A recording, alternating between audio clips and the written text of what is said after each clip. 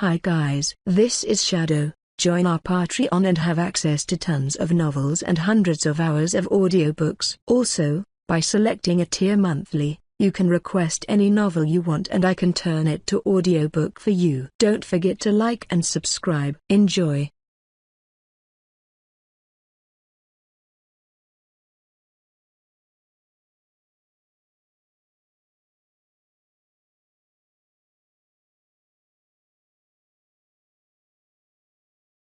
Chapter 326.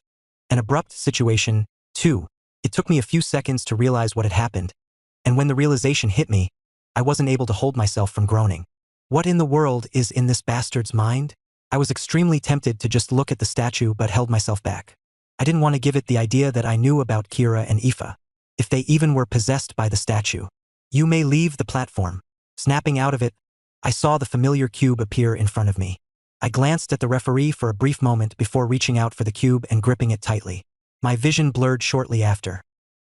The moment I came down, I was met with silence. All eyes were directed in my direction.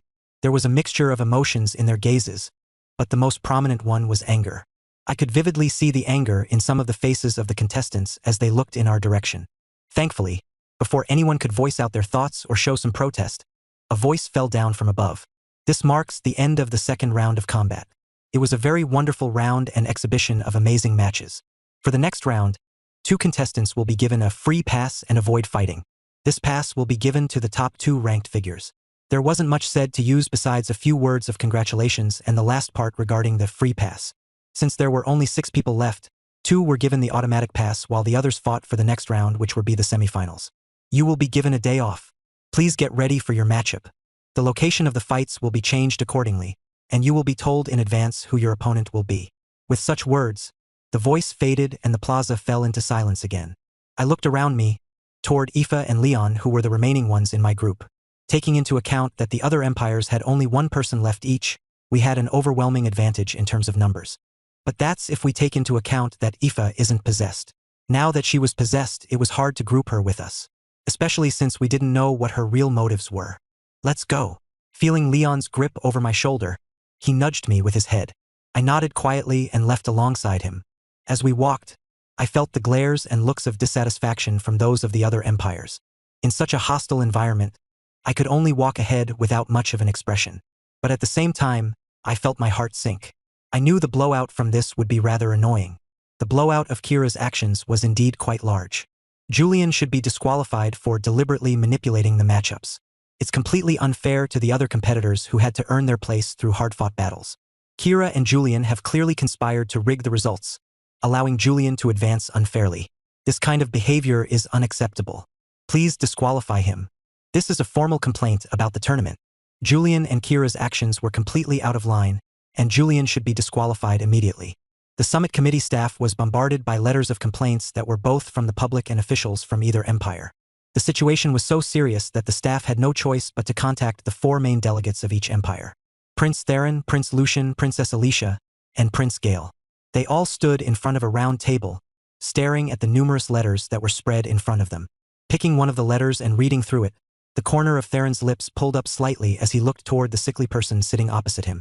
The situation isn't looking too good for you, isn't it? Gale didn't answer and just picked up another letter. He read through the contents before letting out a small sigh and tossing the letter down. This isn't something that I expected to happen. This entire situation had created quite a mess. Not only was the public outraged, but the focus of the outrage was directed towards their empire for cheating. With Kira and Julian not needing to fight, then it obviously meant that Julian would be able to save a lot of energy and spare himself some injuries for the next fights. This way, he'd have an advantage over the other contestants. Gale could understand why the public was so outraged. But what could he do? This wasn't something that he could have predicted. What do you think? In the end, he could only look toward the other delegates to see what their reactions would be. Would they push for Julian's disqualification or not? I say we're wasting our time. Lucian was the first one to speak, his deep voice rumbling throughout. His actions may be cowardly, but to me it doesn't matter. Such actions won't hold up when fighting against Kalian. If the 2 were to fight, then whether he's in full health or not, it won't matter. He'll lose. I am of the same opinion, Theron replied while tossing a letter back into the pile. Caius is also completely unharmed. This is no big deal. Well, since everyone is like that, I can't disagree either. Alicia finally added. In essence, none were in favor of punishing Julian. On the outside, this seemed like a kind and magnanimous gesture of them, but in reality it was a calculated decision by all of them. With the competition reaching its climax, all of the remaining members were extremely powerful. The gap between their strength was no longer as wide as it used to be with the other contestants. It was for that reason that they all agreed with the decision of keeping Julian. Of the 6 remaining contestants, he was known to be the weakest. If they could be matched up with him, then they'd have an advantage. Gale understood their thought process very well, and could only purse his lips silently before accepting the situation. Since that's the case, we'll continue as is. If anybody complains, tell them we've allowed it. He stood up and tossed all the letters in his hands before leaving. The others followed shortly after that. And thus, a decision was made. No disqualification. Following the end of the second round of combat, Leon, alongside Julian, headed for the nursery in order to get in touch with Evelyn. She's not here? However, it was to Leon's surprise that Evelyn wasn't present. His brows locked into a tight frown upon realizing this. Did she get possessed as well? He started to worry, but before he could display his worry, he caught sight of a hairband. It had evidently been left behind by Evelyn. An idea struck him. Without hesitation, he turned around and headed out of the nursery with Julian, who had been abnormally quiet. As Leon was about to call for him, he paused. Staring in Julian's direction, his face stiffened slightly. Yet again, Julian was standing with an absent-minded look. His eyes continuously flickered with different colors as he seemed lost in his own world. Leon thought about shaking him out of that state but quickly stopped himself. Even though the situation was important, it wouldn't do Leon any good to snap Julian out of such a state. He was slowly comprehending something, and he could only let him be. At the same time, Leon struggled to look at Julian in the eyes. There was something about them that made his entire body shudder, and after a little thought, he went out to buy a small hat which he placed on Julian's head in order to hide his face. Julian didn't react at all to his actions. Good. Satisfied, Leon turned his attention toward the hairband. Who? He then took a deep breath. If I'm guessing right, Evelyn purposely left this in order to let me find her. Evelyn was one of the few people who knew about his intuition skills. Julian was another person who knew. Although the skill was not something he could easily control, with time, he grew to be able to control it better. At this point, staring at the hairband, Leon felt confident he'd be able to sense something. And indeed he did. Feeling his chest tighten, he turned his head to stare in a particular direction. Meldorn St. The long cobblestone streets of Grimspire were faintly lit up by the flickering of the lamps. There weren't many people walking the streets. The night was approaching, and the area they were in was on the eastern side, which was primarily the residential area. Following the feeling in his chest, Leon carefully walked through the streets, turning around several corners and passing several houses. It was quiet, and the deeper he went, the more worn out the areas became. The houses started to show signs of abandonment while the cobblestone streets had bits and pieces of rock missing. Leon didn't know for how long he walked, and with Julian not speaking, all he could hear was the faint sound of their footsteps moving. Felt strangely eerie. It should be here, but eventually he stopped before an old house. The house loomed before him, its shattered windows like hollow eyes, displaying its insides which were embraced by a vivid darkness. The wooden planks jutted out at unsettling angles, creaking as he stepped up the wooden patio. The roof sagged as it appeared to be ready to crumble at any second. Appearing by the front door of the house, Leon held onto his reservations and pushed the door open. Creak. With a creak, the door opened and he felt an immediate gust of cold wind wash over him. Of all places, Leon clenched his teeth and stepped forward. Despite Julian's apparent uselessness, his presence brought some comfort as he navigated the eerie house, which was littered with old wooden furniture and shattered glass scattered across the floor. Leon pushed the glass to the side and moved forward. It was then that he noticed a faint light coming from the distance. Leon paused for a brief moment before taking a deep breath. Then, holding onto his breath, he passed by a certain room where he noticed a freshly lit candle positioned on top of a wooden desk where a note appeared. Seeing the note, Leon understood that it had been left behind by Evelyn and he quickly approached it.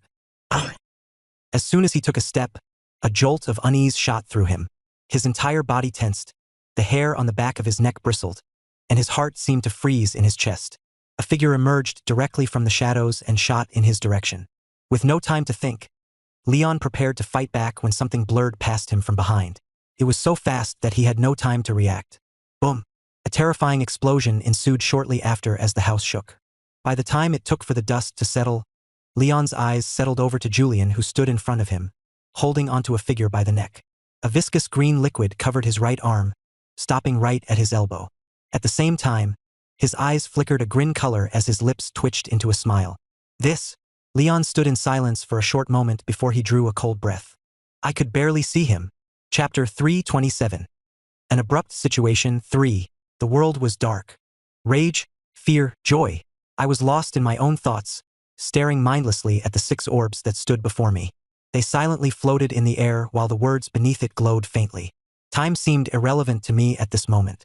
All that took my attention were the size orbs that stood before me. Rage, fear, joy. I continuously mumbled the name of each and every orb. The world was still pitch black, an incomplete world that lacked everything. An incomplete. I regained some clarity. Staring at the pitch black world around me and then the 6 orbs that stood in front, I felt my mouth grow dry. Can it work? I reached out for the nearest orb. It was the orb of joy. As if sensing my hand, the orb throbbed once. It then started to wiggle and writhe as it tried to reach for me. The orb, it wanted to join me. I could feel it.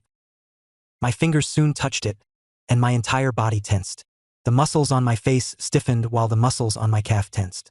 My brain throbbed, and the orb spread open, reaching out for my hand and crawling toward it. At the same time, I looked at the world around me and shook my hand. The darkness that stood before me wiggled. The ground beneath me began to soften, the firm and empty space giving way to something unsettlingly soft.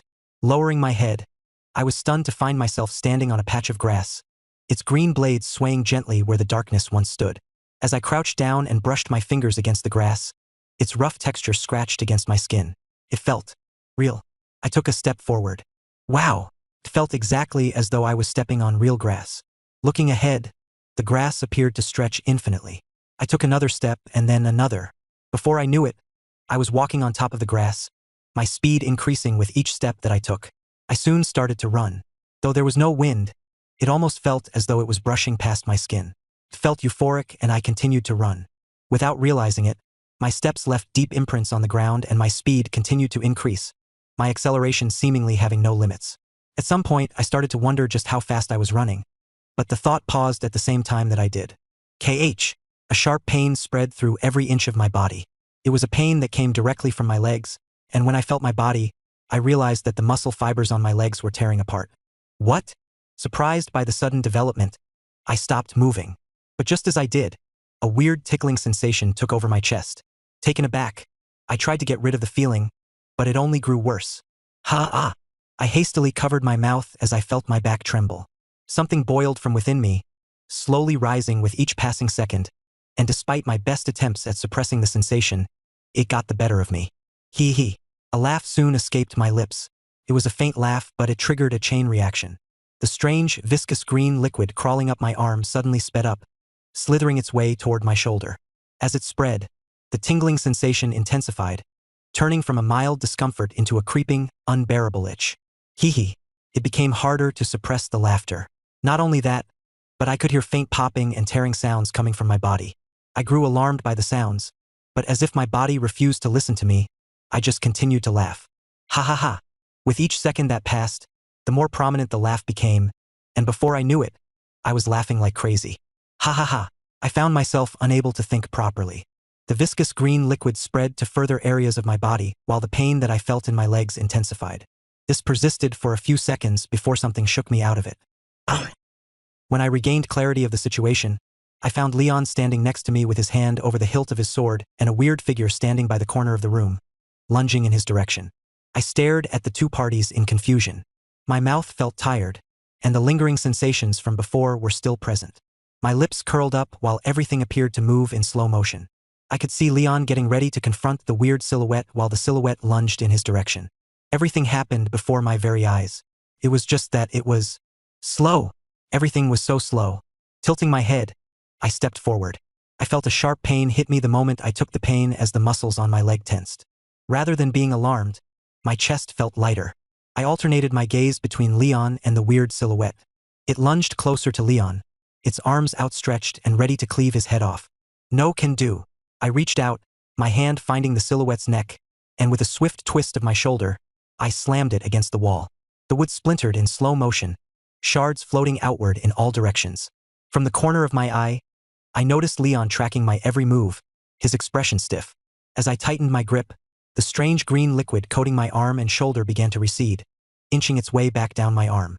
At the same time, the world around me started to pick up its normal speed. Boom! Eventually, the sound of the explosion reached my ears, echoing as the silhouette's body caved into the wall. The force of the impact shattered the wood into splinters, which rained down to the ground. The viscous green liquid drew back further and my lips pulled upwards. Hee hee. In the situation I found myself in, I ended up laughing. It was only when I heard Leon's stupefied voice that I finally snapped out of it and let go of the silhouette who fell on the floor. Uck! The moment I let go, I was suddenly overcome with a wave of dizziness as I started to wobble. Fuck! I held onto the wall to support my body.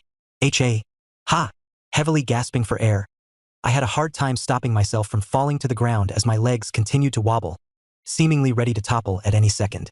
Only when Leon grabbed my arm did my legs fully give up. You okay? Leon looked at me with a frown. It took a second for me to reply, trying my best to get rid of the lingering emotions that were spreading in my mind. Only then did I finally nod my head. Yeah, I should be. Great. Leon pursed his lips before turning his gaze toward the silhouette. To his surprise, it was a cadet from the Aurora Empire, someone both familiar and yet unknown. The young man lay unconscious, his short brown hair disheveled and his sharp nose and deep brows marked with light freckles. His eyes were shut tight as he was passed out on the floor. Being careful, Leon tied him up using a special item before going to the letter that was resting on the desk. I wanted to read the letter as well but found myself unable to stand up at all.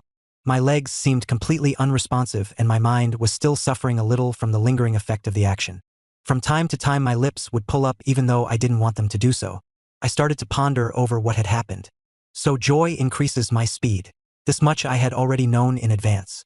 It was just that the effects and after effects were a lot stronger than I had anticipated. Couldn't move my legs. I was basically a cripple, at least for some time. Perhaps I need to control how much I should allow the orb to control. If this was 100%, then I should tone it down to 30%. As I sat in silence, pondering over my circumstances, I could see Leon's expression turning graver and graver. Eventually, he settled the letter down and looked back at me. We need to go. Before I could ask why, he quickly grabbed me and pulled me up. Wait. Then, looking around, he rushed out of the house. Rumble. Rumble. At the exact moment he moved, the house shook. The furniture rattled, and shards of glass erupted from their frames. Leon dashed forward, dragging me by the arm as I could only watch helplessly, the tremors growing more and more pronounced. With the current state of my legs, I couldn't move or keep up with him. The only thing I could do was let myself be dragged out.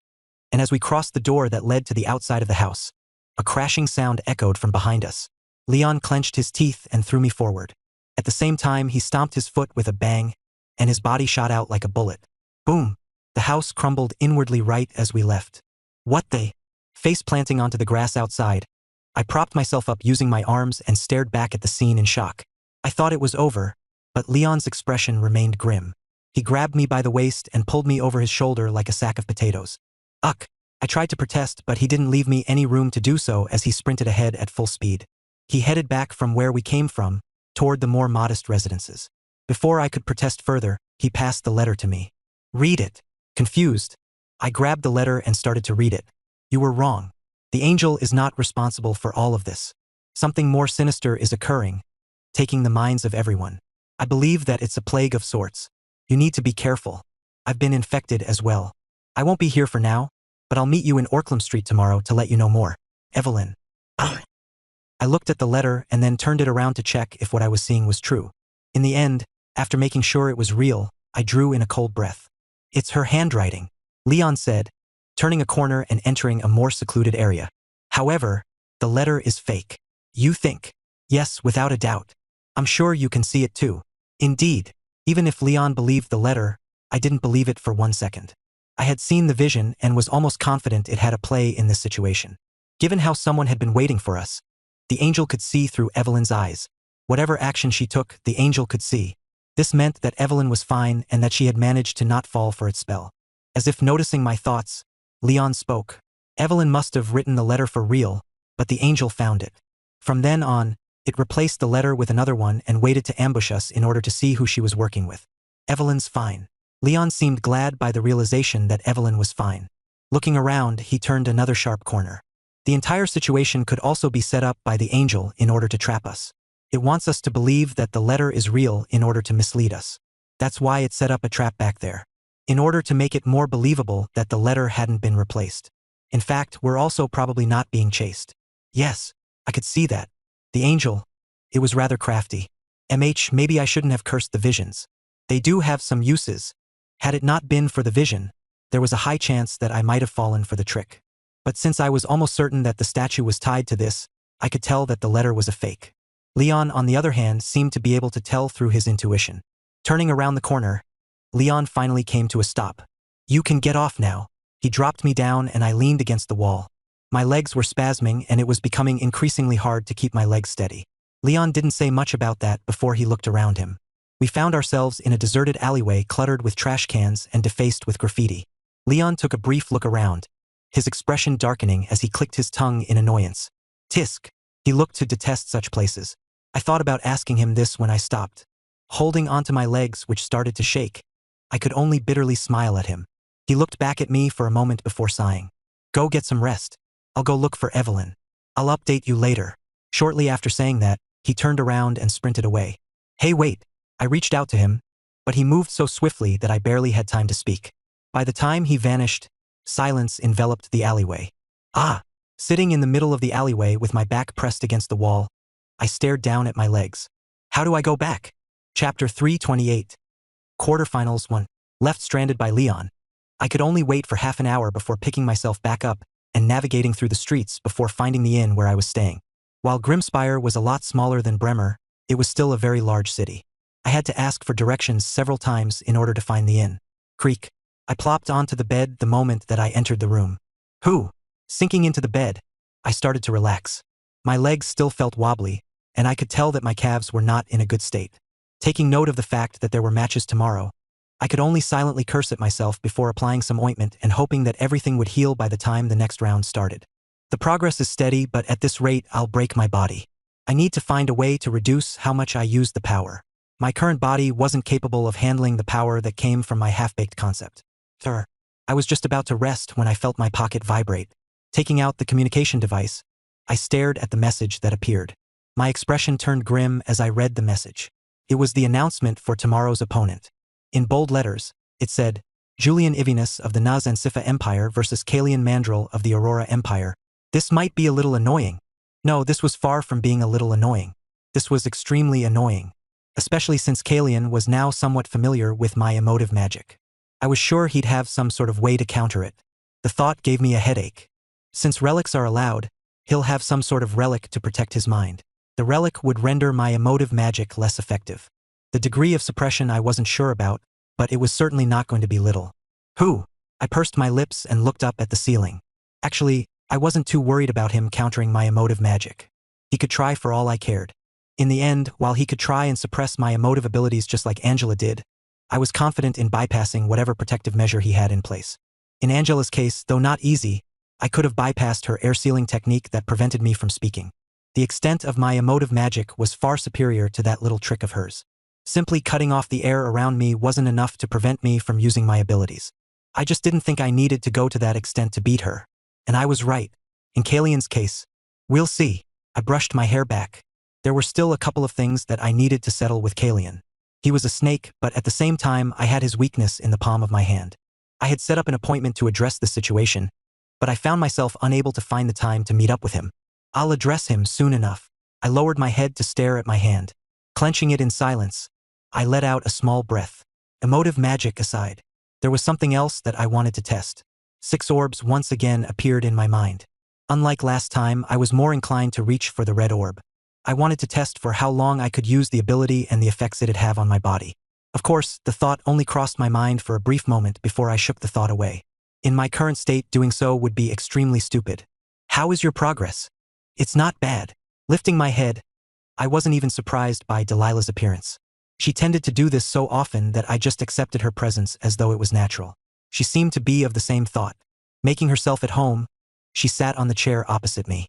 She then eyed me with her glossy obsidian black eyes. You have a tough opponent. Do you think you can beat him? I'm not sure. I had already fought Kalian before, but back then he was unaware of my emotive magic. now that he knew the situation was a little different. I was still confident in beating him, but I wasn't sure I'd be able to do it as fast as I did in the past. But that was beside the point. Lifting my head, I made eye contact with Delilah. What? She tilted her head, her eyes blinking as she noticed the seriousness of my expression. I thought long and hard about what to say. In the end, I held myself back. This might backfire against me. What I wanted to talk to her about was the situation with the angel and how the students were most likely possessed by them. If I had her help, I'd be able to solve the situation faster. But there were a few problems. 1. Delilah's reputation with the royal family was terrible. If I asked her to destroy the statue, she'd be turning the entire family against her.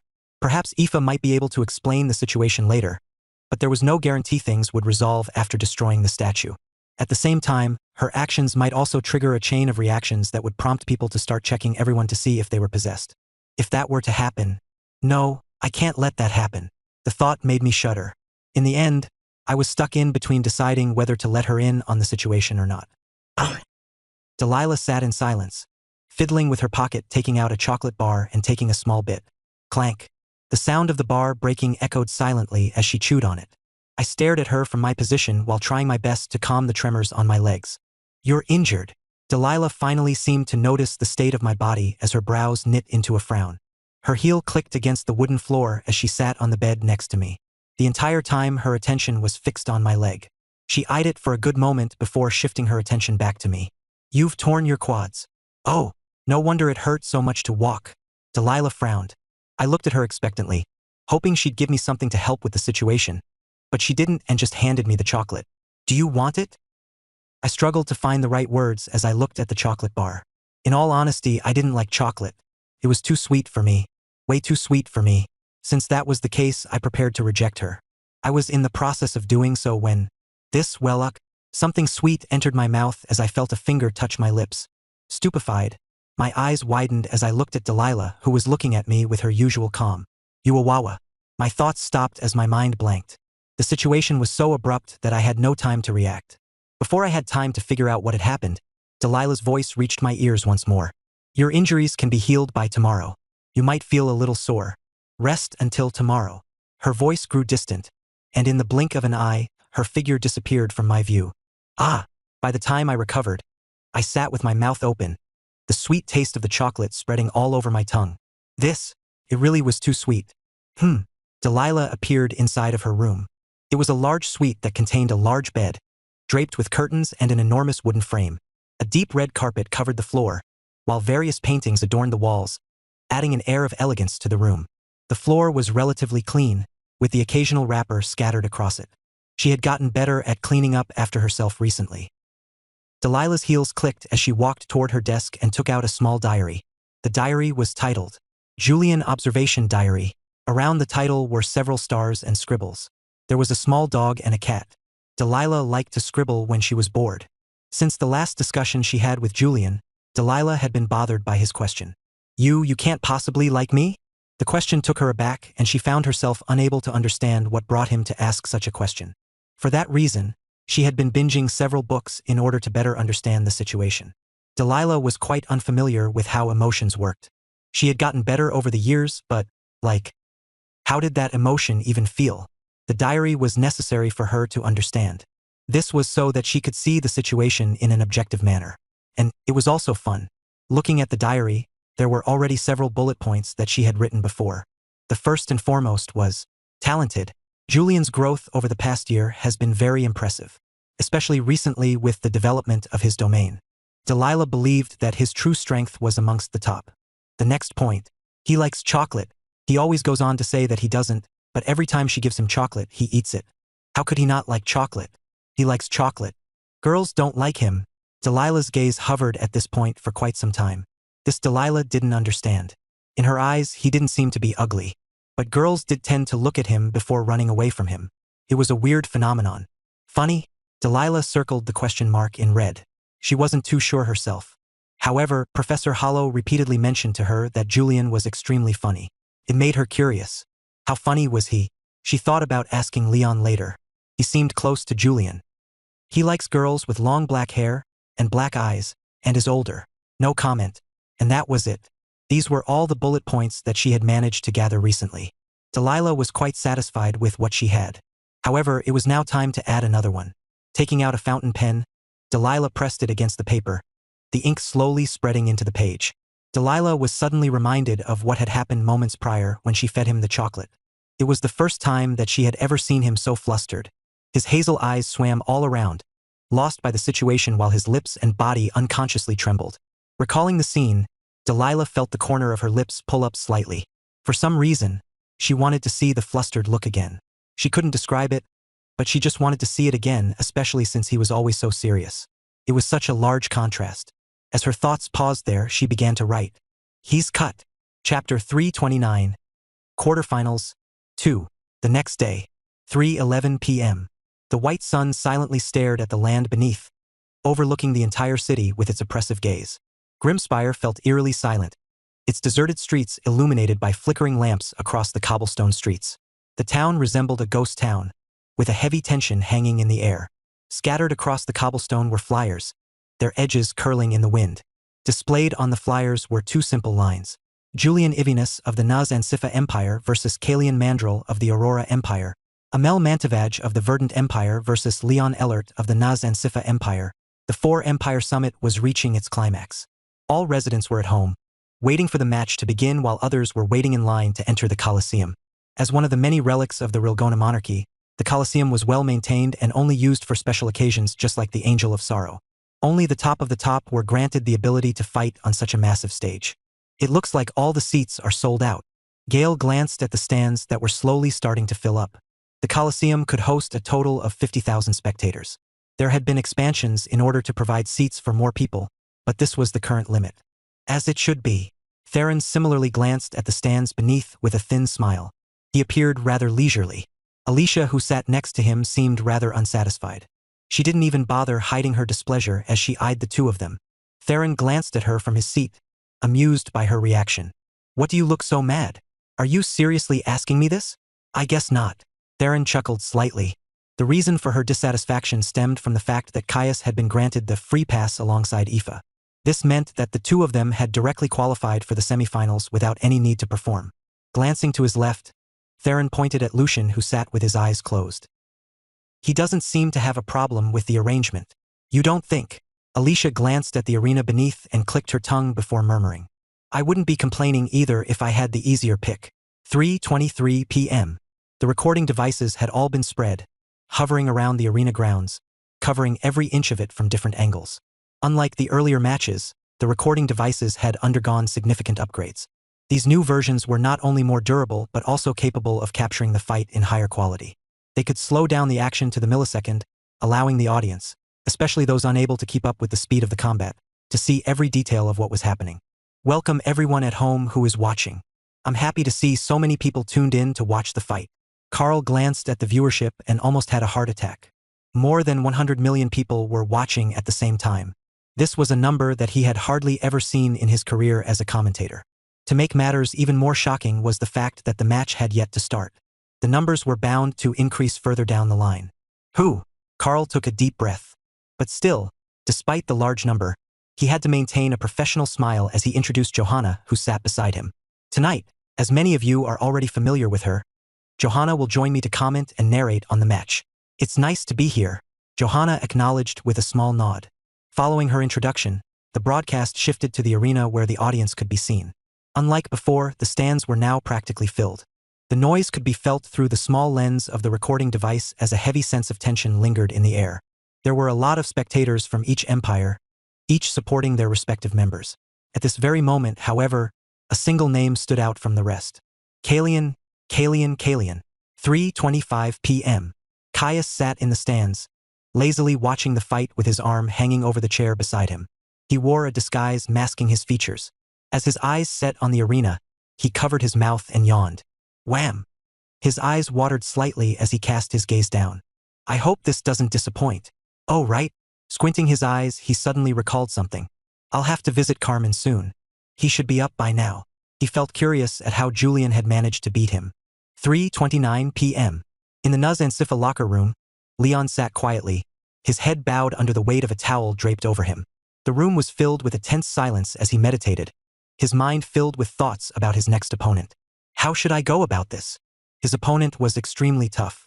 Amongst the toughest he had ever gone up against. He was so strong that Leon wasn't even certain about his own victory. But still, he knew that by this point all of his opponents were going to be strong. At least he didn't go up against Caius. That guy. Leon was even less certain about his victory.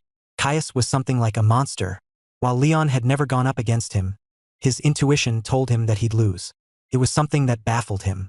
Not even Julian had ever given him such a feeling before. Ha!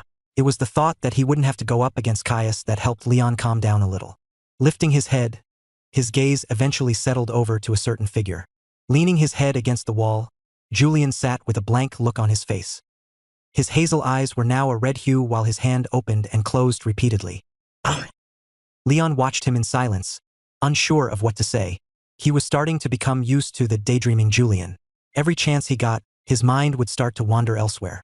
He seemed to be on the verge of grasping something, and recalling what he had done the day prior, Leon understood that it was something big. For that reason, he remained quiet. Closing his eyes, Leon mimicked Julian and rested his head against the wall. As Leon closed his eyes, the room fell into silence. 3:33 p.m.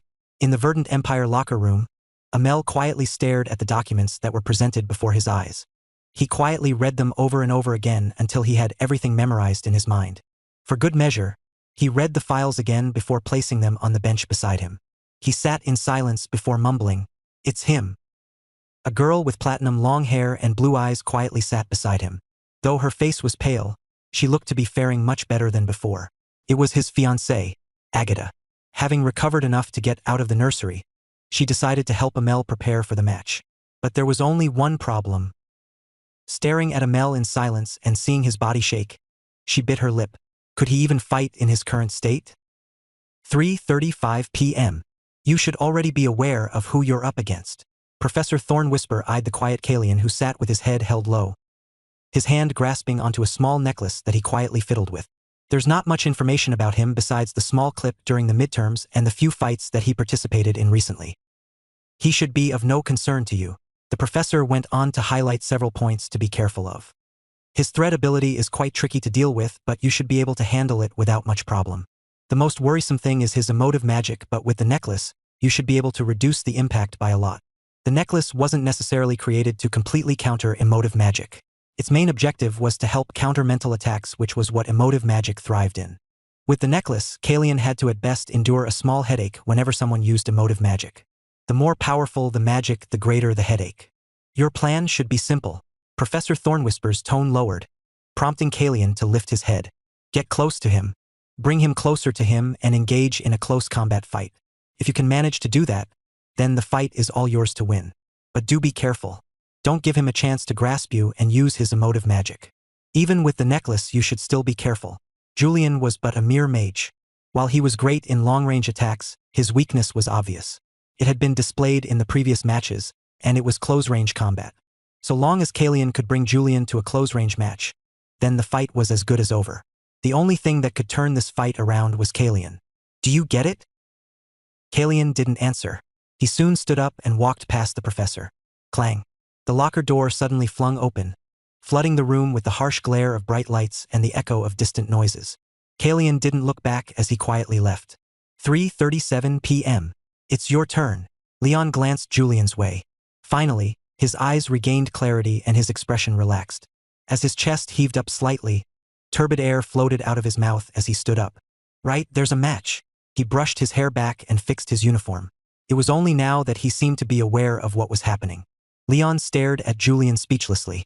That was when Julian cast him a small glance and walked past him. There was no need for either of them to say anything. With just a glance, they understood what they wanted to say. Hope you lose. Fuck you. 3:39 p.m. As the referee appeared in the ring, the entire Coliseum turned quiet. All with the exception of the broadcasting studio. The first match of the day will be that between Julian Ivinus of the Naz and Sifa Empire and Kalian Mandrel of the Aurora Empire. His voice was the only thing that everyone could hear as all eyes were fixed on the two figures that stood on opposite ends. A strange tension lingered in the air at that moment as some of the spectators sat up straight. As Carl introduced each side, his voice also gradually faded. His eyes soon locked toward the referee like almost everyone else's. Feeling the tension that lingered in the air, he took a small sip of his water.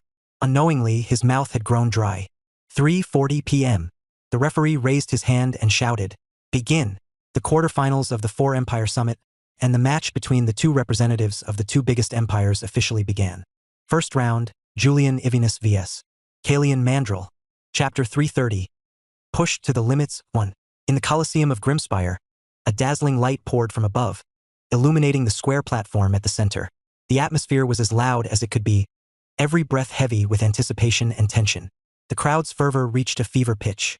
Two figures stood in the middle of the arena while the referee stood by the side. Julian appeared calm, his expression unreadable as he faced Kalian. Kalian, equally composed, wore a white uniform accented with subtle shades of blue that fluttered silently as the two stood on opposite ends, sizing each other up. Kalian's presence was overwhelming, his powerful momentum radiating across the Colosseum, pressing down on everyone who watched. Many in the audience found themselves instinctively averting their gaze, unable to shake off the fear that he instilled. He appeared different than the time Julian had last fought him. He seemed a lot calmer and composed. The raw explosiveness he once showed seemed to have been carefully restrained, coiled within him like a tightly wound spring, ready to unleash at any moment with precision and control. Carl could not help but clear his throat in the broadcasting studio as he took another sip of his water. The match has started, but neither contestant has yet to make a move. The entire Colosseum was silent and tense. All eyes were fixed on the two figures that stared at each other in silence. The tension felt stifling, making many swallow in silence, afraid of making any sound. And then, swoosh, Kalian was the first to move. He simply raised his hand once and the space around Julian changed. With subtle fluctuations, over a dozen magic circles appeared around him. The speed at which they manifested and locked was so fast that hardly anyone could follow with their eyes. A whistling sound arose shortly after that, shaking the audience's hearts as white streaks shot down in rapid succession, each aimed in Julian's direction. Kalian's actions were so fast that it seemed like Julian had no time to react. But was that truly the case? Kalian's gaze flicked to the right. In an instant, he slammed his foot down, causing cracks to spiderweb across the ground beneath him. His body surged forward with blinding speed as a shadowy figure materialized just ahead. As expected, it was all an illusion.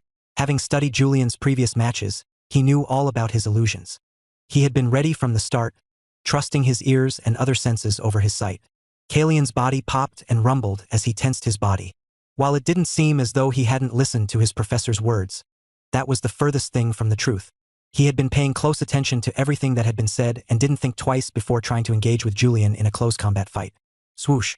In seconds, he arrived before the appearing Julian. Pressing his foot ahead, the momentum carried Kalian forward as he slid behind Julian. As a magic circle formed at the top of his fist, he tensed his core and back and threw a punch. The air stirred the moment he punched. Boom. A terrifying explosion ensued shortly after as his fist headed for Julian's head. The audience jumped up in surprise by the situation, thinking that Julian was done for, but it was to their surprise and shock that Kalian's fist hit nothing. Julian's figure started to distort before shattering in front of the eyes of all those present. Another illusion. Kalian's eyes constricted. Without a second thought, he turned around and thrust his fist in that direction.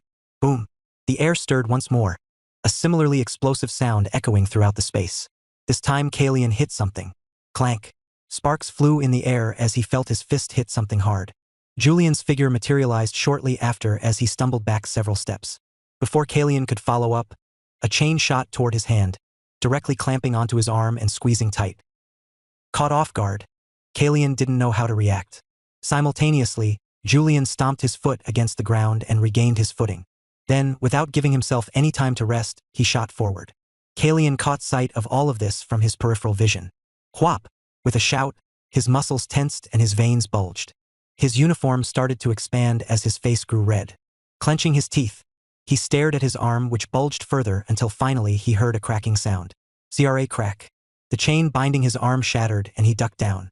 A purple hand appeared right where his head used to be. Dodging the attack, Kalian propped himself up and tightened his thighs to launch a left kick. Swoosh. Julian abruptly stopped his approaching body. He lowered his body slightly and pressed his palm up, pressing it toward Kalian's moving leg. Julian didn't manage to touch the leg, but he managed to achieve his desired effect as Kalian felt his leg drop down to the ground, distorting his center of gravity and making him lose his balance. Bang! The ground cracked as his foot smashed against it. Kalian felt a sudden ache on the sole of his foot, but he ignored the pain and twisted his torso, lifting his other leg and spinning around, aiming the heel of his other foot toward Julian's exposed temple. Swoosh. The attack was brutal, leaving Julian with no chance to dodge. Got him.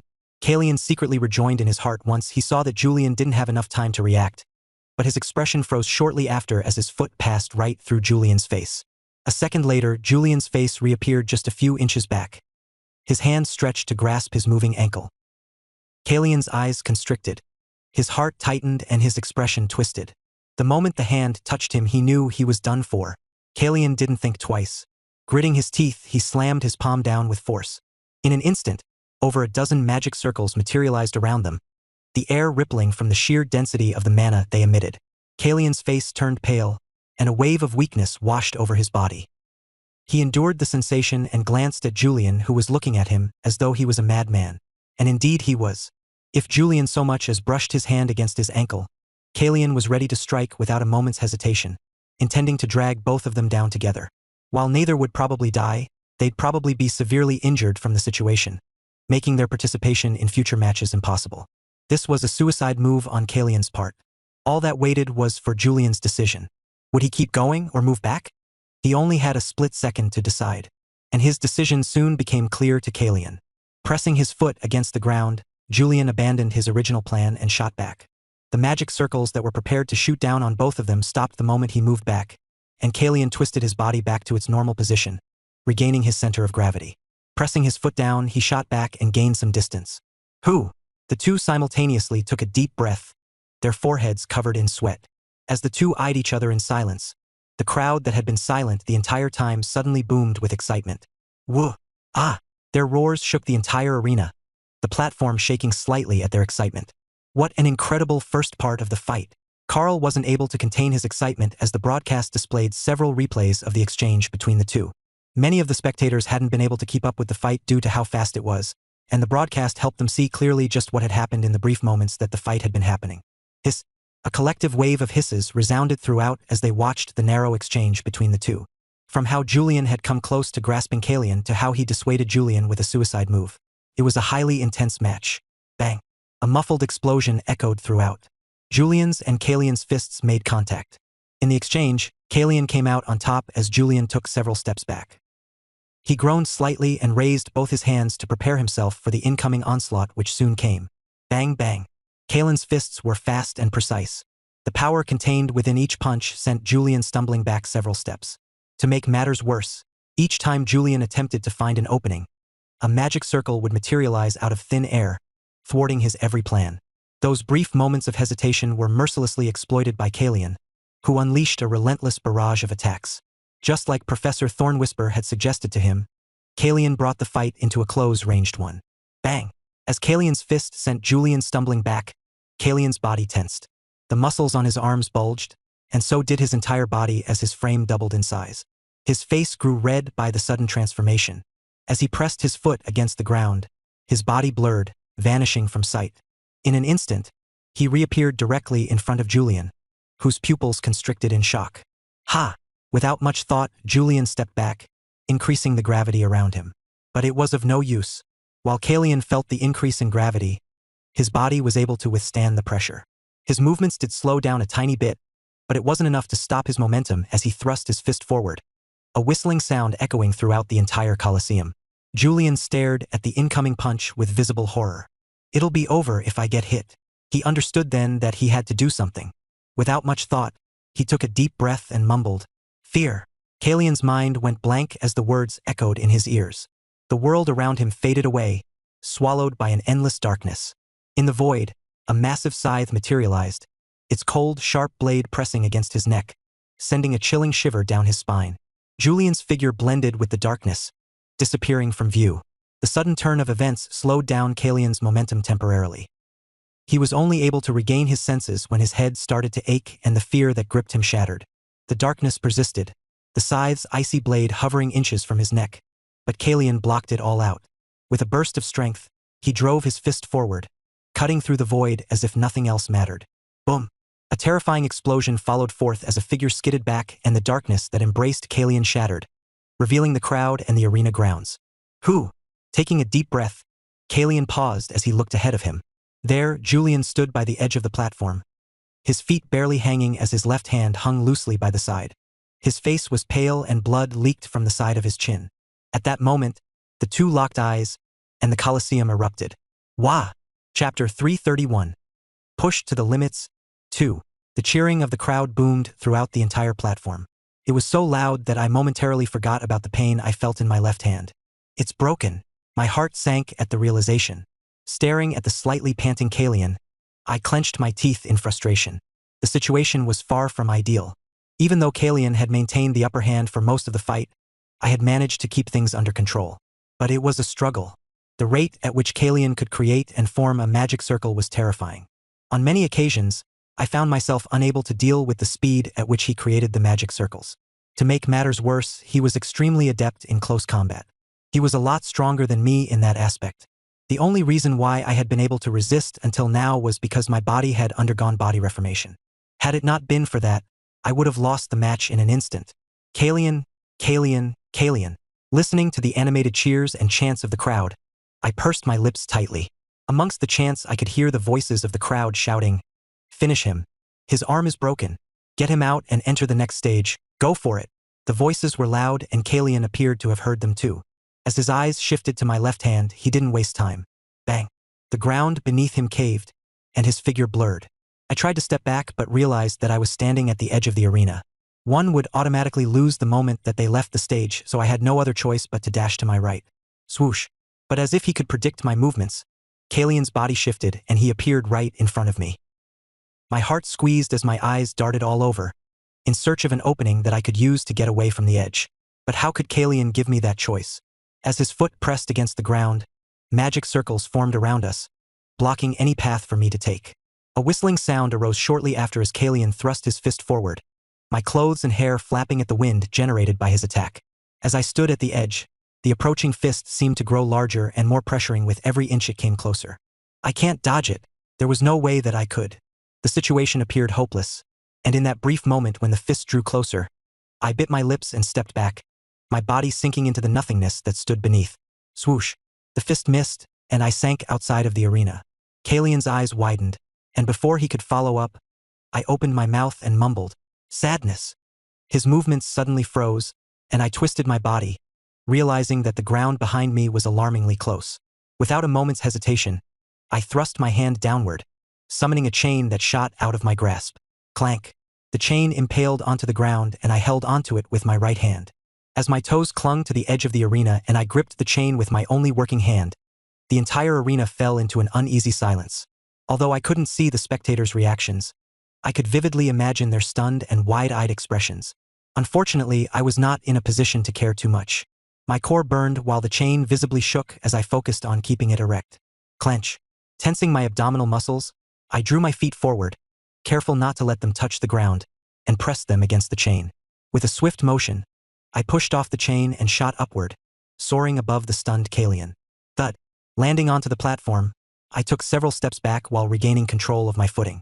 When I did regain my footing, I suddenly noticed that the entire Colosseum was quiet. When I looked up, the shocked and surprised faces of the spectators came into view. Then, boom, the entire Colosseum erupted. Brilliant! Carl's saliva was practically spitting out of his mouth as his voice was barely audible due to how loud the audience was. In some shocking turn of events, Julian was able to turn around the hopeless situation and managed to stop himself from falling off the stage and losing. That was a clever trick. Johanna nodded in approval beside him. She had witnessed the entire thing, and unlike the rest, she was able to keep up with the match with her eyes alone. Julian's actions were well within the rules. Since he didn't touch the ground with any part of his body, he's still in the match. It was a great improvisation from him. Great! Carl clapped with enthusiasm. All eyes were directed toward the two competitors who stood on opposite ends. They were both panting heavily, one more so than the other.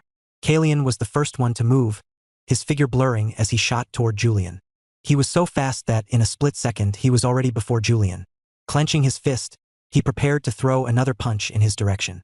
He was copying the same movement as he had done previously. Julian's eyes narrowed. As his eyes darted all over the place, for a faint moment they changed color, flipping between green, red, and blue. However, this phenomenon only lasted for a brief moment before he opened his mouth and mumbled, "Anger." The scenery around Kalian shifted. His mind, which had previously been fixed on the match and fully focused on destroying his opponent, hardened. His eyes momentarily lost their clarity, and his punches became increasingly frantic. Fuck. Lose. Get out of my way. The more he punched, the more his chest boiled. He started to attack in such a manner that openings started to appear. Julian wasted no time and took advantage of those openings. Opening his palm, which slowly turned purple, he ducked down and reached for his exposed abdomen. So long as he could touch him.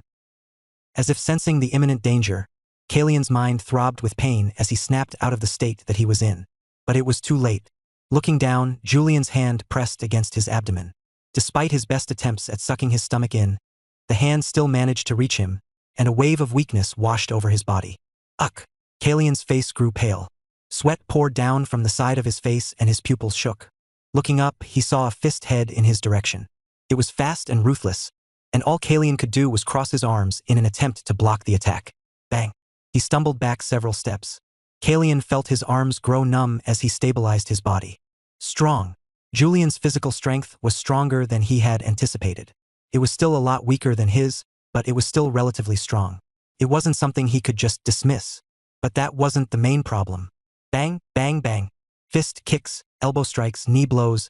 Julian didn't spare a single part of his body, even his injured hand, as he ruthlessly attacked Kalian with everything that he had. All Kalian could do was hold on as he was repeatedly pushed back.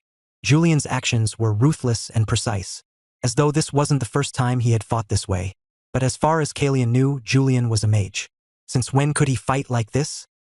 It threw him off a little. Boom. The only time Kalian reacted was when Julian attempted to touch him instead of hitting him. He had to be extremely careful of his touch. Bang! A powerful blow sent Kalian sliding backward. As he stumbled, a shiver ran down his spine, and he instinctively leaped into the air. As he jumped, he looked down. His heart sank as he noticed the numerous threads that were scattered on the ground, seemingly waiting for him to slice his leg against them. This was unfortunately the least of his concerns. Looking down, he noticed that Julian was getting ready to attack him. Having jumped in the air, Kalian was put at a disadvantage. And this was even though his opponent only had one usable hand. Julian raised his hand, pointing it directly at him. Kalian felt the hair on every part of his body rise. Before he could react, the gravity surrounding him intensified massively. His body paused midair for a brief moment before falling down rapidly. At the same time Kalian's body started to fall, Julian extended his right hand as a purple hand formed beneath Kalian. Oh no! Kalian's pupils constricted. He tried to move and dodge the hand beneath, but it was impossible. The hand soon gripped his back and Kalian felt a massive wave of weakness wash over his body. That was all it took to prevent him from cushioning his fall as he crashed against the ground with a heavy thud. Yuka! His back crackled with a sharp pain as he spat out a mouthful of saliva, the metallic taste of iron mingling with the blood on his tongue. Cough! Cough! Though the injuries were not as severe as those he had endured in the past, they left him dazed. His vision blurred, and the roaring noise of the crowd began to fade into a distant hum. All Kalian could hear were the light thuds, coming from Julian's direction as he dashed his way. Kalian lay in silence, his mind growing at peace. Though his situation was far from ideal, he remained relatively calm. Coming from an empire where only the strongest survived, he had faced such dire circumstances more times than he could count. His body had been honed through despairing situations, and it was in such states that he usually became stronger. Right? It's about time. As he closed his eyes, the audience quieted down, seemingly thinking that he had given up. Julian's footsteps grew closer, his hand extending with precision. With a swift motion, he unleashed a barrage of threads, sending them toward Kalian. The speed at which the threads moved was hard to follow, and soon enough they reached for his throat. It's over. Julian won. The audience all shared the same thoughts in those moments. And yet, just when the audience thought Julian's victory was secured, Kalian's eyes snapped open, his pupils turning completely red. The threads targeting his neck ricocheted off as Kalian's muscles writhed uncontrollably. His body convulsed with an unnatural intensity, producing a series of explosive pops like the roar of a revving engine. A powerful and oppressive force erupted from Kalian's body, and something started to squirm from out of his body, reaching out and enveloping a small area around him. Everything paused at that moment. The entire audience froze in silence as several figures stood up one by one. Gale and Alicia were one such figures as their eyes turned serious. Concept. Chapter 332. Pushed to the limits. 3. Congratulations. Your son has been selected as one of the participants for the Cave of the Blood Morphosis. A voice boomed outside a quiet and remote home. The house looked ready to collapse, the wooden planks barely holding together. A woman stood in front, shielding a small, thin child who clung to her side, wide eyes fixed on the men in black uniforms standing imposingly before them. The child appeared to be no more than 8 years old, his frame painfully thin with sunken cheeks that highlighted his gaunt appearance. From time to time, his stomach would rumble in hunger. We will come pick up in 2 days. You may say your goodbyes. The men left shortly after that. Still young, Kalian didn't understand what had happened. He didn't know what the Cave of Blood Morphosis was. He only knew that he had been selected for it, and he had to go. Kalian. Kalian could still recall his mom's soft yet warm voice as she called for him. He innocently blinked his eyes as he looked up. Their eyes met, and his mother smiled a fragile, worn smile that barely reached her eyes. Her frame was just as thin, with her bones visibly outlined beneath her skin. She bent down slowly, bringing herself to eye level with him. Let's play a game, she said. Join the Cave of Blood Morphosis and take care of yourself. Don't lose to others and make sure to keep your safety as your #1 priority. If you do so, they'll have your favorite cookie made for you by the time you come back. The young child's eyes sparkled. Favorite cookie? When was the last time his mother had made it? He had been asking for it for so long. Slurp. Wiping the corner of his mouth, Kalian looked up to see his mother's gaze on him again. Is that a deal? Kalian nodded. Deal. 2 days later, he was brought to the Cave of Blood Morphosis. As Kalian breathed in the familiar iron-like scent that lingered in the air, his eyes fully turned red. His breathing grew heavier and more labored with each passing moment. The ground beneath Kalian squirmed, a black film slowly coming out of his body and spreading outwardly, covering a small area around him. The entire Colosseum grew silent. All eyes focused on Kalian, as the eyes of those who understood what was happening shot open in shock. What's going on? Carl watched the scene with a stunned look. Although he had been on the scene as a commentator for a long time, the phenomenon that was happening before him was not something that he understood or had ever seen before. When he turned his head, he was startled to see Jana standing up from her seat, her mouth agape and her eyes wide in shock, as if she hadn't even realized she had risen from her seat. Johanna? It took Carl's concerned voice to break her out of that state. Blinking her eyes, she soon sat back down and took a deep breath. How unexpected, she murmured in a voice that only she could hear. Gradually, her expression calmed as she processed the shock of the situation. Sitting back down, she finally managed to find her voice again. I knew from the start that we're witnessing the most talented youths from all 4 empires, and while I had been ready for the sight, I'm still shocked by what I'm seeing. Her shock was only momentary. The scene before her was undeniably shocking, but as she recalled an event from years ago at a previous summit, she realized that while this display was impressive, it paled in comparison to the horrors she had witnessed back then. It was an incident that involved a certain monster who now stood beneath the zenith. Back then, she too displayed something similar. It was just that hers wasn't a concept but a full-blown domain. She was a monster, a force of nature that only Caius could somewhat match.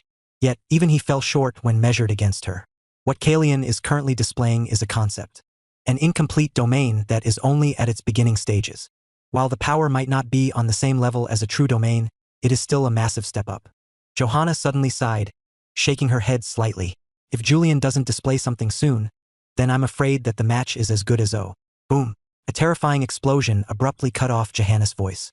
It resounded throughout the entire Colosseum, forcing some of the spectators to cover their ears due to the sheer loudness of the explosion. When all eyes were focused on the platform beneath, they noticed Julian taking several steps back as he coughed a mouthful of blood.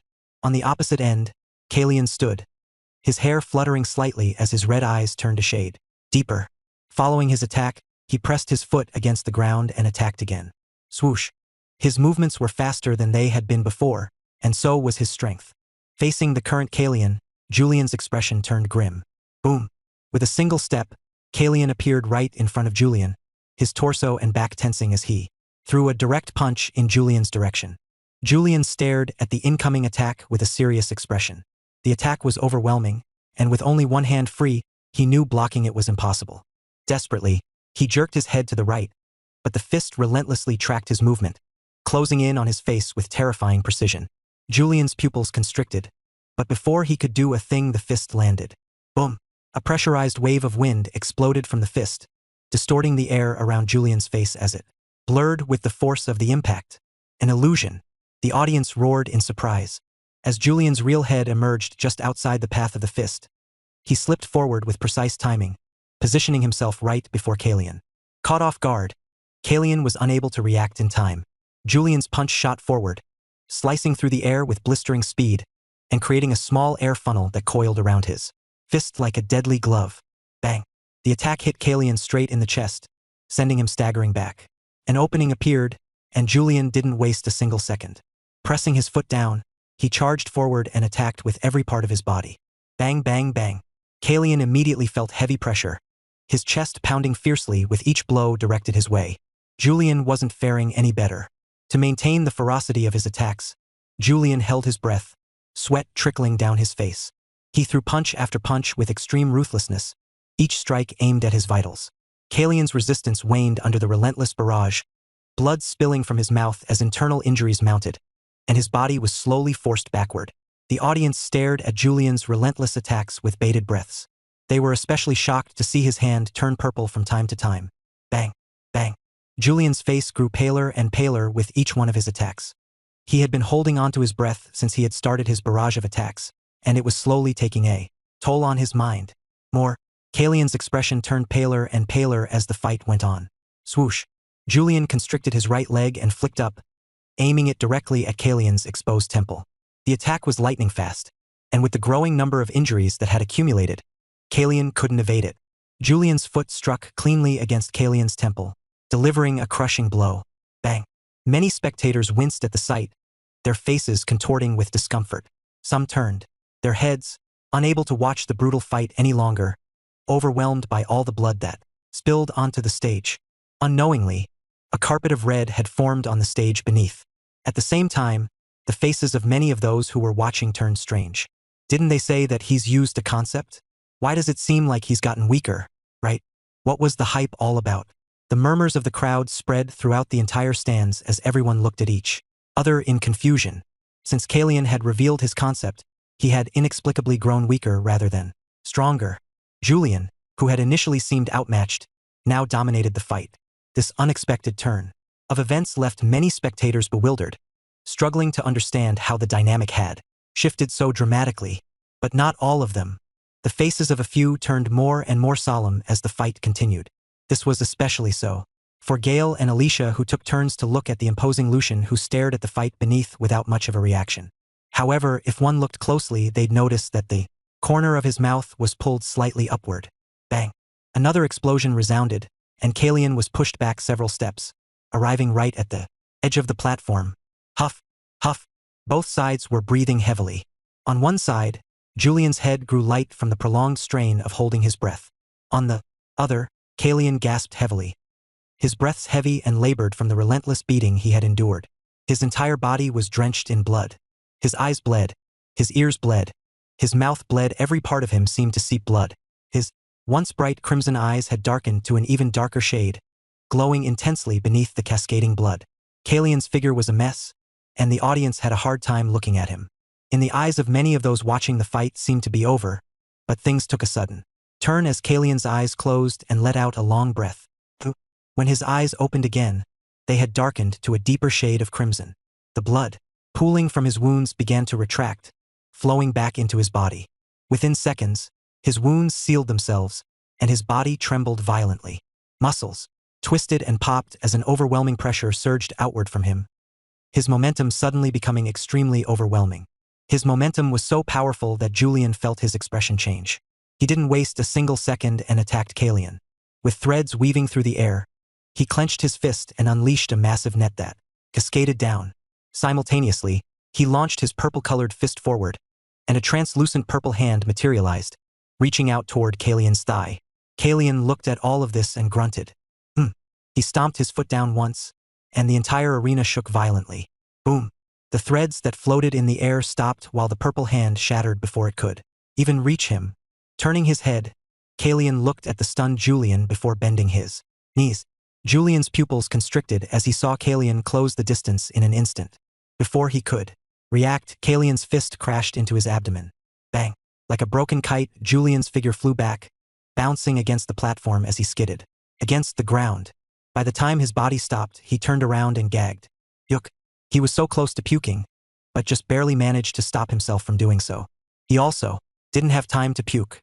Feeling a shadow cast behind him, Julian rolled to the side, narrowly, avoiding Calian's stomp. Bang! The platform shattered as pieces flew out everywhere. Now it was Julian's turn to be on the defensive as Calian pursued him relentlessly, not giving him any breathing space. Each of Calian's attacks came faster and harder, his strength and speed magnified beyond his previous limits. The spells he cast were executed with such speeds that they blurred together, making it nearly impossible for Julian to keep up. Sho, Zayu. Calian didn't even seem to need to think before the spells appeared. Not only that, but his physical body was on an entirely different level than it was before. In his current state, he was simply invincible. Be it the studio or the audience, everyone was quiet. Staring at Calian, whose strength had reached a whole new level, nobody had any words to say. Nobody but Johanna finally managed to find her words. Blood, she mumbled. His concept, his blood. Her mouth suddenly grew dry, and just as she was about to speak again, a terrifying explosion echoed throughout the entire platform. Boom!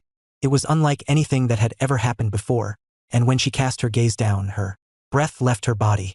Fist matched against fist, two crimson eyes locked. At that moment, the entire audience fell silent, while the faces of a few others changed. Lucian stood up. Gale stood up. Alicia stood up.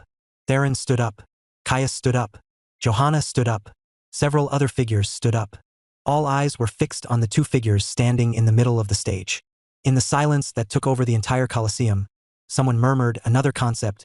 The world was dyed in red. Blood leaked and seeped into the dry land beneath. A lone figure stood at the center, surveying a world drenched in red. The essence of a person's concept was forged through their life experiences and deepest desires. All Calian knew since childhood was blood. He had shed and lost an uncountable amount of blood. Help! Bear me! No! Calian killed and killed and killed. All he knew was how to kill. In order to survive the cave of blood morphosis, he had to kill. There was no place for cowards in the cave. You either kill or be killed. Ichha. Calian rested his hand against the rough stone of the cave, his gaze fixed on the lifeless bodies of the children who had attacked him. His breath was steady, but his eyes carried a weight that seemed to grow heavier with each passing second. The silence around him was deafening, punctuated only by the distant dripping of water echoing through the cave. His eyes started to sting as he stared at the sight that greeted him. With the chattering of his teeth, he bit onto his lips until they bled. Let's play a game. Join the cave of blood morphosis and take care of yourself. Don't lose to others and make sure to keep your safety as your #1 priority. If you do so, by the time you come back, you'll have your favorite cookie made for you. Take care of myself. Mumbling those words to himself, he turned away. His mother's words continued to press heavily in his mind. They were his driving force. He had to take care of himself. He had promised her. He couldn't die. For the cookie, survive. Calian mumbled, stumbling forward as he pressed his hand against his stomach. I need to survive. Asterisk. Boom. The surroundings shook. A powerful shockwave rippled outward as the two fists collided, sending a blast of pressurized wind across the Colosseum. The entire Colosseum was quiet, and all eyes were focused on the two figures that stood at the center of the platform. As if all air had been sucked out of the Colosseum, no one dared to let out a single breath. Julian and Calian stared at each other, their eyes a deep shade of red. However, unlike Calian, Julian's eyes only flashed red for a split second before the color faded. The strength in his body seemed to drain away, his arm shrinking as it popped and cracked, losing its previous power. 11. Calian hesitated for just a moment, startled by the sudden change, but quickly tensed his back and readied another punch, unwilling to waste the opportunity. A wind funnel coated his fist as he thrust his fist forward. The air whistled, and in less than a second, his fist was already next to Julian. Staring at the approaching fist, Julian didn't appear panicked at all. Tensing the bottom half of his core, he blinked his eyes once, his eyes turning red again. The muscles on his arm popped and cracked once more as they expanded. Releasing all the accumulated tension in his body, he drove his fist forward with explosive power, aiming directly at Calian. Bang! A terrifying explosion ensued once more. Calian's and Julian's clothes fluttered wildly as neither one of the two budged. Their exchange, they came out evenly. Just like before, Julian's eyes reverted to their normal color immediately after the exchange, and his arm shrank back to its usual size. Calian noticed this pattern, and an idea sparked in his mind. A short burst of strength. He can't keep it up long term. Calian was quick to set his plans in motion. Taking a deep breath, his spine popped and tensed. A terrifying pressure burst out of his body. Eyeing Julian, Calian once again threw a punch. Bang. Julian managed to block the punch with his own punch. But Calamities wasn't done. Releasing the tension in his spine, he punched with his other hand. Swoosh. The air whistled violently as the fist flew forward, and Julian stared at it with a cold and indifferent expression. All 6 of his main emotions were sealed, and as he stared at the incoming fist, he tensed his right leg and moved it back before throwing his left fist. Bang. Another explosion reverberated. But Calamities wasn't done. His eyes grew a deeper shade of red as he threw his right fist again. Bam bam bam, bang. Calamities began working his arms and throwing heavy punches without pause. The two of them were in a stalemate, but as opposed to Julian, wounds started opening up around his body. Boom, boom, boom. Calamities' movements flowed seamlessly, his whip-like leg striking first, followed by a powerful knee thrust. Without pausing, he swung his arm in a brutal arc, connecting with a back fist before driving a hammer fist down with his other hand. Each attack landed in rapid succession, all within a single, fluid motion. Splash. Blood sprayed from his body, splattering across the platform beneath them as he unleashed his fists. From the audience's point of view, Calamities looked like a blood demon. His entire body was drenched in his own blood, which slowly accumulated back into his body, renewing his momentum and adding more pressure on Julian.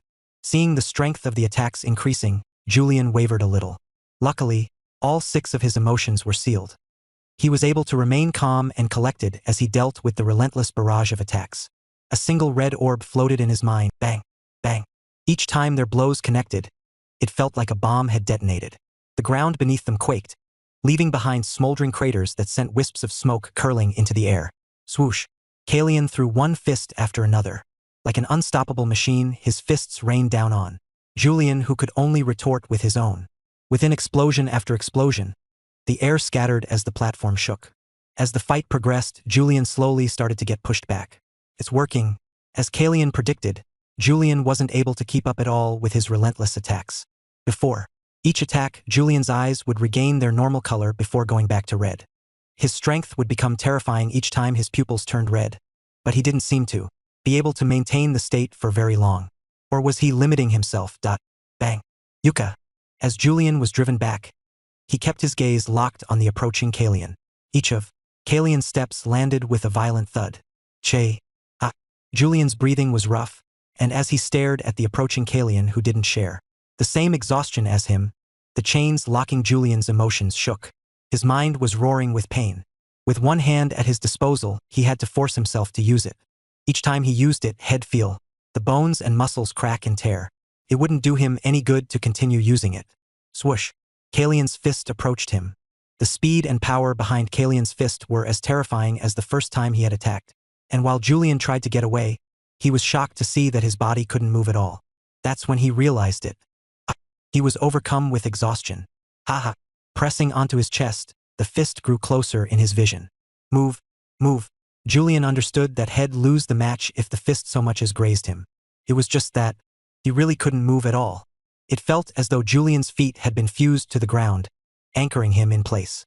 His body refused to listen to his mind, forcing him into a helpless state. Rattle, rattle. The locks to his emotions rattled wildly. The fist grew nearer, growing in size by the second.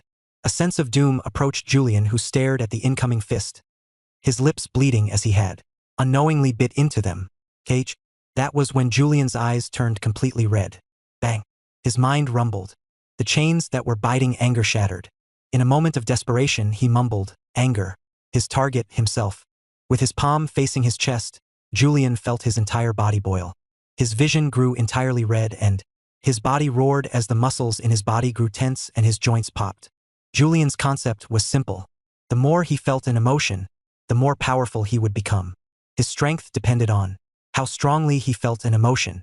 In this case, pouring anger into his body, his strength grew drastically, to the point where the approaching fist seemed to be made out of cotton. As Julian's face grew entirely red, he brought his foot forward and released a punch of his. All the condensed power hidden within his arms burst forth with that one punch as blood started to leak out from his hand. Wag. Calamities' eyes constricted at the sight of the punch. It all happened so fast that he hardly had any time to react. The only thing he could do was double down on his already terrifying attack. The two fists approached, and then they made contact. 11. For a split moment, the world grew quiet. As the two fists clashed, all noise ceased as though The very air had been sucked out of the world, turning it into a vacuum. It was just so eerily quiet. But the silence didn't last for long. Yawn. A terrifying explosion sliced through the silence, ripping through the platform beneath and sending shards and debris hurtling through the air in every direction. Kalian and Julian remained locked in the same position for a few seconds before Kalian's face grew pale and he spat out a mouthful of blood. Cook. His arm flew back with a terrifying force, the impact visibly fracturing it as he staggered over. A dozen steps, coming to a halt just a meter from the edge of the platform. Ark. That's when he let out a heart-wrenching cry. Gripping onto his arm, he could hardly feel it. No, it was broken. The pain was something that dug deeply into his mind, but as he looked up, he also noticed that Julian wasn't faring any better. His arms were in a similarly bad state. Kalian spat another mouthful of blood. The blood splashed against the ground, slowly spreading and covering his vision. Survive, he mumbled. Feeling every part of his body ache, he suddenly felt himself grow smaller. He saw a small version of himself, standing within the pool of blood, holding onto his body which was filled with cuts and bruises. He was suddenly reminded of the hunger he had once felt. He was suddenly reminded of the blood he had lost. He was suddenly reminded of the number of people he had killed. This was nothing. Raising his head back up, his eyes grew red once more. The blood that pooled beneath him shrank, slowly entering his body as his injuries started to heal, his arm making weird cracking sounds as it readjusted itself. Though his body was recovering, his mind grew cloudy. He couldn't see properly. His injuries were healing, but his mind was exhausted. But his primal instinct for survival pushed him forward. The words his mother once said drove him forward, toward the blurry figure that stood on the opposite end, slowly shaking as though he was one light breeze away from falling. Thump, thump, thump. His steps pressed heavily against the ground, mimicking the beat of the audience's hearts. He drew close to Julian, his momentum carrying forward. The ground shattered with each one of his footsteps as his momentum slowly started to pile up. Thump, thump. He soon arrived before Julian. Through his blurred vision, Kalian clenched his teeth and tensed every muscle in his body, channeling all the energy he had been carefully gathering. In a final, desperate move, he unleashed it all at once. The air around Julian crackled with power as countless magic circles materialized, each one locking onto him with deadly precision, ready to strike. The sudden turn of events brought everyone to the edge of their seats, staring at the scene. With bated breaths, swoosh, the fist came down, the air whistling as Kalian's ears perked up. In that moment, while he couldn't see, he could perceive all the sound around him. From the beat of his heart to the whistling of his fist, to the gasps of some of the audience members. He could perceive it all. And it was then that he heard a faint murmur. Joy. Julian's figure blurred, disappearing from out of his sight. Kalian blinked his eyes, unable to tell if what he had seen was true. However, in the next second, he felt something cold press against the back of his neck. It was so fast that he hardly had any time to react. By the time he realized what had happened, he heard a faint murmur coming from behind him. Sadness. CRA. A cracking sound echoed in the air. It seemed to come from the necklace he was wearing. However, Kalian had no time to care for the sound as his head exploded in pain. It was far, far more powerful than anything he had experienced before, leaving him completely baffled. He knew that the power behind emotive magic transmitted through sound and touch was different. But to this extent? So this is the full extent? It was overwhelming. Arctic. His heart clenched while his body started to spasm. CRA crack. The cracking sound grew prominent amidst Kalian's screams. Something started to stain the corner of his eyes, and before he knew it, the color of his eyes returned to normal. A wave of pain and exhaustion washed over him at that moment. Kraka. A glass-shattering sound ensued shortly after, and the world around Kalian grew dark as he felt his body fall to the ground. Thump. Within the darkness that slowly took over his mind, Kalian was surrounded by green. The land was flat, and his feet gently pressed against the grass beneath. The memory was still fresh in his mind. It was the day that he had come back from the cave of blood morphosis. I have survived. He remembered mumbling. A cookie greeted him as he lowered his head and stared at the frame in front of the tombstone. Alongside the frame was a letter. It detailed everything that he couldn't understand. I see. That's when he understood. His mom had been the one to sign him up for the cave of blood morphosis. She only had a few days left to live. Knowing he'd die without her, she signed him up for it, hoping to give him at least one chance. He entered without knowing. By the time he was back, All that greeted him was a single tombstone, a frame, a letter, and a cookie. The last parts of the letter read, "You kept your promise. You took care of yourself. Now do it every day. Love, Mom." He stayed faithful to such words, even if it painted himself bad in the eyes of others. He'd do anything to survive. The winner is, as he sank deeper into his consciousness, he managed to hear the final verdict. Julian Ivinus of the Nuz and Sifa Empire. My surroundings were quiet. Was it because no one was speaking? Or was it because I couldn't hear at all? I wasn't sure. My vision was blurry and my muscles were cramping. I could tell that both of my arms were in a terrible state. While they weren't completely broken, it was hard for me to use them. All that I knew was that I was in the middle of a fight. In the last moments, the world slowed down. Seeing the numerous magic circles that surrounded me and the fist that was headed for my face, I managed to get behind Kilion and touch him. I visualized my deepest sorrows before pouring them down on him. It was a perfect visualization. The deeper I visualized an emotion in my mind, the stronger the effect. My chest ached as I poured everything into him. A muffled thump met my ears shortly after as the world grew quiet. The referee seemed to have muttered something, but I wasn't too sure. It was quiet, so quiet, but then the noise returned. Boom. As if a bomb had detonated, the world around me erupted. I couldn't make out what they were saying, but I could tell that they were cheering for me. That's good. This meant that I had won. I lowered my head to stare at the blurry figure that lay on the floor. His body was trembling, seemingly trying to get up, but each time he tried, his arms would give out, sending him falling face down against the ruined ground beneath. Letting out a long breath, I finally closed my eyes and relaxed. I was exhausted but at the same time thrilled. This was probably one of the hardest fights I had gone through, and the aftermath left me exhausted. But I won. I've won against one of the big four. I, who had only been in this world for less than a year, had actually won against one of the best talents around. All the pain and suffering I had subjected myself to wasn't for nothing. This was the result of all the pain. Right, this is what I deserve. Blinking slowly, I raised my head and looked forward, toward the blurry image of the tunnel that led back to the changing rooms. Amidst the cheers of the crowd, I stepped forward, toward the tunnel. Despite my legs cramping up and stumbling a couple of times, I kept my back firm and only looked forward. Gradually, the tunnel grew near. Stepping into it, my vision grew dark. In the darkness, I continued to move forward. I never once looked back. The thunderous roars of the crowd and applause continued for several minutes before finally dying down. It was only then that Carl started to speak. Wow. He was unable to hide his shock. With his mouth open in an O shape, he turned to look at Johanna. I've got no words, to be honest. It all happened so fast that I'm still shaken by what happened. Did you manage to catch what happened? I did. Johanna said seriously, her tone extremely grim. And?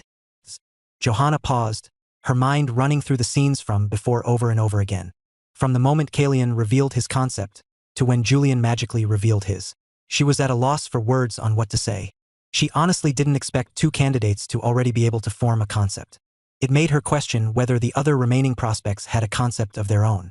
The thought terrified her, especially when she thought about how much she struggled to comprehend her very own concept.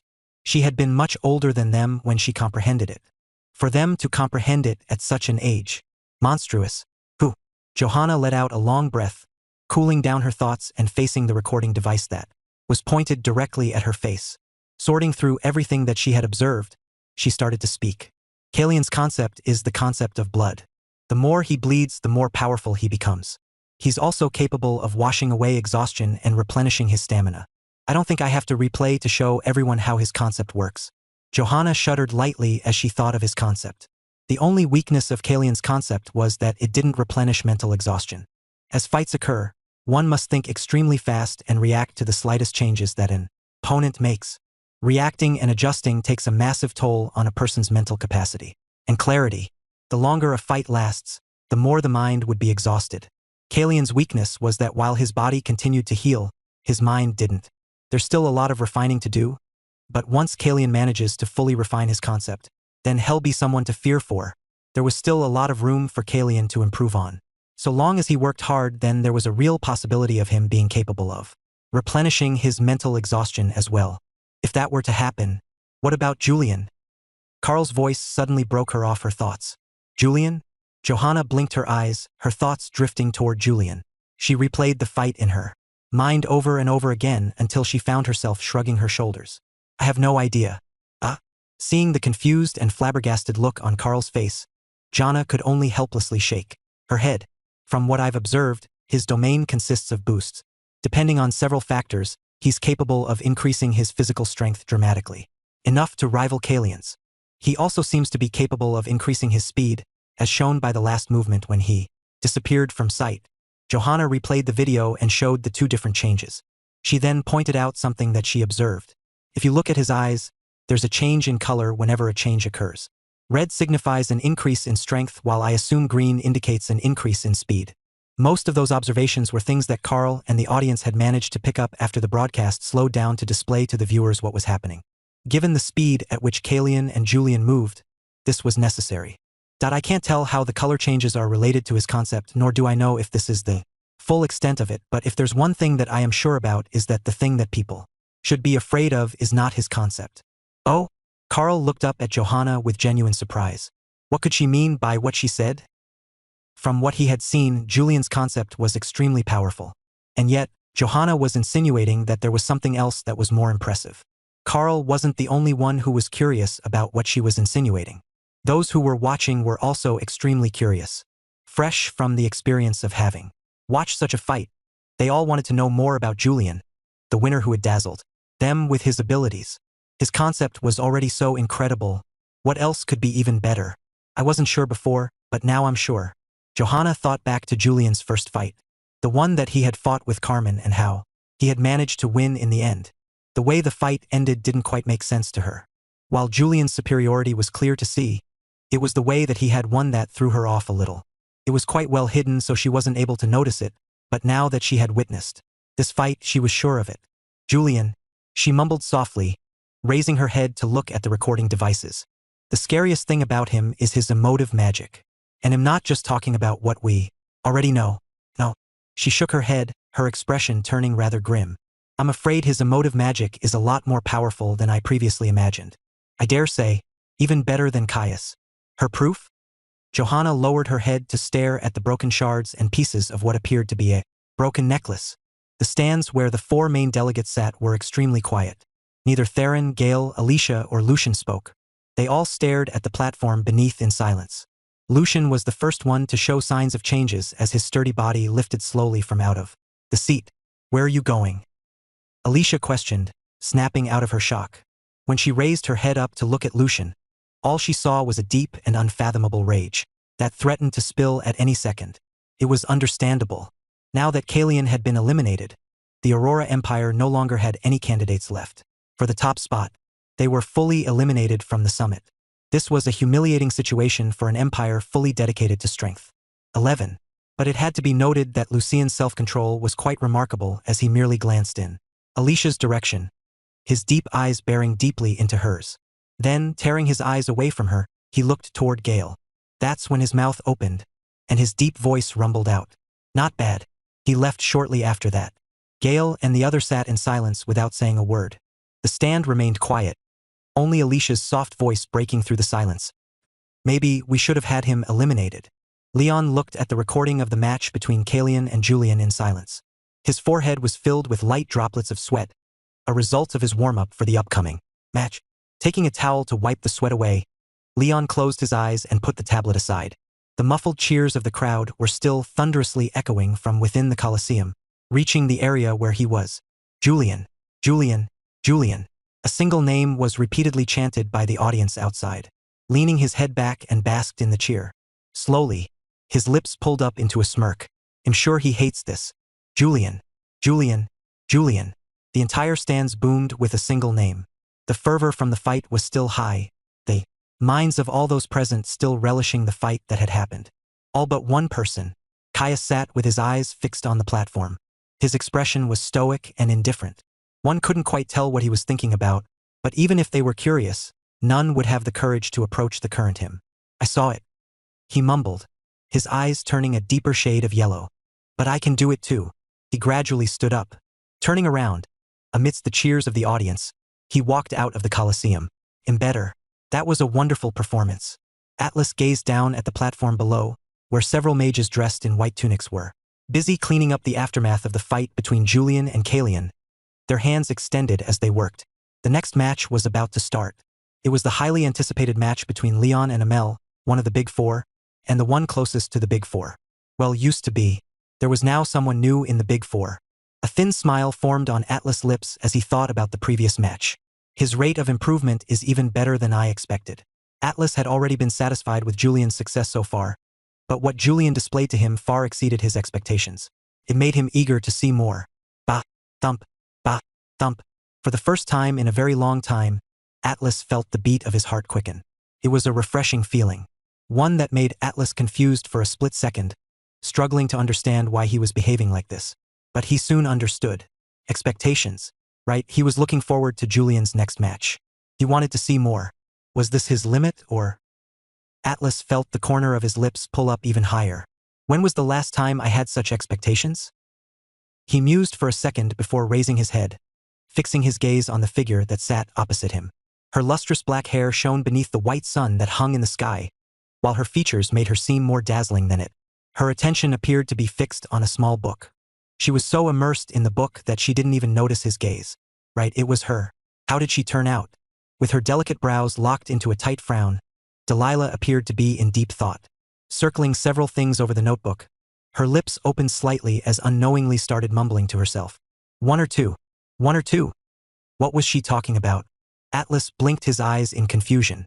However, his confusion was short-lived as he quickly lost interest. It didn't seem like anything important. Just as he was about to turn his head away, he heard Delilah again. He did well so too. With a pained expression, her pearly white teeth bit onto her lips. Then, taking out a small bar from her pocket, her eyes shook as she broke the bar into several pieces, only leaving 2 cubes inside. Atlas stared at all of this with visible confusion. His confusion only grew as Delilah stopped, her lips twitching slightly as her finger traced over one of the chocolates. Maybe I can try that again? Clank. Wha? I slumped down on one of the benches in the changing room, exhausted. The metallic door closed, and the world around me turned quiet. Well, more or less. Leon was the one who broke the silence. It was a nice fight. Evidently, there was still some time left before his fight started. The staff was most likely trying to fix the broken platform. Cage. I wanted to reply to him, but the pain made it hard for me to talk. Oh right. Thankfully, he seemed to get the message as he closed his eyes and adjusted his mind for the upcoming fight. The room fell silent shortly after that. Clenching my teeth, I brought my hands down and steadied my trembling legs. But it wasn't a really good idea. I soon realized that my arms weren't faring that much better. The pain pierced right through my mind, freezing my body due to the shock. While I could withstand the pain, my body evidently couldn't as it jerked on its own. It took several seconds for me to regain control of my body.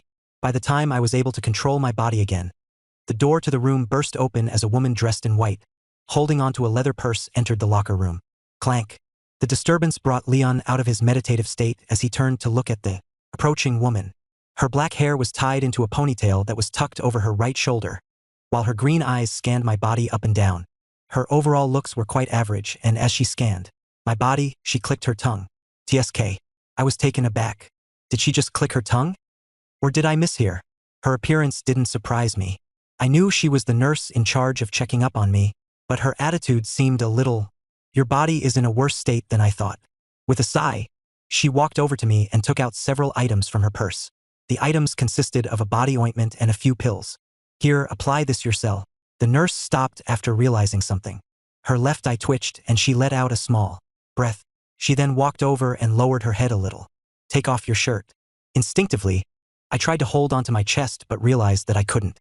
As if sensing my intentions, the nurse's expression changed. Are you taking it off or not? How could I tell her I couldn't? I turned my head to look at Leon. He looked back at me, his expression abnormally calm. You can't take off your shirt? You can tell? She can tell too. Ah! A weird sound came out of my mouth as I felt 2 cold hands press down on my torn blazer and shirt. I wanted to protest, but my body refused to listen to me. Button by button, my shirt was slowly being pulled off. As if the world around me slowed down, my head turned to face Leon, who bit his lips. Help me? I'm getting ready for my next fight. ITLL only take you 2 seconds. That's 2 seconds too long. Aren't you my knight? Are you okay with seeing my bare body? ID love T. Leon's face stiffened, realizing what he was about to say. The same was true for me as my mouth slowly opened. The two of us looked at each other, quietly. 11. Then, Yuk, stop moving. The nurse seemed less than pleased, but I couldn't help it. It was a reflexive reaction from my mind. Leon wasn't faring any better. Pressing his hand against the side of the wall, he held onto his stomach as his face scrunched up. What? Are you also sick? Leon rapidly shook his head. I am okay. Are you? The nurse didn't seem to buy it, her eyes squinting as her cold hands ran over my body, applying the lotion over my wound. Leon rapidly shook his head. Yes, there's no need to be shy, Leon. Leon's head flicked in my direction, his eyes slowly turning bloodshot. I looked back at him and closed my eyes. Didn't you say that your chest was hurting lately? No. Leon hastily shook his head. But I persisted. It's okay. I turned to face the nurse, who raised her head to look at me as her hands ran over my chest. Please help him out. He's got an important match and he needs to be in top shape. TSK. Clicking her tongue, she took her hands off my body. Then, turning her head toward the horror-stricken Leon, she slowly approached him. Shake. Shake. No, actually, take off your clothes. But now. Kaya. He never said that, but it was funny to think about. Verdant Empire locker room. In stark contrast to the Nazensifa locker room, the atmosphere in the locker room was eerily quiet and tense. A lone figure sat on the bench, head bowed, with a towel draped over him. Amel was lost in his own thoughts. His legs repeatedly tapped against the ground as he tried to calm his nerves. The evidence is all there. In his mind, he was almost certain it was him. A lot of the information that he managed to dig up was in line with what he knew about the incident. The fact that he had appeared in a different empire also made him understand how they had such a hard time finding him. Their scope of search had only been within their own empire. While the thought that he may have possibly gone to another empire had crossed their mind, it wasn't as though they could look. Instilling spies in another empire was extremely difficult, and with the number of people present, it was like searching for a needle in a haystack. Still, he had finally found something, and he was soon going to face him as an opponent. The thought made his heart beat faster. Amel wanted to see how strong he was. He believed that if they fought, he'd be able to tell. Better if it was him. Right. Recalling something, Amel took out a box from his pocket. It was only about the size of a small ball and was entirely planted in black. While all evidence pointed to the fact that Leon was possibly his brother, there was no better way to test this than through the object in his hand. I just have to make him bleed. So long as he made him bleed, then he'd be able to prove it once and for all. Right, I just have to make him bleed. Repeating the same line, Amel slowly stood up from his seat. His expression gradually started to freeze, and all his emotions started to calm down. Mirror appeared within his mind, casually reflecting an image of himself. Within that image was a reflection of all of Amel's insecurities and anxiety. Amel brought his hand forward and pressed it against the mirror, a small ripple forming. Thoughts about Leon dissipated as his head cooled. Ice mirror, his natural innate ability. It was an ability that sealed all negatives and unwanted thoughts away for a short period of time and was Amel's go-to skill. Moving his hand away, Amel's mind cleared. Taking a small breath, he turned around and made his way toward the door of the locker room. Clank.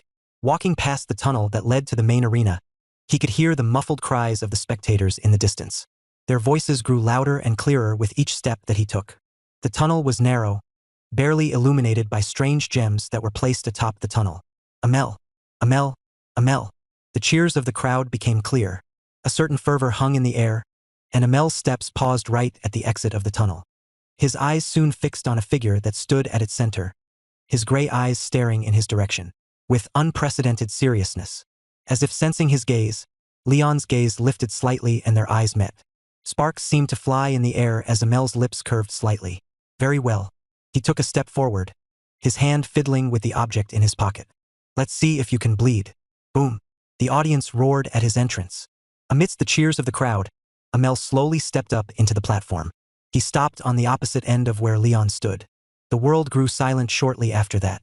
But the silence was short-lived. Breaking the silence, the referee sliced his hand down. Begin.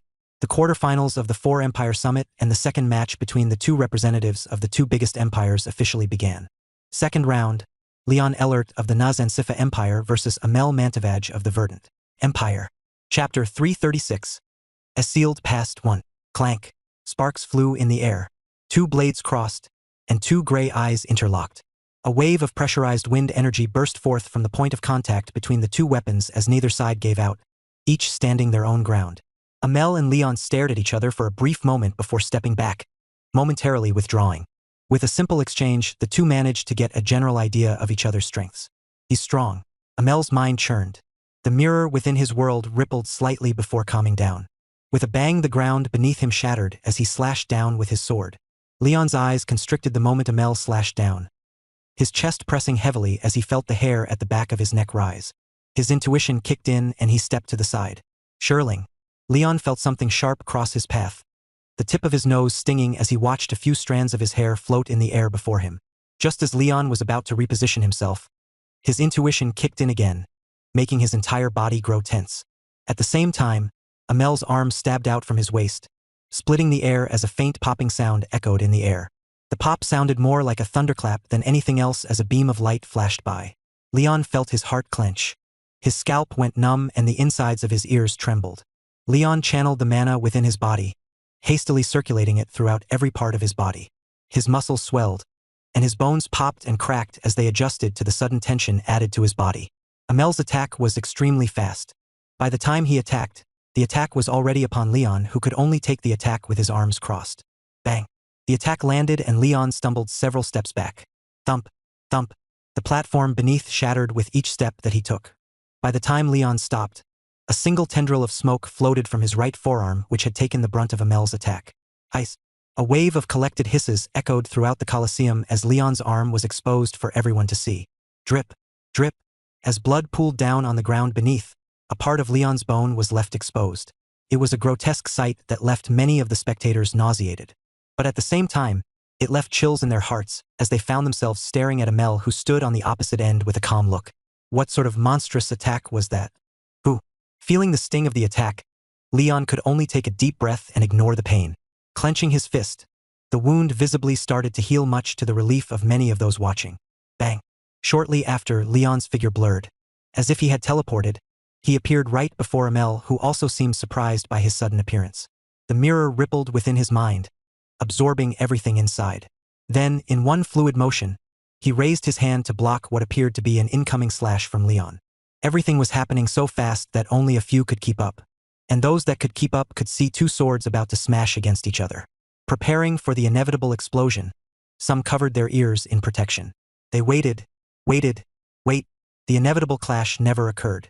Just as Leon's sword was about to strike against Amel's, it moved as if possessed, twisting in an unnatural, snake-like motion. The blade slithered and coiled around Amel's arm, defying all logic, before lunging straight for Amel's heart with deadly precision. The sudden change of events left Amel and the audience that was able to keep up stunned. What sort of move was this? Amel's eyes shook as the tip of Leon's sword headed directly for his heart. He only had a split second to react. Clenching his teeth, his eyes sharpened and the mana circulating within his body quickened drastically. Staring at the approaching sword, Amel's neck plunged, its veins protruding as blood pumped into his brain. Bang! He slammed his foot against the ground, the force shattering the platform beneath him, and with a powerful thrust, he hurled himself backward, barely escaping the blade's sharp tip. It was only then that he was able to avoid the attack narrowly. But how could things be so simple? Despite creating some distance between him and Leon's sword, it was still headed his way, slithering in the air and approaching him maliciously. Amel raised his hand and pressed his right hand to the left, touching the body of Leon's sword and shifting its trajectory away from him. The action caused Leon's body to shift alongside the sword due to the momentum, and that's when Amel took action, pressing his foot forward and reaching for the opening that he had created. Holding the sword in his left hand, Amel twisted his torso and slashed directly toward Leon's exposed abdomen. Shirring. It was a terrifying attack, the sharpness of the sword clear by just the sound it produced as it cleaved through the air. Leon's entire body rang with danger as he noticed the changes in his surroundings. Everyone expected him to pull back and avoid the incoming attack, but much to the people's surprise, he didn't. The attack cleanly landed on his abdomen, leaving a nasty gush over his body. Amel's expression shifted slightly, but before he even had the chance to understand what was going on, Leon's gray eyes sparkled, slowly turning a pitch black and bottomless color. The ground beneath him wiggled as a black film spread out from his feet. It only reached a small radius of a couple of meters, but that was of no importance as the entire audience quieted down again. All eyes fell on Leon, whose eyes turned completely dark, sprinkled with faint light dots that appeared one by one. A galaxy, a terrifying pressure burst off his body, carrying an unimaginable amount of momentum that overwhelmed everything within it. Yeah, this is for the best. Leon had learned from having watched Julian's fight. There was no need for him to drag it for long. All he needed to do was whip out his concept and go all out, which was what he did.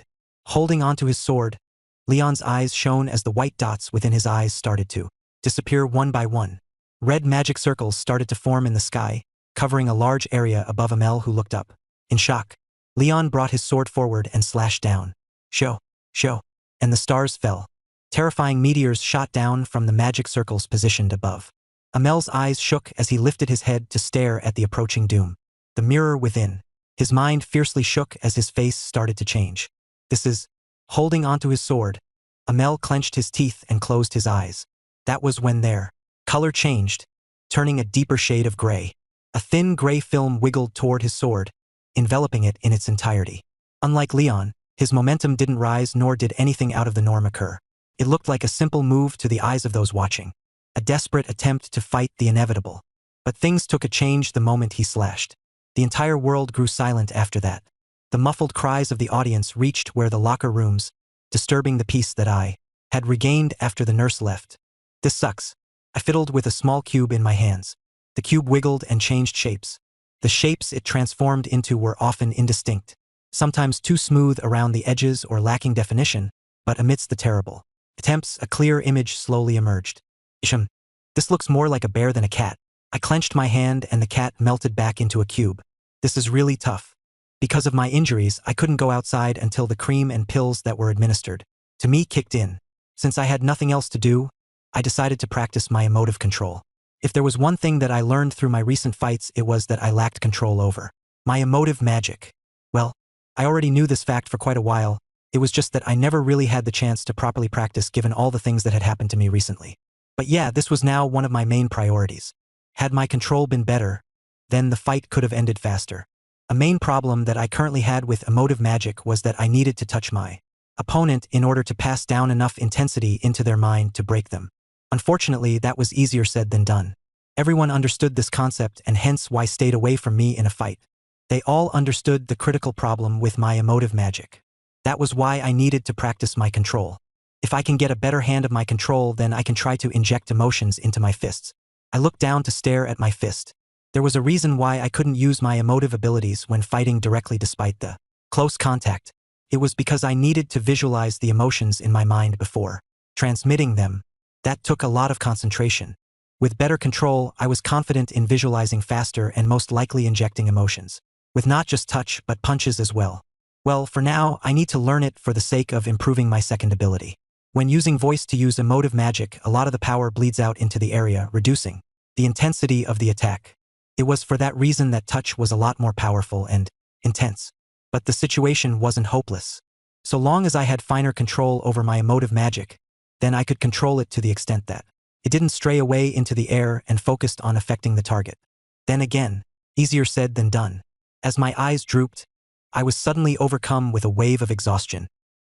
I guess this was to be expected after the fight. Leaning my head against the side of the wall, I closed my eyes and let the darkness take over. My mind. It soon did. Or at least tried to. From the faintest corners of my darkened world, I noticed a white dot. It was extremely small and almost imperceptible. However, it was there. The exhaustion that my body felt started to dissipate as I grew alert. The white dot soon grew in size. Coming closer to me, the dot's frame grew more and more. My body tensed and I stifled a breath. But soon, the white dot came close enough for me to properly see it, and it was then that my worst fears were revealed. The angel, it had returned. Chapter 337. A sealed past. 2. Unlike in the past, the angel didn't approach me carefully. The angel sprinted my way the moment that I took note of it. Its thin hands were no longer clasped together in a begging motion. Instead, they reached high above its head, fingers twisted into claws as it surged toward me. I felt a chill as the hands drew closer, ready to clamp around my throat at any second. My heart pounded in my chest as the angel drew nearer. Its hollow eyes locked onto mine with a terrifying hunger. I drew back but realized I was stuck. What? The angel drew nearer. Its face was now a few meters away from me. I struggled to breathe, feeling trapped in my own mind. It felt as though the very air had been sucked away from my lungs. The situation brought my mind into a state of disarray. Thankfully, I knew how to deal with situations such as these.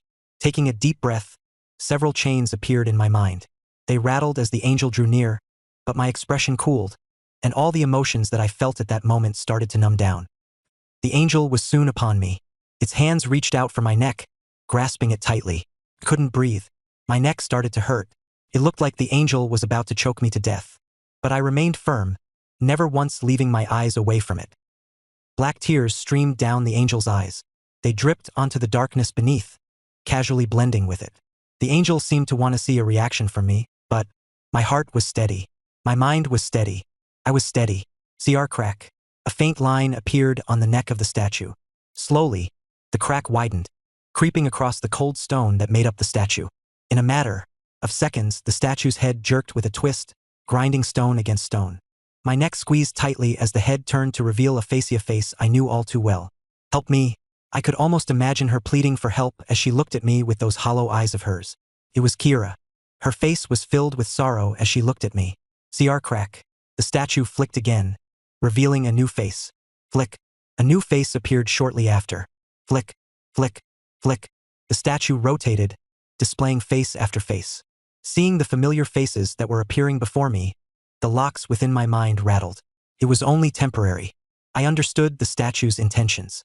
It wants to exhaust my mind before taking over. Given that I had just fought a tough fight moments earlier, this was the perfect opportunity for it to infiltrate my mind. My defenses were down, and my body was weary and drained. The mental walls I had built over the course of the year were showing faint cracks, and I could feel its presence creeping in, ready to exploit the thin cracks within my mind. But this was far from enough. You'll have to do better than that to get me. Something like this was far from enough to shake me. The statue tried to dig deeper into my mind, but I resisted. Fine. I eventually spoke, staring deeply into the statue. It looked back at me with its hollow and empty eyes, and for a brief moment, I almost thought I had seen something within those eyes. But it was a mere fleeting thought. Raising my hand, I pressed it against the hard and stony hands that were gripping down my throat. Without ever leaving my gaze away, I took a deep breath and brought my finger over my right arm where a familiar tattoo appeared. I didn't want to do this, and am not even sure ITLL works since you're not a real person, but if you'll allow me, they'll see your sorrow. I pressed the second leaf. The already dark world around me turned dark as the angel disappeared from my view. My body slipped out of my control as a familiar sensation flooded over me. As if I suddenly found myself getting pulled away from my body, I started to lose all my senses. This familiar feeling. It's been a while. I basked in the feeling for a few more seconds before the world around me started to change.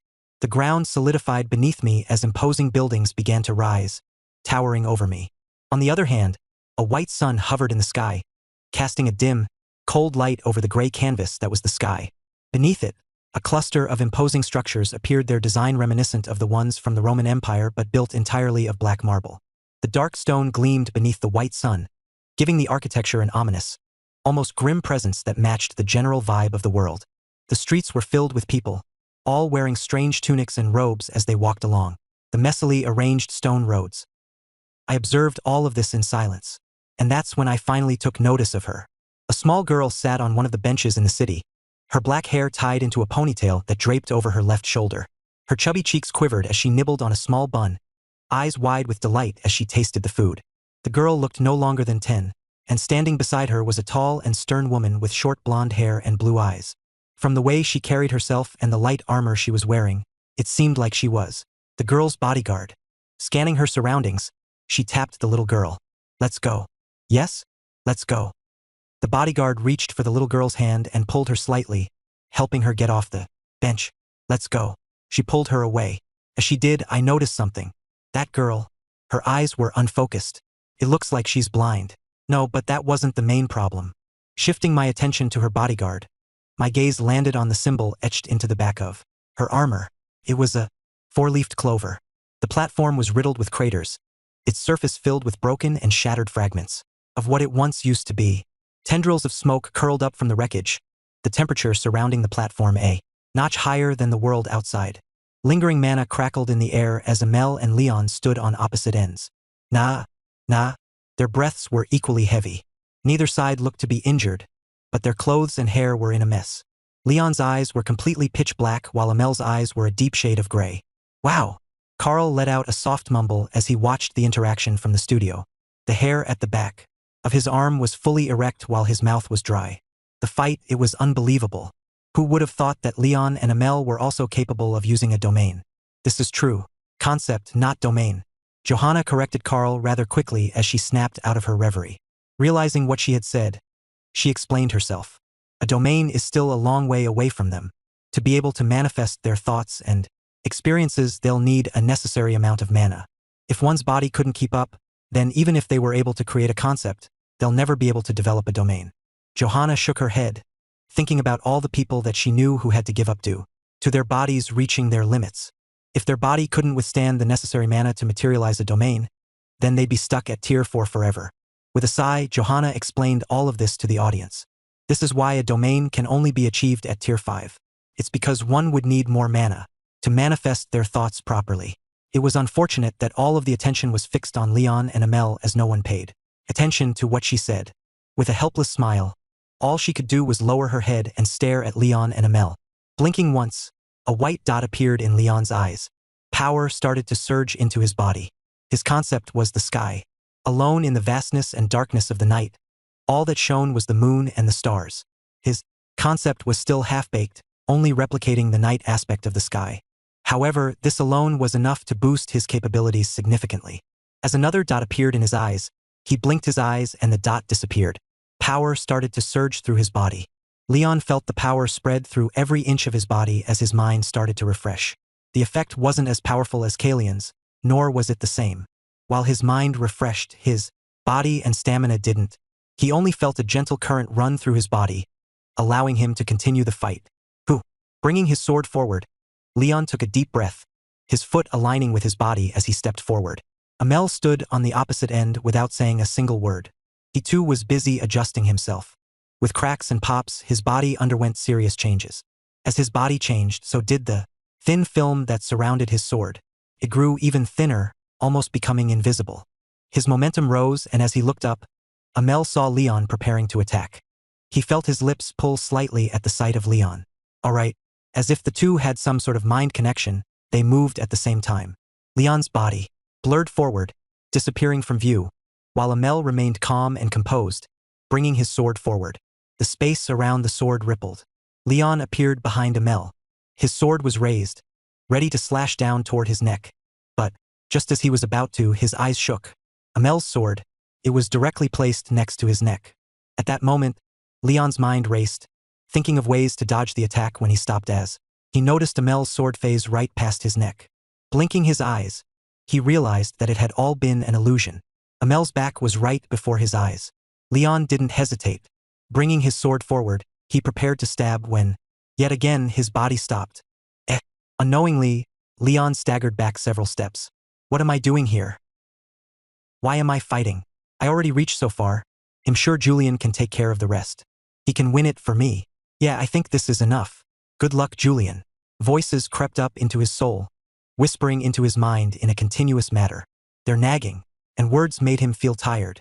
His mind felt empty, his body felt empty, and his heart felt empty. Leon felt like doing nothing. I want to. He staggered back once more, raising his head to look at Amel, who smiled at him and mumbled, "My concept." His eyes turned a deeper shade of gray. Is loneliness. Chapter 338. A sealed past. 3. Empty, yet heavy. A hollow ache followed after. It pressed down on his chest, and the world around him turned gray. Leon felt everything slow down at that moment. Overhearing Amel's words, he lifted his head to meet his gaze. It was then that Leon finally saw a change in his appearance. He looked so bitter. Why? Leon stumbled forward, barely managing to keep his grip on the sword. The sword in his hand appeared to grow heavier by the second. Images flashed in his mind. Sweat dripped down from his body as he stood in the training chamber, practicing by himself. He swung the sword for how many times he could remember. Swoosh, swoosh. He could distinctively remember the ache in his arms and body as he persistently swung his sword. Even as his hands were riddled with blisters, he didn't once stop swinging. He just swung over and over and over again. It was all for the young master. For the young master who was in need of a bodyguard. But, slap. What the fuck are you doing? The slap sent him tumbling back. Looking up at the young master he knew, staring at him with disgust, Leon felt the grip of his sword weakens further. This was especially true after he realized that the one he was working hard for didn't appreciate his effort. Trash. The words rang loudly in Leon's mind. Clank. Even as Julian left the room, Leon remained standing in the room, his sweat dripping down his body as his sword lowered further. His emotions swirled as he suddenly felt insignificant. The silence felt deafening. Beside the young master, he had no one else to turn to. He had no family or friends. He had been young when he had been adopted by the Ivinus household. But even that was just so that he could be someone who supported the young master. Such was his goal, but, drip, he was worthless. And it made him realize, in this world he was alone. Swoosh. Leon felt something tickle the side of his face. Lifting his head slightly, he blinked a couple of times, observing what was before him. He felt something sharp head for the side of his face while in the distance he could see thousands of eyes staring in his direction. Where is this? Leon blinked his eyes in confusion, his mind churning as it tried to recall everything. A face soon appeared before him. With gray eyes that seemed to vaguely resemble his own, Leon blinked his eyes again. Ah! He finally started to recall. That's when his body twitched and color started to return to his mind. Feeling his breath again, Leon finally came to his senses, and his chest felt incredibly heavy. He didn't know what was going on, but purely trusting the feeling that was weighing down on his chest, he ducked down. Swoosh! The cold gleam of a sword cut through the air, slicing the area where his head once used to be. Kicking the ground, Leon distanced himself from Amel, who stopped moving. Ha! Leon's breath felt extremely heavy. Cold sweat poured down from the side of his face as he recalled what had happened a few moments prior. A mind domain. Leon shuddered upon thinking about what had happened. A domain could consist of anything. It was created through the experiences of one throughout their life, and it could range from mind, body, and elemental. There was no real restriction, as within one's domain, one was the ruler. Amel's domain was terrifying in the sense that it was a mind domain, focused entirely on disrupting one's mind and bringing forth deeply hidden emotions and memories. Leon clenched his heart, staring at Amel warily. He had come dangerously close to losing, and if not for his intuition, he would have most likely lost the match. I can't rely on intuition. Intuition didn't work all the time. There were times when it didn't work. He had only managed to get it to the point where it was now after a lot of practice. However, it was still far from reliable. He needed to think of a different way to handle Amel's concept. Leon's mind raced. Blinking his eyes, one of the stars disappeared. His power didn't surge like before, but rather calmed and cooled his mind. The lingering effects from Amel's domain started to wane. Holding onto his sword, he twisted his body to face the right side where he slashed down. Clank. Sparks flew in the air as Amel appeared from out of nowhere. A wave of pressurized wind burst forth from the point of contact between the two swords before the two distanced themselves and attacked each other once more. Clank, clank. Sparks continued to fly in the air as the two exchanged attacks. Neither relented, forcing themselves forward. Their figures blurred, and the audience watching sat at the edge of their sets, their body propped up forward and their eyes unblinking. They didn't want to miss a single thing. Clank. A powerful spark scattered in the air as Leon slashed with everything that he had. Amel matched his intensity, bringing his blade down with all his strength.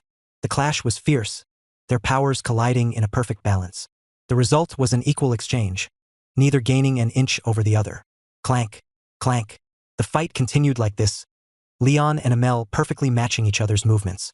Their figures blurred with each step they took, materializing right as the two exchanged blows. It was a fierce exchange that shook the entire platform. The dots within Leon's eyes started to accumulate as the fight progressed, while Amel's eyes turned a deeper shade of gray. Clank.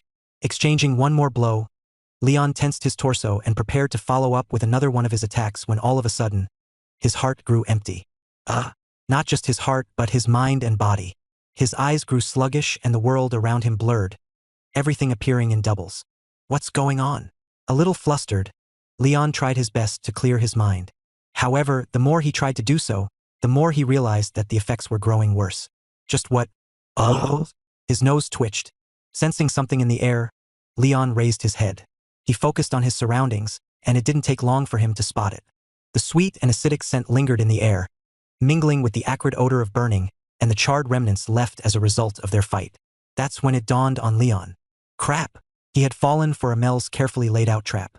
I subconsciously found myself following the girl's bodyguard from behind. I couldn't tear my gaze away from the symbol etched on the back of her shining silver armor. A coincidence? The four-leaf clover was a symbol that signified luck. It didn't necessarily mean that it had to be associated with the inverted sky, right? I held my breath and continued to follow the two. As I observed, a surprising realization dawned on me. Despite walking through the crowded streets, the two of them moved unnoticed, blending seamlessly into the bustle without drawing a single glance. This was especially weird considering the clothes that the bodyguard was wearing. They were rather eye-catching. It didn't take long for me to figure out what was going on. As the two turned around to enter a certain valley, figures gradually emerged from the shadows, surrounding the two of them. The little girl seemed oblivious to what was going on as she ate the snack in her hand. On the other hand, her bodyguard stared at the figures for a brief moment before nodding her head slightly. Coming out of the alleyway, the two were escorted toward a massive palace. The palace stood imposingly, towering over everything in its vicinity. A massive dome crowned the structure, gleaming in the light, while tall, imposing pillars supported the outer walls, adding to its appearance. At the gates of the palace, a four-leaved clover appeared. Beneath it, two words appeared. Rilgona Monarchy. I read the words in silence, imprinting them deeply into my mind before following the two people into the structure. For such a large structure, the insides were rather quiet. No one came to greet the little girl as she entered. The sound of her bodyguard's footsteps clicked against the marble floor as they climbed a long flight of stairs. The two continued in silence until they finally reached a large wooden door. The bodyguard stopped, pressing her hand against the little girl's shoulder. "Teresa, you go in. I'll come pick you up later." The girl didn't reply, merely blinking before her bodyguard opened the door and brought her into the room. Clank. A strange silence plunged over the room the moment the bodyguard left. I stood in silence, watching the little girl as she brought her hands forward and walked around with caution before finally reaching the bed. As expected, she's blind. This much was obvious to me. What didn't make sense was her treatment. Her status appeared to be quite high considering the fact that she lived in such a grand palace. But for someone of such status, why was she treated as though she didn't exist? Besides the bodyguard, nobody seemed to acknowledge her existence. It made me curious. Scribble, scribble. My curiosity reached its peak when I heard a scribbling sound. Turning my head, the girl came into view again. Her eyes were unfocused and her hand clenched the pen in a fist. In her lap was a small piece of paper she used to draw. She drawing? I half expected her to be doodling, but the moment I leaned forward to get a better look at what she was drawing, my entire body froze. This. It felt as though two hands had suddenly clamped around my throat, and I found myself struggling to breathe. I stared at the drawing, its meticulous detail so precise that it seemed the work of a professional. My gaze fixed on the profile sketched on the paper, unable to tear my eyes away from the drawing. With cascading brown hair and green eyes, he looked exactly as I last remembered. No, there was a hint of maturity in his features, but without a doubt it was him. There was no doubt about that. How could I forget my own brother? Chapter 339. A Sealed Past. 4. What? I didn't want to believe it. It made no sense, but staring at the drawing, I knew that it was without a doubt my brother. From the contours of his face to his unique green eyes that made him stand out to the others whenever we went out. It was without a doubt him. Mortem. The little doubts that I had regarding Mortem being my brother vanished at that moment. This was undeniable proof that he was still alive. Why else would she draw a picture of him? Or was there another reason? I observed the blind girl in silence. Her little hand continued to scribble over the drawing, adding more and more touches to it. There was a lack of color in the drawing, but as I stared at the picture, I felt as though it had come alive. It almost felt as though he was alive in the drawing. Who is this little girl?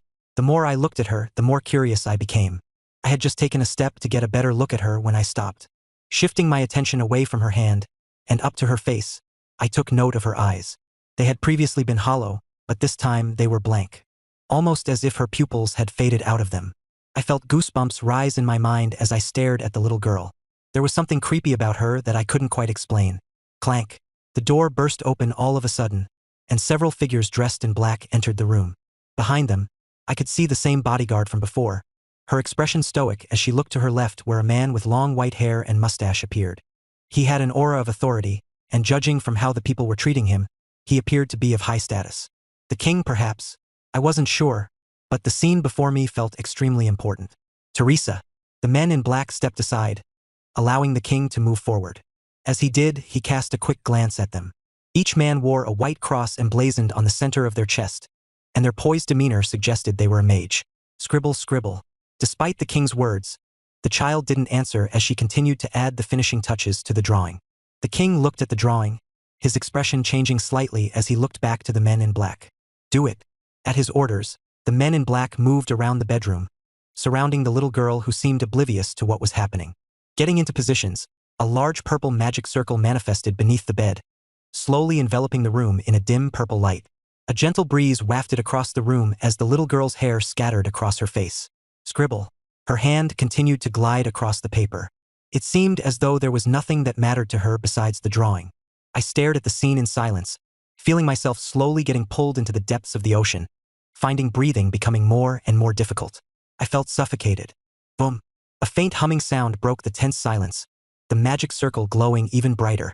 The entire room was suddenly bathed in a brilliant light that converged toward the little girl. Her clothes and hair fluttered wildly in the intense glow as if a storm had suddenly hit the room. By the time the wind faded and everything returned to normal, the room was in disarray, furniture overturned, and papers scattered. The men in black stood with pale faces, their earlier composure broken, only replaced by grim looks. They turned to face the king, who looked at them anxiously. No. One of them spoke, his voice hoarse. His pupils shook as she looked at the young lady, who still appeared to be unfazed by all that was happening. Whoa. Taking in a deep breath, he stepped back. Raising his trembling hand, he pointed at the girl. "Your Majesty." His voice strained as the veins at the side of his neck bulged. I moved closer, straining my ears to hear better. I felt like his next words were going to be extremely important, perhaps a clue to the situation with my little brother. Maybe, it's as we feared, she has been possessed. I wasn't prepared for the words that came out of the man in black. As if thunderbolts had struck my mind, my eyes fell on the little girl, who finally stopped scribbling. The king's expression grew tense as he waved his hand. "Clerics." His voice boomed as the men dressed in black hastily moved back. A powerful force burst out of the king's body as he looked at the young girl with deep apprehension and anger. "Who are you?" His deep voice resounded deeply in the room, the glass windows trembling at the might of his words. The king's words were met with a brief moment of silence. Tensions ran high, and I could see everyone stiffen on the spot as the little girl raised her head, exposing her hollow and unfocused eyes. "What do you think?" Finally, she spoke, her childlike voice echoing across the room. The entire time her attention was drawn to the king, who grew tense. Nonetheless, he wasn't a king for nothing. Despite the circumstances, he was able to remain calm. "What have you done to my daughter?" "That's not what I asked." The little girl looked disappointed as she set the paper aside and tried to get out of bed. But the moment she made her move, everyone in the room sprang into action, surrounding her. With tense expressions, magic circles flared to life, and swords were drawn, all pointed directly at her. "Don't move." The king spoke, his deep voice echoing once more. A powerful pressure burst out of his body, enveloping the entire room. I stared at the scene in silence, my eyes fixed on the king. He's decently powerful. He was nowhere near Delilah's or some of the professor's level, but he was still rather powerful. Seeing that this was a distant past, it made sense. The most powerful person in the past was most likely a lot weaker than the most powerful person of the present age. Surrounded by all of the magic circles and swords, the little girl had no choice but to stop moving. The king spoke again. "Let me ask again, who are you? What do you want? And what have you done with my daughter?" "Answer while I'm asking nicely. Otherwise, I have different ways to get the information from you." The little girl stood in silence for a brief moment, taking in the expressions of all those present. Despite not being in a physical body, I felt cold sweat drip down every part of me. It made my heart clench. "I've come to collect." The little girl finally spoke, her voice unervingly calm as a smile crept across her soft features. The sweetness of her expression twisted into something unsettling, sending a chill through the room. "Collect?" The king's eyes squinted, seemingly trying to recall something. He seemed lost at first, but soon, his expression changed drastically. It looks like you realized." The little girl giggled, her laugh soft yet eerie as it echoed through the room. But there's no buts." Sitting by the edge of the bed, the little girl crossed her legs. "Where is it?" Her smile slowly started to fade while her eyes grew even more transparent. "The blood. Where is it?" "One." The king's face grew pale as his body started to tremble. He seemed at a complete loss as to what to say, and staring at him, I started to have an idea as to what was happening. I had seen a similar scene in the past. The Empire of Nothing. Could it be? My eyes widened as the little girl finally hopped off the bed. "Don't move." The clerics and the guards tried to stop her, but all it took was a glance from her for them to stop speaking. Crack. Their necks snapped behind their heads. Thump. The room froze as the girl drew near to the king, who moved back. He seemed to want to say something, but the words appeared to be stuck in his throat. Despite being a lot smaller than him, the girl appeared taller and more imposing than the king, whose face was entirely pale and filled with sweat. His eyes shook, and his lips were pale. "It was for my daughter." "Oh, I know." The little girl stopped. "You wanted to cure your dying daughter. In your desperation, you took the blood and tried to give it to her." "One." The king stopped, his mouth deprived of all words. I stood in silence, listening to all of this and coming to a sudden understanding. That's when I turned to look at the little girl. A collector? I knew all about this, and I grew tense knowing that a little bit of Mortem's blood flowed within me. Were they going to come for me too? Actions have consequences, the little girl said, her voice growing cold. A strange noise came out of the king's mouth as he finally found his voice again. With a pale face, he spoke. "I can make this right. Can you?" The little girl tilted her head, a smile appearing on her face again. "How so?" "So you can't." "Tut." The little girl placed her finger over her lips, and the room fell silent. It was almost as if all sound had been sucked away from the room. Turning around, the little girl placed her hands behind her back and walked toward the window, where she stared at the glaring white sun that hung in the sky. The entire time she spoke, everyone stood frozen in place, unable to move an inch. I stared at the scene with a frown. Is she really a collector? For some reason, she seemed a little different than Atlas. Eek! A sudden scream jolted me out of my thoughts. Startled, I looked outside the window, and that was where I saw it. Eek! A man strangling a passing woman. His eyes appeared deranged, and everyone around him trying to shake him off the woman. Like I said, actions have consequences. The king's eyes shook at her words. His mouth moved, but no words came out. All noise appeared to have been stripped from the room. Hayek! Another scream pierced the air, quickly followed by others, until the world was drowned in a chorus of agonized cries. Blood pooled in the land beneath, painting the ground in the color red. I stood in silence, watching all of it happen for an unknown period of time.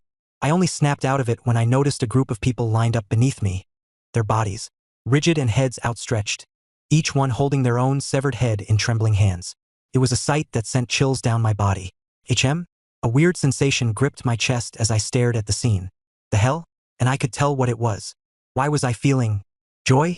The little girl watched it all in silence, her expression unreadable. Slowly, she raised her head and stared up at the white sun hanging in the sky. Her hollow eyes turned even more hollow as her mouth opened, prepared to speak again. I unconsciously drew closer, straining my ears to listen to her. I felt like I needed to hear this. I had tea. What do I want? Blinking her eyes, the pupils in her eyes completely faded. I want to invert the sky. Chapter 340. A sealed past. 5. Invert the sky? The words whispered into my head, ringing continuously as I stared at the little girl before me. I tried to make sense of her words, shifting my attention away from her and looking at the room. A thought occurred to me then. I turned my attention to the window. The dark, hazy gray sky loomed overhead, like an ink painting smeared across a canvas, while the pale white sun cast its cold light over everything below. Could they want the sky to turn normal? But why? If they wanted to see the sun, they could just go out. Why would they want to invert the sky? Could it be that they can't go out of the mirror dimension? The thought dug deeply into my mind, and the more I thought about it, the louder this thought became in my mind. But there were still many questions. Of such questions, there was one that I wanted to know the most. I looked at the blind girl. Who is she? Was she a simple collector, or? I licked my lips. Stop. Shattering the silence was a soft and feeble voice. It belonged to the king, who looked like a shell of himself. He had been watching the entire time.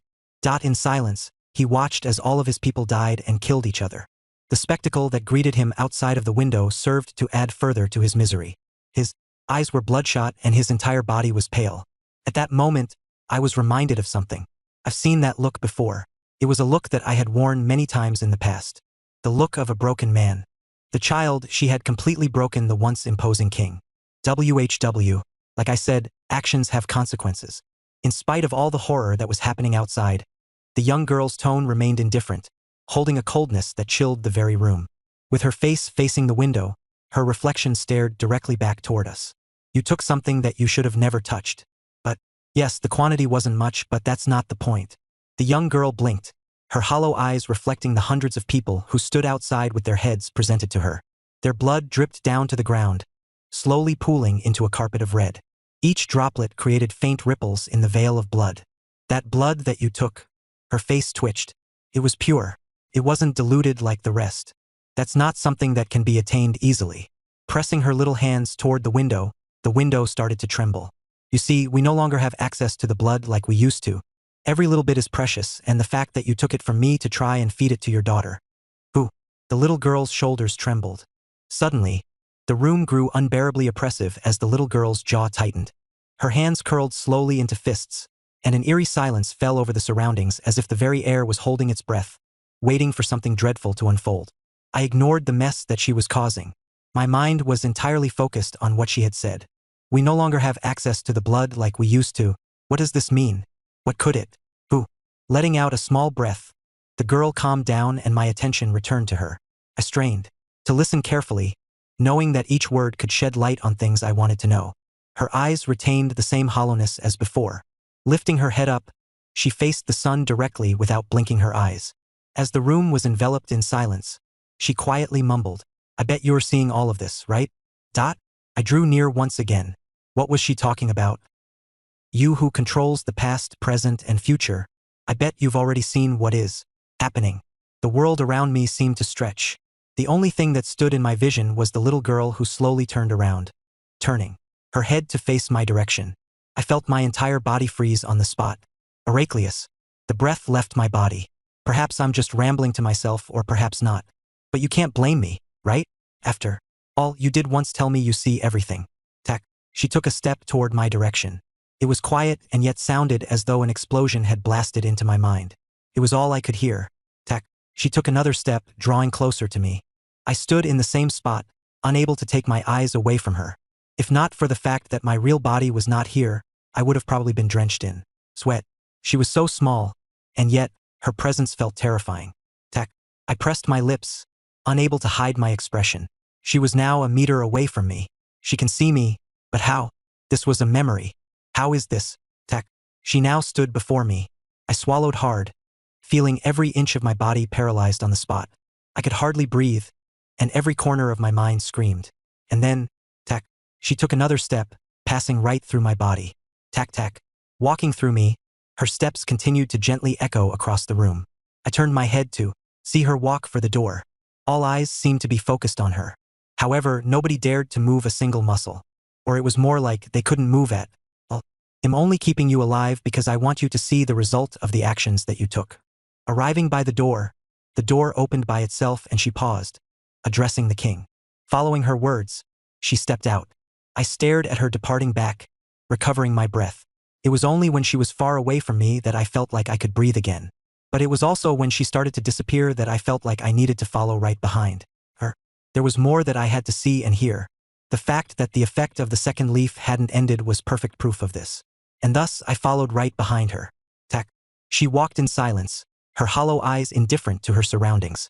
It was only when she stepped out of the estate and was greeted by the gruesome sight of the decapitated heads that she stopped. She appeared unfazed by it all, walking out of the palace with the same hollow look of hers. Splash. A ripple formed on the thin pool of blood that veiled the ground beneath her. Ooh, whoa. Cries and screams of agony met her sight as she walked past the streets of the city, taking in the aftermath of what had happened. Each sound seemed to claw at her ears, mingling with the stench of blood and smoke that lingered in the air. Her eyes remained indifferent to it all. Eventually, she stopped by the city square. It was empty beside the few people offering their heads, their bodies facing the palace. The young girl paused at the edge of the square. With a deliberate motion, she raised one hand and tapped it lightly. Terror. The ground quaked beneath her, and the unsettling sound of stone grinding against stone echoed through the air. Gradually, a large rock floated before her. She looked back once before tapping the rock. The statue's form began to shift, its features contorting as a pair of wings unfurled from its back. Slowly, the face of an angel emerged from the stone, its expression carved with sorrow so deep it seemed almost lifelike. The figure's outstretched hands mirrored the desperate pleading of the civilians behind her, as if the angel was pleading for them. I stood in silence, watching the entire process from beginning to end. Eventually, the statue formed. It's the same. This statue, it was the angel of sorrow. Russell. Waving her hand, a mirror appeared in her little hand. Reflected in the mirror was the little girl's face, but looking into the mirror, I noticed that there was something wrong. Her reflection, it was different than her real expression. I know. Within the mirror, the child's eyes were filled with tears. It's unfortunate, but you must pay for the sins that your father committed. Pressing her finger against the mirror, the child within the mirror screamed before getting pulled out of it and placed into the statue. Terror. A grinding sound echoed shortly after as the statue shook. It persisted for several seconds before finally coming to a stop. The eyes of the child rippled as she looked at the statue. From this point forward, the Rilgona Empire will start to experience its Tao. To stare at its decline, knowing that this was something your father did. Drip. A certain dripping sound echoed through the air. It was soon followed by another. Drip. Fall. I want you. When the little girl looked up, she noticed tears streaming down the statue's face. The child raised her hand and wiped the tears. It's unfair, isn't it? Cruel perhaps, but I've long lost my humanity. I feel no pity for you, nor do I feel pity for anyone. Retrieving her hand, the child turned around and walked away. Drip. Tears continued to drip from the statue's face. However, this time the tears turned black, a pitch-dark color that left a trail behind. I pressed my lips, watching everything unfold with a heavy heart. So this is... You're here. The child's voice shook me out of my thoughts. When I looked up, several figures appeared behind the child. They all stood in silence, holding onto their words while staring at the child. 11. No, it was more like they didn't dare say a word. Dawn. Breaking the silence was the child herself. A figure I was all too familiar with stepped forward. Golden hair, golden eyes, and a presence that seemed to embody the very sun itself. He stood, a stark contrast with the white sun that hung in the sky. Yes? The child blinked slowly. The Rilgona monarch will most likely start to decline after what has happened. The king will also not likely disclose what has happened. Yes. Absorb the remnants of the empire. 11. Atlas remained quiet, his expression unable to hide his surprise. The child remained emotionless. Nurture them and bring them to the outside world when you're ready. Build it slowly. When the time is ripe, head for the outside world and build a footing over there. Understood. Have you scouted the areas outside? With a visible gulp, Atlas nodded his head carefully. I have. That's good. The child's eyes rippled slightly. She was just about to move when Atlas stopped her. About the organization, what should I name it? Name it? The child stopped, her gaze rippling again. It appeared to be a strange phenomenon that occurred whenever she felt emotions. I wasn't too sure. She raised her head and looked toward the white orb that stood in the sky. Her eyes rippled once more, and as they did, she began to mumble, "What do I want?" Turning her head, she looked at Atlas, a thin smile finally gracing her lips. Inverted sky. She nodded. Call it inverted sky. Chapter 341. A sealed past. 6. I hissed coldly upon hearing the words that came out of the little girl's mouth. A lot of things started to make sense then. From the four-leaved clover symbol to how the statue came about. So the inverted sky is an organization made up of the remnants of the Rilgona monarchy. Everything started to make sense when I recalled everything that I had seen. I had also learned a few new things. But at the same time, I had a few more questions in my mind. Like, the four-leaved clover, what relation did that have with the tattoo on my arm? Was there a relation at all? It looks like you'll need to dig deeper into this place's history. I felt like I was onto something. Not only that, shifting my attention toward the little girl who looked blankly at the sky, I started to get an idea as to who she was. The faceless man. Cithrus. Only he would be capable of commanding someone like Atlas. He had come personally to punish those from this monarchy and entered the body of the little girl in the process. Was this all to send a message? I turned around and shifted my attention back toward the statue. Black tears traced down its face as it stared ahead, unmoving. It was then that Cithrus and the others left. A change started to occur in the world. As though time had been suddenly sped up, the world shifted. Changes occurred. Houses became abandoned, the streets became emptier, and the buildings started to fall apart. Gradually, the monarchy fell. Houses stood empty. Their doors left ajar as the habitants all left one by one. The streets, once bustling with life, became eerily silent, no longer carrying any sign of life. Buildings began to decay, their walls cracking and crumbling as if rotting from within. The monarch crumbled. In that time, as change occurred, there were hardly any things that remained the same besides a few. The white sun, the gray sky, and the angel of sorrow. I stood in silence, watching all of this unfold before my very eyes. I didn't know what to say or do. All I could do was imprint the sight before my eyes, sensing the despair, anguish, anger, and sadness of the soul within the statue as she watched everything unfold before her very eyes, unable to do a thing. The statue stood still in the same spot for centuries before finally being moved by those who reclaimed the land. It was also then that the statue came alive. Feeling the pent-up rage and darkness in her, I looked up to see her standing before me, her hand gripping tightly at my neck. She squeezed as hard she could, trying to break my neck. But I knew this wasn't possible. This was my mind after all. It's useless. Finally finding my words, I stared at the statue. Its neck flicked to display several faces, trying to crack my mind so that it could enter it and take over me. The grip around my neck intensified. I couldn't breathe anymore. Or it was more like, she tried to make me think that I couldn't breathe. I remained calmly standing, unfazed by it all. And it was only then that the statue finally realized it was useless. In the blink of an eye, her hands disappeared from my neck, and she disappeared from my sight. All that was left was the darkness of my mind. That was when I opened my eyes. A familiar locker room greeted my sight. Leaning against the wall beside me, I blankly stared at the ceiling of the locker room. I sat in silence like that, only coming out of it when I heard the muffled shouts coming from the arena outside. Oh, it looks like the match between Leon and Amel is coming to an end. I stood up and patted my clothes. I shouldn't miss it. Moving past the clothes that were scattered on the ground, I headed for the door. But just as I was about to leave, I paused to look at the mirror that was positioned by the side of the room, right next to the metal locker. I stared at my own reflection for a good couple of seconds, only looking away when I fixed my collar enough to hide the imprints that were left on my neck. Opening the door, the cheers of the crowd suddenly started to overwhelm me. I basked in the sound for a few seconds before finally leaving. Clank. I'm sure Leon will be happy with what I've learned. The crowd was boiling. Clank, clank. A spectacle greeted the audience's eyes. Sparks flew, bursting in the air like colorful fireworks. Tiny explosions followed with each clash as Leon's eyes turned bloodshot. Clank. Another powerful blast echoed as the sparks grew brighter.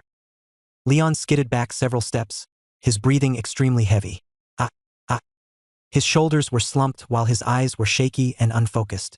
On the other hand, while Amel wasn't faring that much better, he had a clear advantage. The crowd's cheers and chants boomed throughout the Coliseum as the two opponents regained their breath. This entire process took less than a second, and soon enough, taking a deep breath, Leon's body blurred as he attacked Amel, who reciprocated his attack with one of his own. Clank. Amel lowered his waist and slashed his sword horizontally.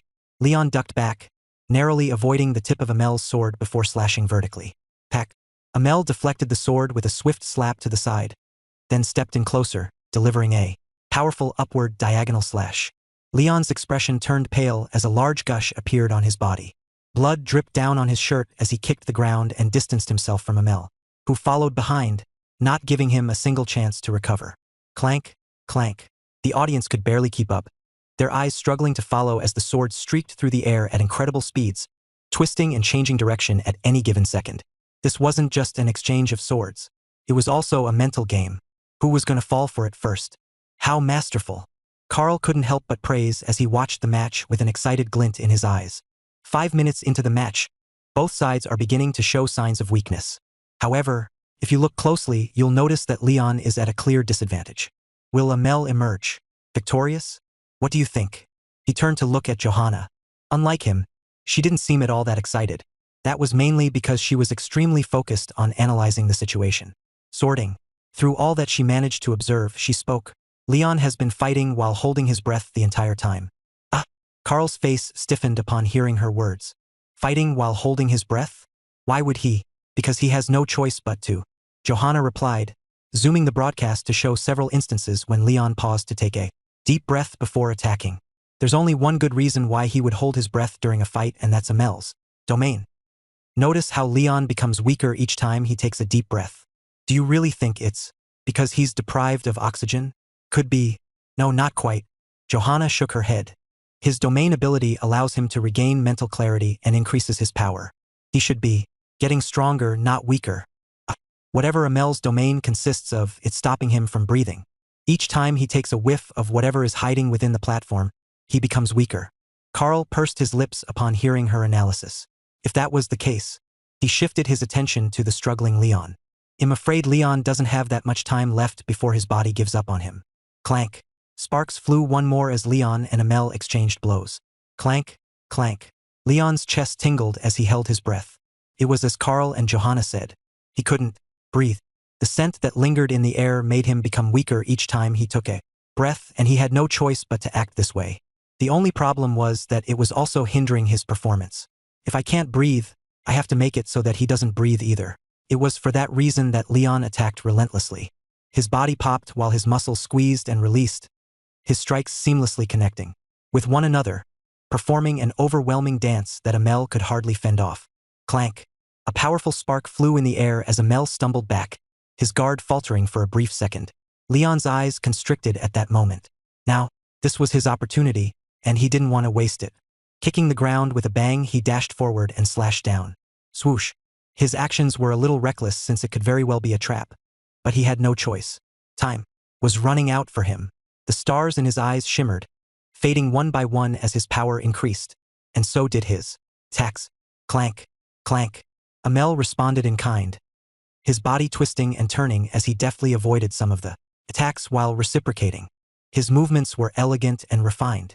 A lot more so than Leon's, whose attacks were a lot more precise and ruthless. Cage.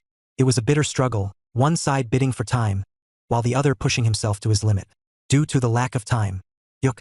Leon's face was entirely red as he slashed and crisscrossed with the sword. More. His head felt light and his vision grew blurry. He was on his last leg. He needed to take a breath. However, lifting his head and staring at his opponent whose guard was still persisting, he clenched his teeth and persisted. The stars in his eyes faded one by one as power surged through his body. Clank. Clank. The sparks grew brighter and his muscles bulged, straining his clothes. I have to. Leon's face was entirely pale and his eyes were unfocused. Despite all of this, he continued to swing his sword. Slash. Slash. The air whistled with each strike, his form slowly starting to crumble apart while his steps faltered as well. Amel's form cracked once more. His expression changed and Leon took advantage of it. He put more force on his waist and slashed down with all he had. Leon screamed, losing the little air he had within him. Clank. Amel's guard showed even more cracks. Leon felt his body pause. He had to take a breath, but he also knew that he would lose doing so. Cage. So he persisted. Slash. Slash. He slashed and slashed and slashed. Each slash forced Amel back. He tried to reciprocate, but Leon's attack left him no room to do so. He was like a machine. He repeated the same motion over and over again. Clank. He could feel his sword hit against something, but he wasn't sure what it was. With his breath held, he just repeated the same motion over and over again. It was either him or his opponent. Swoosh SWO. Leon felt his sword stop halfway. He tried to push it down further, fueling his strength with the stars, but his sword refused to budge. It was as though his entire body had lost its strength. That's when Leon realized it. He couldn't hold it any longer. Feeling his legs buckle, he let go of his sword and knelt. Che. For the first time in a while, he took a deep breath, filling his lungs with oxygen as the world around him felt eerily quiet. His eyes were still blurry, and he couldn't properly think. The winner is... But in spite of his condition, he managed to hear the referee's words. Leon Ellert of the Naz and Sifa Empire. Chapter 342. Prelude to the Big Match 1. Thump. The referee caught Leon's fall before announcing the result of the match. The winner is Leon Ellert of the Naz and Sifa Empire. By the time the referee's voice faded, the entire Coliseum was quiet. Not a single person said a word as they looked at the passed-out Leon and the heavily breathing Amel who was sitting on the ground, his hands behind him to support his body. Che. He looked utterly exhausted, his face pale and his chest rising and falling repeatedly. And yet, despite his loss, he didn't look disappointed at all. In fact, he appeared somewhat happy. The sight wasn't something that many picked up. Not many besides Alicia, the delegate from his empire. CRA crack. The armrest of her chair shattered as her expression chilled and her eyes settled over Amel. It was eerily quiet in the platform above, and after a while, Alicia managed to restrain her anger, her eyes squinting as she turned her attention toward Gale. You've raised quite a powerful batch. Yes. Gale nodded absent-mindedly, staring at the scene beneath with a dazed look. It was clear from his expression that he hadn't expected such a result. He could still recall the fight in his mind despite it being over several minutes ago. From how Leon had been struggling to deal with Amel's domain, to how he managed to create an opening for himself and go all out despite not being able to breathe. Had Amel held out for just one more second, he would have been able to defeat Leon. It was fortunate that he didn't. In the end, Leon won.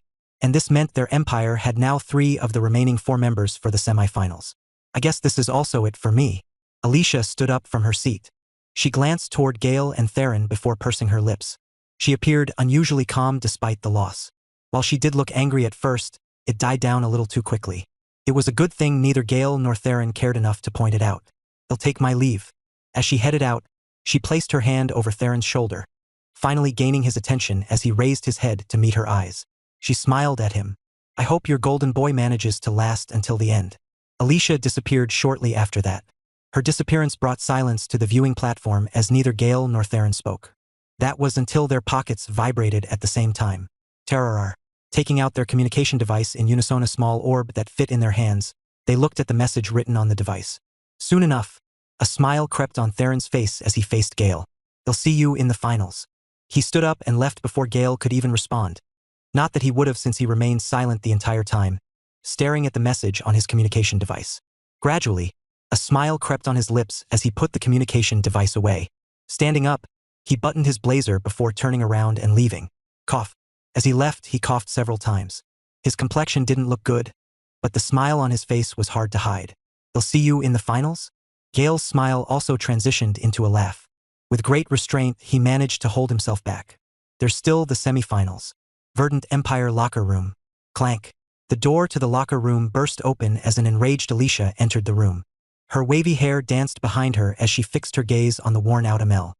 He held his head down, a towel draping over him to hide his face. The door closed with a bang and a tense silence took over the room. She stood with her arms crossed, waiting for Amel to say something. However, that moment never came. He just held his head down without saying a word. This was enough to arouse Alicia's curiosity as her expression eased a little. "What is it?" She finally spoke, addressing Amel with a softer tone than she anticipated. This was to be expected. Alicia was addressing the true legitimate heir to the Verdant Empire.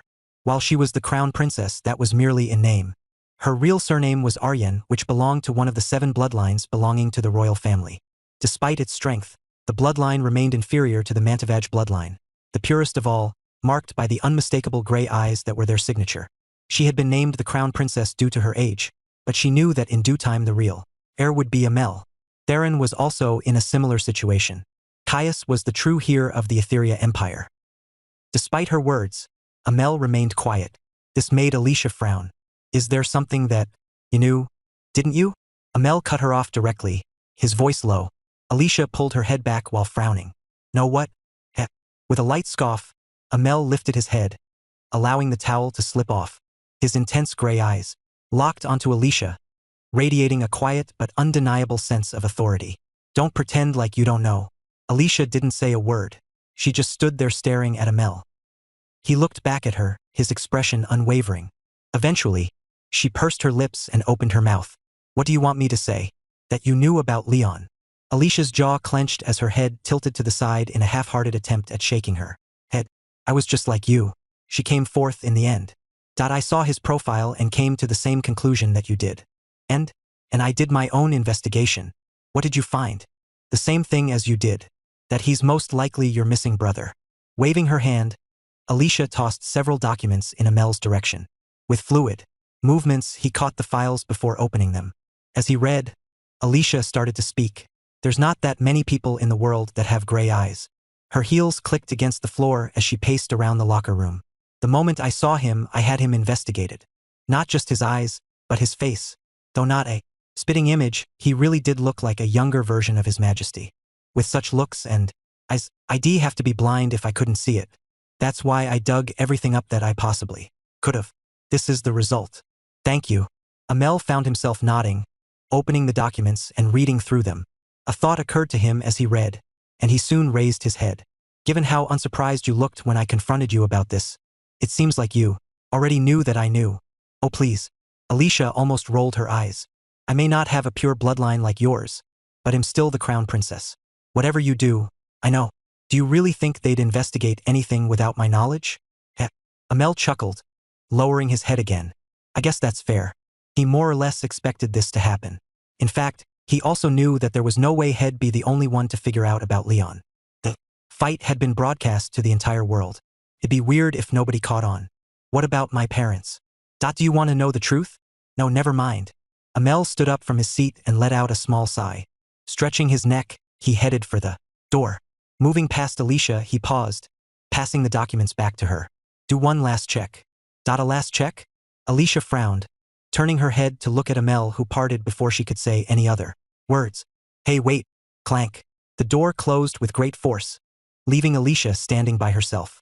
Her mouth opened, but the words did not come out. Eventually, lowering her head, she looked at the files in her hand. That was when she noticed a small bag. Within it were several hairs. Her expression turned strange upon seeing the hair. Eventually, her face eased as she shook her head. I knew it. She put the files away. He had more to give in the fight. Leon found himself staring at a blank ceiling. Every part of his body ached, and when he lifted his head, he saw that he was in the infirmary. Where am I? Hell, you've died, and now you must pay for your sins. I guess this familiar voice makes the statement true. A certain voice reached his ears. Turning his head, he saw an all too familiar figure. Did I? You won. Leon felt his voice strain as he spoke. Despite not having screamed at all, it almost felt as though he had lost his voice. Is this why you're here? Well, Julian stood up from the seat he was sitting on and patted his clothes. First, I was checking up on you. You are my knight after all. It'd be heartless of me if I did. Cut the bullshit. Julian paused. His head tilted for a second before he sighed. You're right, I don't care. I knew it. For a moment you didn't. There was never a doubt. I beg to disagree. Alrighty, what is it? Leon leaned his head back against the soft pillow and looked back at the empty ceiling above him.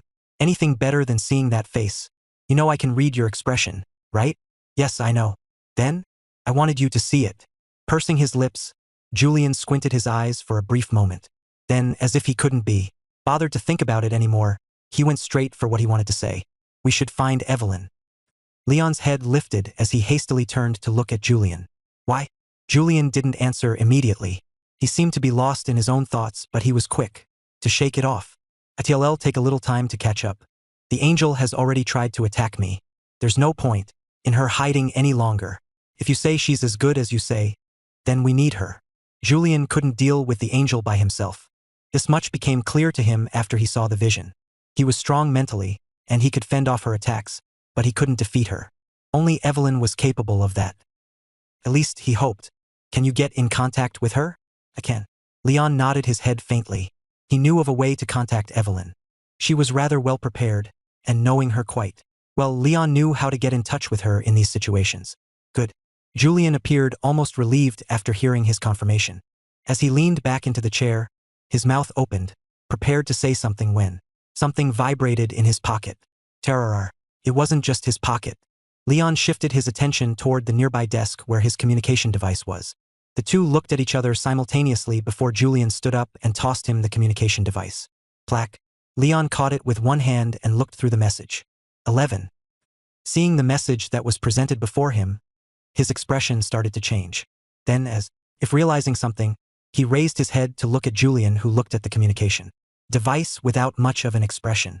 But upon closer look, Leon could see his grip over the communication device was extremely tight. How could Leon blame him? After all, the next matchups had been released. Match 1, Julian Ivinus vs.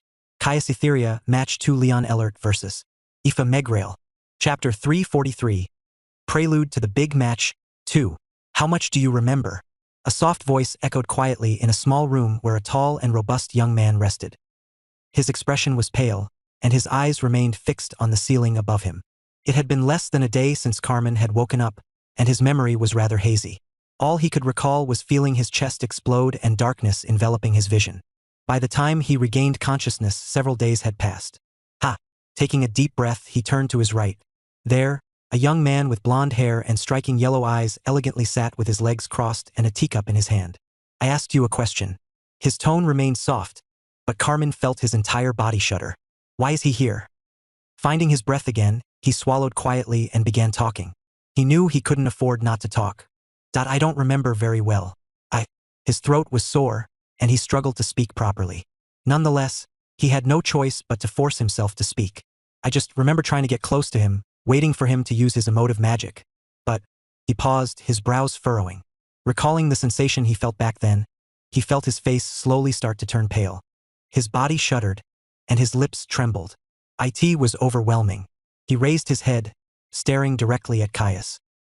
He pursed his lips, covering his mouth with his hand. He stopped himself from speaking any further, especially since he was about to say, to the point where even you might get swallowed up. But it was too late. Caius had already heard his words. Feeling Caius' gaze, Carmen felt sweat form by the side of his face. He swallowed quietly and tried his best to remain composed. But he knew that he couldn't remain silent. In the end, he spoke, to the point where I thought I was facing you. A bright light appeared. It shone upon the darkness that surrounded the space. Grass started to form, stretching towards the depth of the darkness. 4 orbs appeared above the grass. The orbs pulsed in silence, emitting faint hues of different colors. I stood in silence, watching the purple orb. Fear. Extending my hand, the orb reached out for me, slithering toward me and enveloping every part of my body. I stood in silence, observing the changes that were taking over my body. I ignored my trembling lips, the cold sweat running down my back, and my beating heart. I focused entirely on observing the changes that were taking over my body. It wasn't long before I had an understanding. With a long breath, I swiped my hand away and changes started to occur to the world that was presented before my very eyes. The grass rustled, while purple flowers started to appear all around the grass. Trees emerged, all with purple leaves, adding more vibrancy to the world. It was a process that took no longer than several minutes, and by the time it was over, the entire world was covered in purple flowers and trees. The sight was stunning. In getting closer, but above all, staring at the world that was forming within my mind, I knew that I was getting closer to completing my domain. I raised my head and looked at the 3 remaining orbs. So long as I could get access to the remaining orbs, instinctively my hand reached out for the orbs, which pulsed and throbbed as though they wanted to become one with me. I reached forward, toward the orb of sorrow. My heartbeat increased as I started to reach out for it, my inner greed coming out and whispering things into my mind. Do it, reach for it, get it. They rang loudly in my mind, trying their best to let me fall for the temptation. And just as my finger was about to touch the orb, I stopped. The world shattered and I opened my eyes, revealing the insides of my own room. I sat in silence for a brief moment before letting out a long breath. That was close. The match between Caius and I was going to be held tomorrow. There was no break. I couldn't afford to fully exhaust myself before the fight started. Caius was extremely strong, to the point where I knew that the odds were stacked against me, but I wanted to win. I wanted to be number 1. Since the day that I appeared in this world, I wanted to be number 1. I didn't want to lose. I hated losing, and for that reason I couldn't afford to mess around. As I closed my eyes, the world around me fell silent. I basked in that silence, ignoring the subtle pops and cracks coming out of my body as I adjusted myself for the upcoming fight. I had to win. The next day, Caius woke up early in the morning. He changed his clothes, had a nice breakfast, and brushed his teeth. Normally he'd train at this time in the morning, but today was different. There was a match that he needed to attend and he couldn't afford to waste any energy. Washing his face, Caius raised his head to stare at his face. His own hair was sticking to his forehead, and staring at his own reflection, Caius paid close attention to his eyes. They shone like jewels, capturing everything that looked right into them. Caius stared at his own reflection, his own pupils slowly starting to twist like the sun. The very air around him warped, objects within his reach flickering in and out of existence. Crack.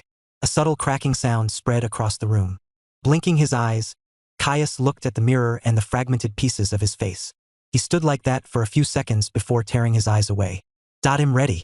It was early in the morning, and yet a long line had already formed at the entrance of the Coliseum. Let me in. I have been waiting since yesterday. Please let me in. Don't push.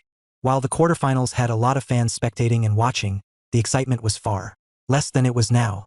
People pushed and shoved each other as tried to get into the Coliseum, unable to hide their anticipation for the upcoming battle. There would only be one battle displayed today, with the next one displayed the day after. This was so that everyone would make more money, be it the Megrail family that was hosting, and the other empires who got a small cut of the revenue that came from the broadcast. It was all about the money.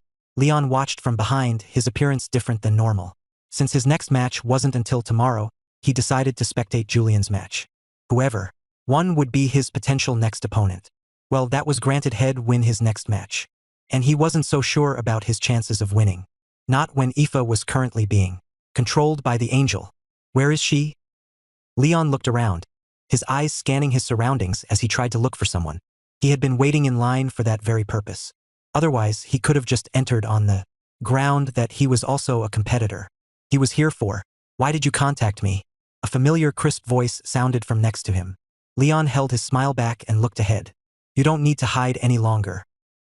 I've already been looped about the situation. The angel knows about Julian." As if realizing where the conversation was going, Evelyn let out a soft sound. Leon kept his expression straight. "I know you stayed away since you didn't want the angel to find out about us so that we could investigate, but that's no longer a problem." Finally, Leon turned his head to stare at Evelyn, who covered her face with a black hoodie. Leon found her appearance to be rather funny. "What's the point of the hoodie?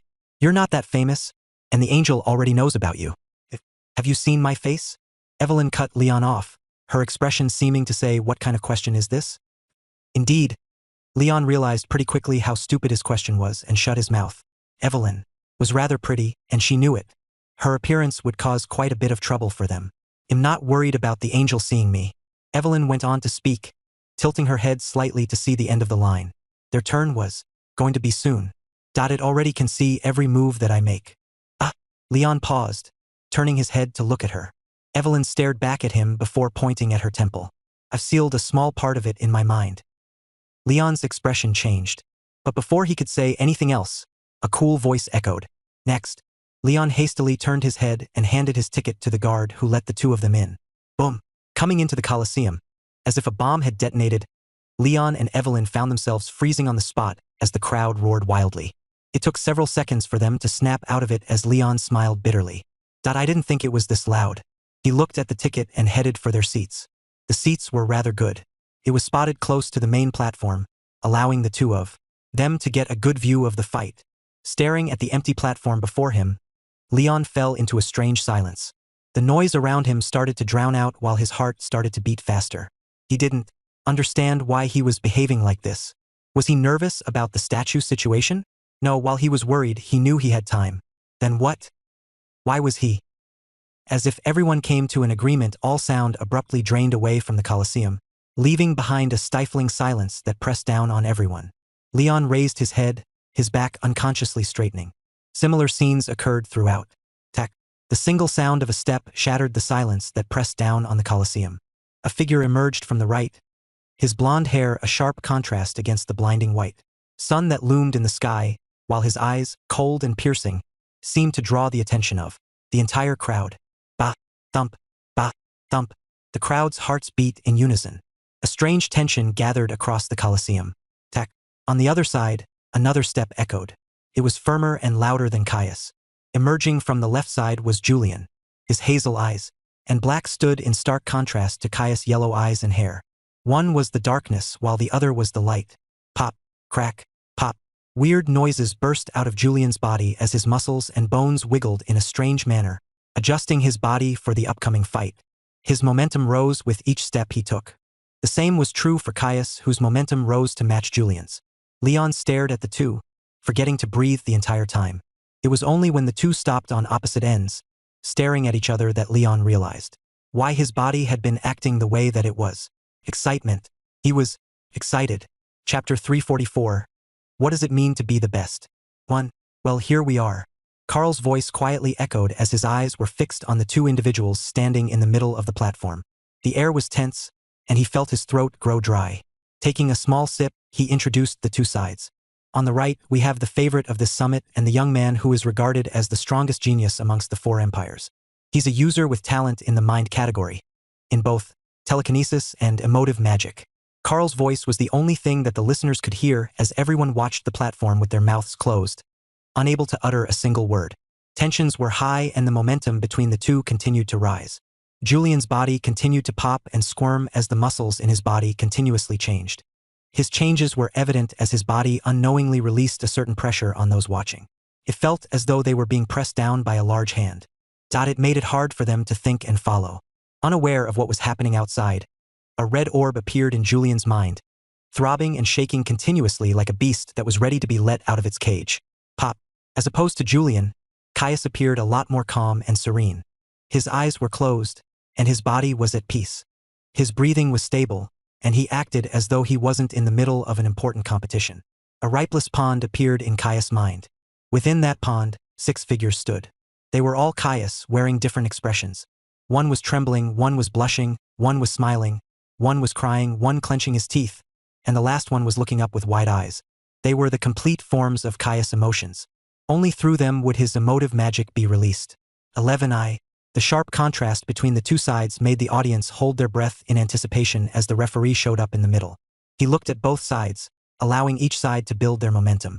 At the same time, Carl continued with his commentary. On the other side, we have Julian. He's what we call a black horse. Originally, he was ranked within the top 30 in the power ranking. But after defeating Calamities, things have shifted. Some claim that he's second to none behind Caius, while others still consider him to be the weakest.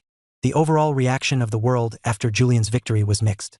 Most understood that he was at least amongst the top 4 strongest people. It was just that they weren't sure about which rank he was in. However, the hype behind Julian was high. A lot of people were now placing him at the top of the contestants, only behind Caius. This fight will allow us to see the true depths of his power, especially his famous emotive magic. Carl took another sip of his water. His mouth grew strangely dry with every word he spoke. Was it the nerves? Erased the kicker, however. Caius is also an extremely powerful emotive mage. There's a general consensus that he's the best emotive mage in his age group. But is that true? Or is Julian better than him? Carl turned his attention toward his partner, Johanna. What do you think? I'm not entirely sure.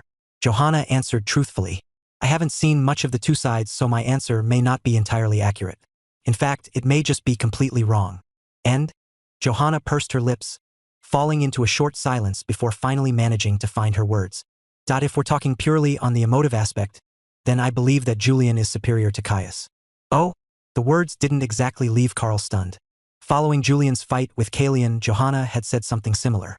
Digging up a few of the For now, it was mainly split, but a lot of the people were leaning in on Julian's side. We haven't seen much of Caius' emotive magic since he doesn't use it often, mainly finishing his opponents quickly with his telekinesis. However, looking at past records, I can more or less deduce a couple of things. Johanna sorted out a few files in front of her. She had done the research and thus had grounds for her words. Caius' control in his emotive magic far surpasses that of Julian, while Julian's overall intensity is far superior to Caius. So this is going to be a fight of control versus overwhelming intensity? It depends. Johanna shifted her attention back toward the stage where the referee stood, his arm slowly lifting under the eyes of everyone watching. As the entire world grew quiet, her eyes squinted as she mumbled, Caius' control will be the last thing Julian will have to think about during the match. As in, Johanna drew a deep breath. His concept. She mumbled, we still know nothing about it. Begin. The referee's hand came down and the fight began. At that moment, each side came alive. Caius' eyes flared open, displaying his intense yellow pupils.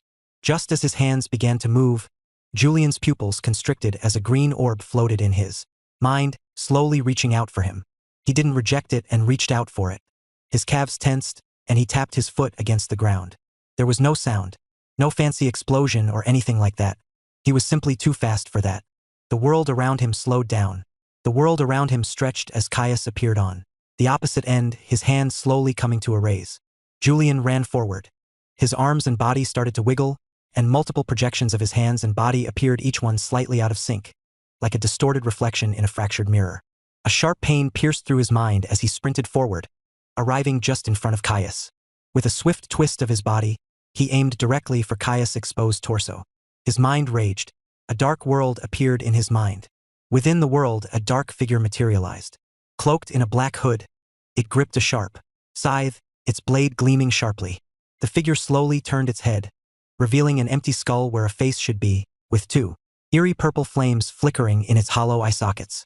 An embodiment of fear appeared in his mind. Within that image, Julian poured all his experiences and power. His plan was simple. End the fight in an instant. Use the green orb, get near Caius and touch him, pouring down all his emotions and overwhelming him from the start. If he couldn't defeat him in an instant, he would follow up with an attack shortly after. The plan was solid and he enacted on it the moment the match started. His hand drew close to Caius, coming closer and closer to his exposed torso. From the peripheral of his vision, Julian could see the crowd staring in the spot where he used to be, unaware of the fact that he was now close to Caius. He felt confident in his plan, and that confidence was further boosted when his hand began to touch Caius. Got him. Feeling the touch of Caius' torso, Julian began to transmit the emotions to him. He was in the process of doing that when, whoom, His hand shot down, crashing against the ground rapidly. Bang! Julian felt a sharp pain as he began to lose his center of gravity. The world around him returned to its usual speed, and when Julian looked up, all he saw was Caius' cold and gleaming yellow eyes. "Nice try," he mumbled, flicking his hand up. Swoosh! Julian's hand followed the motion of Caius' hand, flicking up and exposing his abdomen. KH! Julian's expression changed, his left hand tensing and bulging as he gathered power. His momentum reached a terrifying level, but Caius remained unfazed. Slapping his left hand to the left side, Julian's hand similarly slapped to the left, leaving his chest completely exposed. Caius didn't waste the chance. Right then, Caius stepped forward, pressing his hand right against Julian's exposed chest. As he did, he softly mumbled, "This is how you do it." Julian's mind blanked momentarily as his body began to tremble.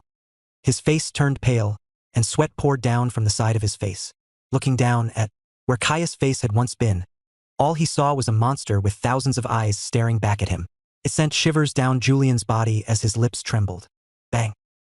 Julian felt his chest cave in shortly after as a powerful force blasted him back. Thump, thump, thump. With each step he took, the platform beneath him shattered, sending cracks spidering outward. It took him several seconds to finally stabilize himself amidst the crumbling platform. 1. By the time he stabilized himself, his breath was heavy and his body felt weak. His chest also hurt. Raising his head, 2 eyes stared back at him. Meeting his gaze was Caius, who remained stuck in the same spot. He didn't follow up with his attack. Rather, he appeared to be waiting for something. What exa? Yuk. Julian's throat constricted, and he gagged as blood spurted from his mouth, splattering onto the floor and leaving a fresh crimson stain. The already silent Colosseum fell into an even greater silence.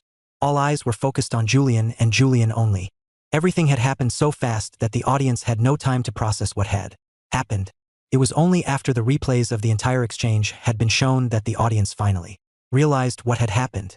They stood in silence for a few more seconds before, boom, they erupted. Ooh, Caius. As if a bomb had detonated, the entire Colosseum erupted in a massive roar, shattering the silence that had once dominated the surroundings. Basking in the cheers, Julian let out a long breath, a cloud of turbid air escaping his lips. As he raised his head to look at Caius, who tilted his head in a manner that seemed to say, "What are you waiting for?" Julian smirked. Under the audience's eyes and cheers, he brought his hand forward and pressed his thumb and middle finger together. Caius looked at his motions in surprise, his eyes blinking slowly.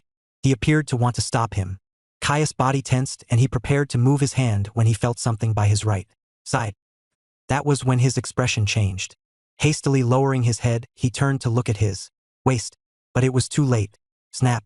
Julian's fingers snapped and Caius froze on the spot. His sudden actions brought the audience's attention back to the platform. What's going on? Did he just snap his fingers? Why would he? Despite his best attempts at trying to seem calm, the power behind Julian's tag was overwhelming. Caius felt as though he had been dragged into the deepest parts of the ocean, toward that dark place where no life existed. It sucked the very air out of his lungs, and as he stepped back once more, something rose from deep within his chest. Cracks appeared on his otherwise indifferent face. Changes occurred. More cracks appeared, slowly exposing his expression before. Yuk. Splash. Blood spilled once more. This time, from Caius, who staggered back, his face slowly regaining some color. Julian didn't follow up. Not because he didn't want to, but because he was similarly recovering from his injuries. By then, the entire Colosseum was quiet. None dared to utter a single word as the two sides stared at each other once more. Gradually, Julian's lips pulled as he looked at Caius, who was starting to recover. He was a little disappointed it didn't finish him in an instant, but this was to be expected. Still, seeing Caius state, Julian's expression eased. What you can do, I can do, but better. Bang. His body blurred and he shot in his direction. Chapter 345. What does it mean to be the best? 2. Bang. Unlike the first time, Julian's speed was visible to the naked eye. He didn't use the green orb like he did at first. The strain on his legs was far too much for him to bear. He could use the skill at most 2 more times before his legs would give out on him. He had to be careful when using the skill.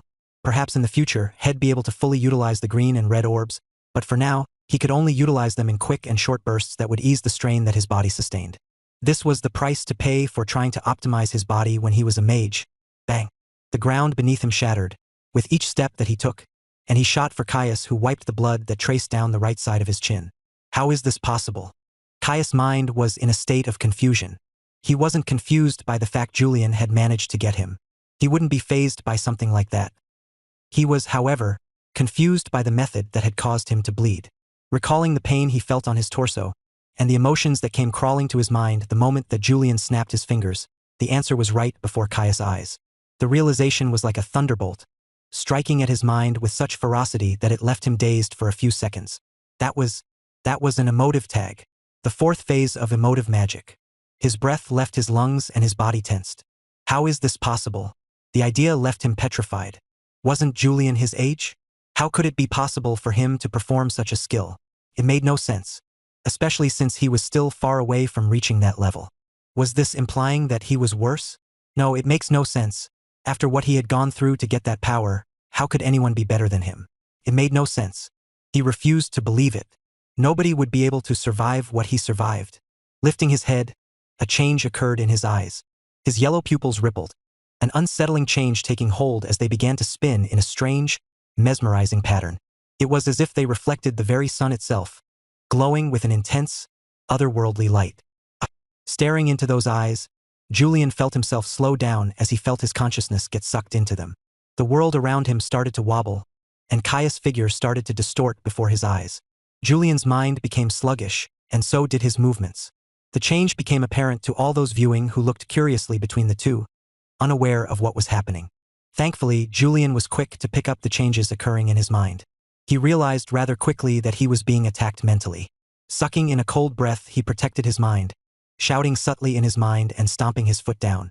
Bang! His mind cleared, but it was not fast enough. By the time he regained control of his mind, Caius was no longer in sight. Where did he go? Julian looked around, his eyes turning sharp and his ears twitching as he strained to hear for any shift in the wind around him. A deadly silence took over the platform as neither the spectators nor Julian let out a single breath. All eyes were fixed on the platform. No, more specifically toward him, seemingly waiting for something to happen. Julian stood in the silence, his face showing no expression. The silence felt suffocating while his entire body was tense. Where did he go? Caius' disappearance set him on edge. As far as he was aware, Caius didn't have a skill that rendered him invisible. But at the same time, Julian didn't really know much about how Caius fought. He never had the chance to show off his cards. Swoosh! The air behind Julian rippled, and his expression changed. He didn't waste a second and twisted his torso, his arm bulging and cracking as his shirt became tight. In one swift and smooth motion, he threw a punch in Caius' direction. Swoosh! The air twisted and whistled at his motion, forming a thin funnel that enveloped his arm. He was so fast that hardly anyone could keep up with his movements. Boom! The air shattered the moment he threw the punch. But there was a problem. It missed. Tack! A light step echoed right behind Julian, and just as he was about to turn around to strike, Caius waved his hand, freezing Julian in place. Without hesitation, Caius followed up with a swift, stinging slap. Swoosh! A slap that similarly missed as Julian's body faded into nothing. An illusion? Caius turned his head to see a figure materialize right behind him. Julian's fist was raised, back arched in preparation to strike down like an arrow drawn taut on a bowstring. An arrow that shot down on his face the moment that it had the chance to do so. Swoosh! Julian punched down with all his power, his face straining due to his exertion. Staring at the incoming fist, Caius remained calm. Abnormally calm. Closing his eyes, he found himself standing in the middle of the pond in his mind. Beneath him, he could see the 6 different versions of himself. They all stared back at him, their expressions slowly changing into one of indifference before they all knelt down. Caius nodded and the fist appeared in his vision once more. Raising his hand, he mumbled, "Stop." The fist stopped an inch away from his face. Yuka. Seeing his first stop, Julian's face was red as he tried to exert more power, but it was of no use. Caius raised his hand forward and slapped the fist to the side. Unable to fight back, Julian could only watch as he was flung aside, creating an opening for Caius to exploit, an opening that he did exploit as he opened his palm and reached out for his exposed chest. It was the same move as before, only that, swoosh, a purple hand appeared right at the back of Caius' head, trying to reach for his exposed neck. It was a move that Julian had carefully set up in advance. Knowing just how capable Caius was with his telekinesis, he knew that fighting short range was suicide against him, For that reason, he had to rely on his curse and emotive magic. A lot of the audience jumped out of their seats the moment they saw what Julian had done, holding their breath and waiting for Caius to react. Was Julian going to take the initiative? Was he? Stop. Caius' voice echoed again. But this time it was a little different as it gently transmitted throughout the entire Colosseum.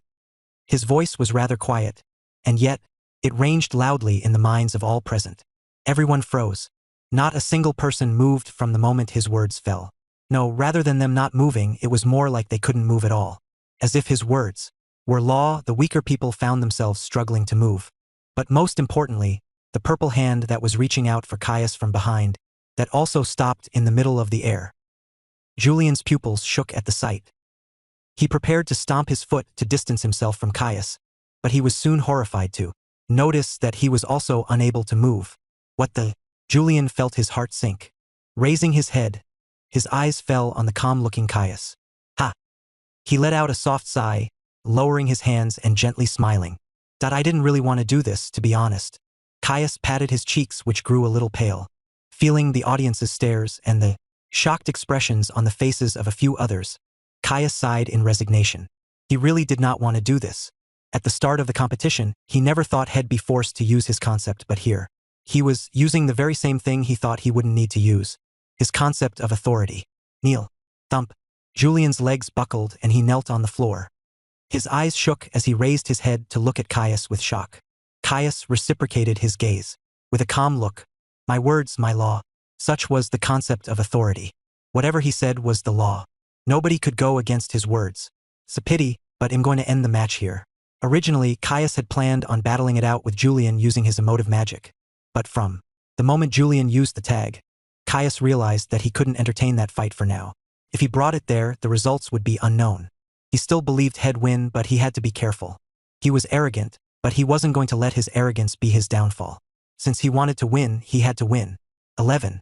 Under the shocked eyes of all those witnessing, Caius raised his hand and brought it down. It was a swift and decisive action that left no room for Julian to exploit. He planned to end the match then and there. The eyes of many squinted as the result of the match seemed to be decided. But just as most people thought the fight was over, Julian's eyes clouded, slowly turning purple. Purple? Caius' expression changed. He had never seen Julian's eyes turn purple. Immediately, his heart sank, but it was too late. His hand cleaved down, directly phasing into Julian's body. Caius' eyes constricted at the sight. However, before Caius could even grasp what had happened, Julian's body sprang up and twisted around him. Floating in the air, his form seemed to blur, becoming almost cloudy, as if he were slipping between the physical and the ethereal. A few people stood up on the spot, staring at the scene with open eyes. This was also true for Carl, who pointed at the broadcast with shock. Isn't that? Yes. Johanna nodded, her expression turning serious. The same skill that Angela, Julian's previous opponent, used. Tap. Appearing right behind Caius, Julian's body started to return to its physical state. Snapping out of his shock, Caius shook his head and opened his mouth in preparation for using his decree, but just as his mouth opened, Julian's eyes turned green. The world around him slowed down significantly, his vision stretching. Turning his head to look around, Julian lowered his body and dashed toward Caius' front. The tiles shattered with each step he took, and as he arrived before Caius, he twisted his torso and brought his fist back, his back arching and tensing as his eyes switched from green to red. It was also then that the world returned to its usual speed and Julian's fist smashed down on Caius, who was halfway through issuing his decree. Stio. Boom. As if a bomb had detonated, the platform beneath shattered as his fist bore down on Caius, who just barely managed to raise his guard. Nonetheless, the hit still hit him. Julian heard subtle cracking sounds coming from Caius' arms, and his body skidded back several steps. Work.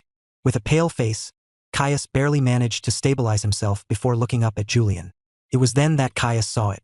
Nah. A look of exhaustion. Chapter 346. What does it mean to be the best? 3. How much time has passed since the start of the match?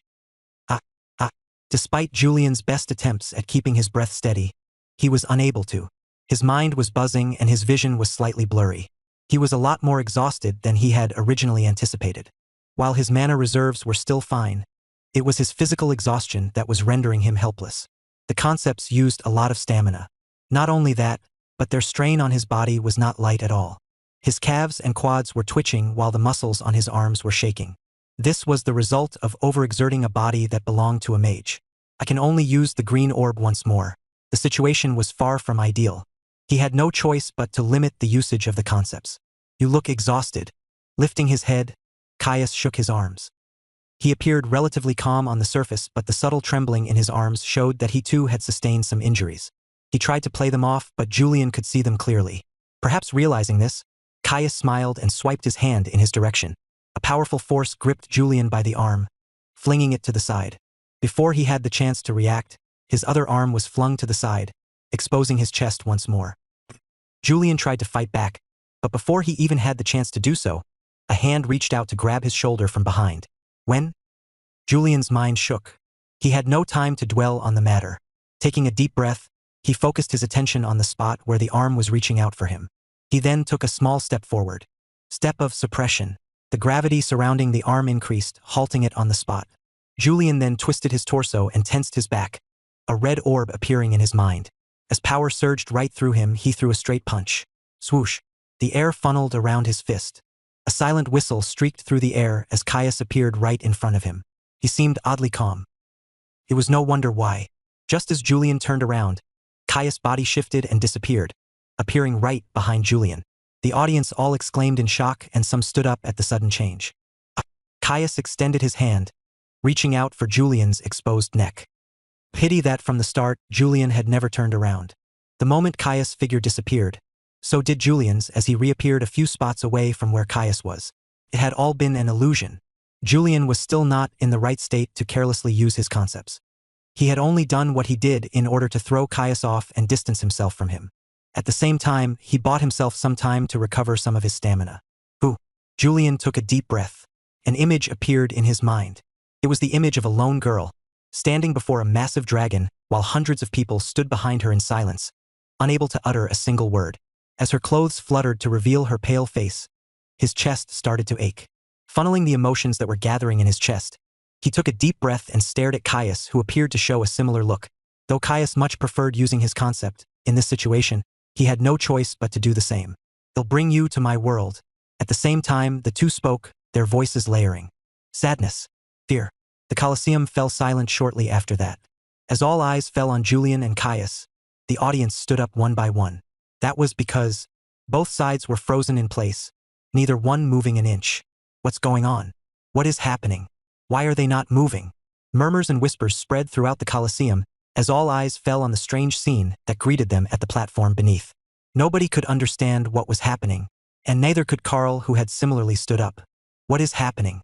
Why did they both freeze in place? Could this be a draw? No.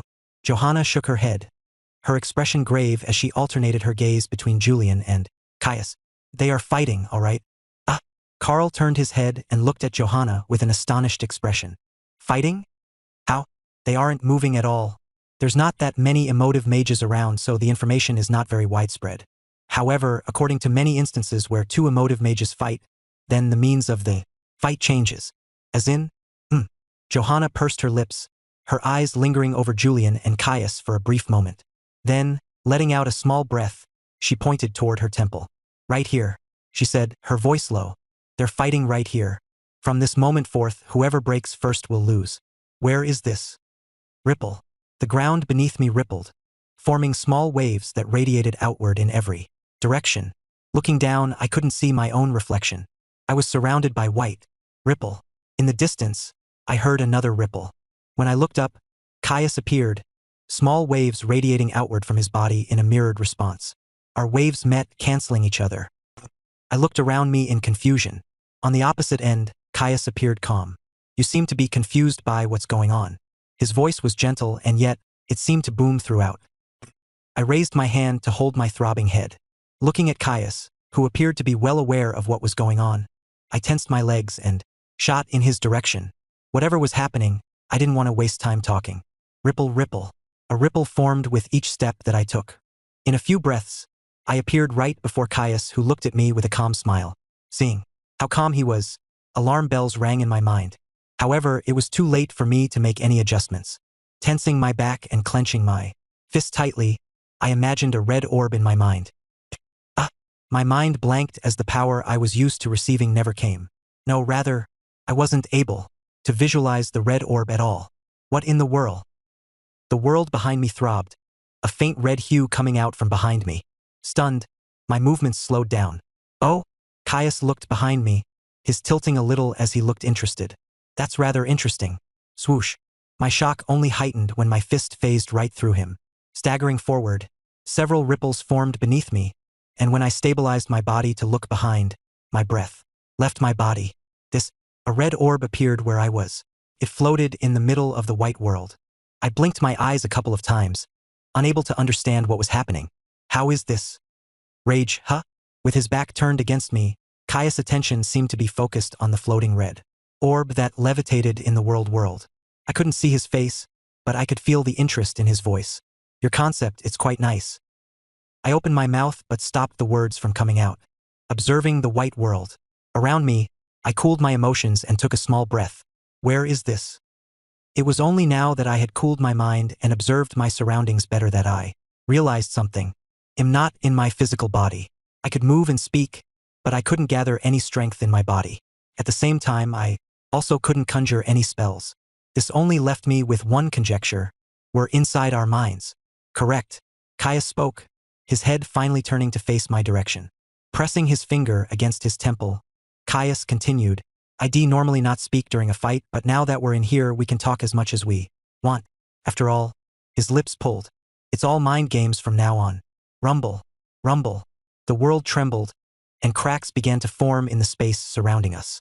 The red orb on the far side flickered away as more and more fractures splintered across the fabric of the white world that enveloped us.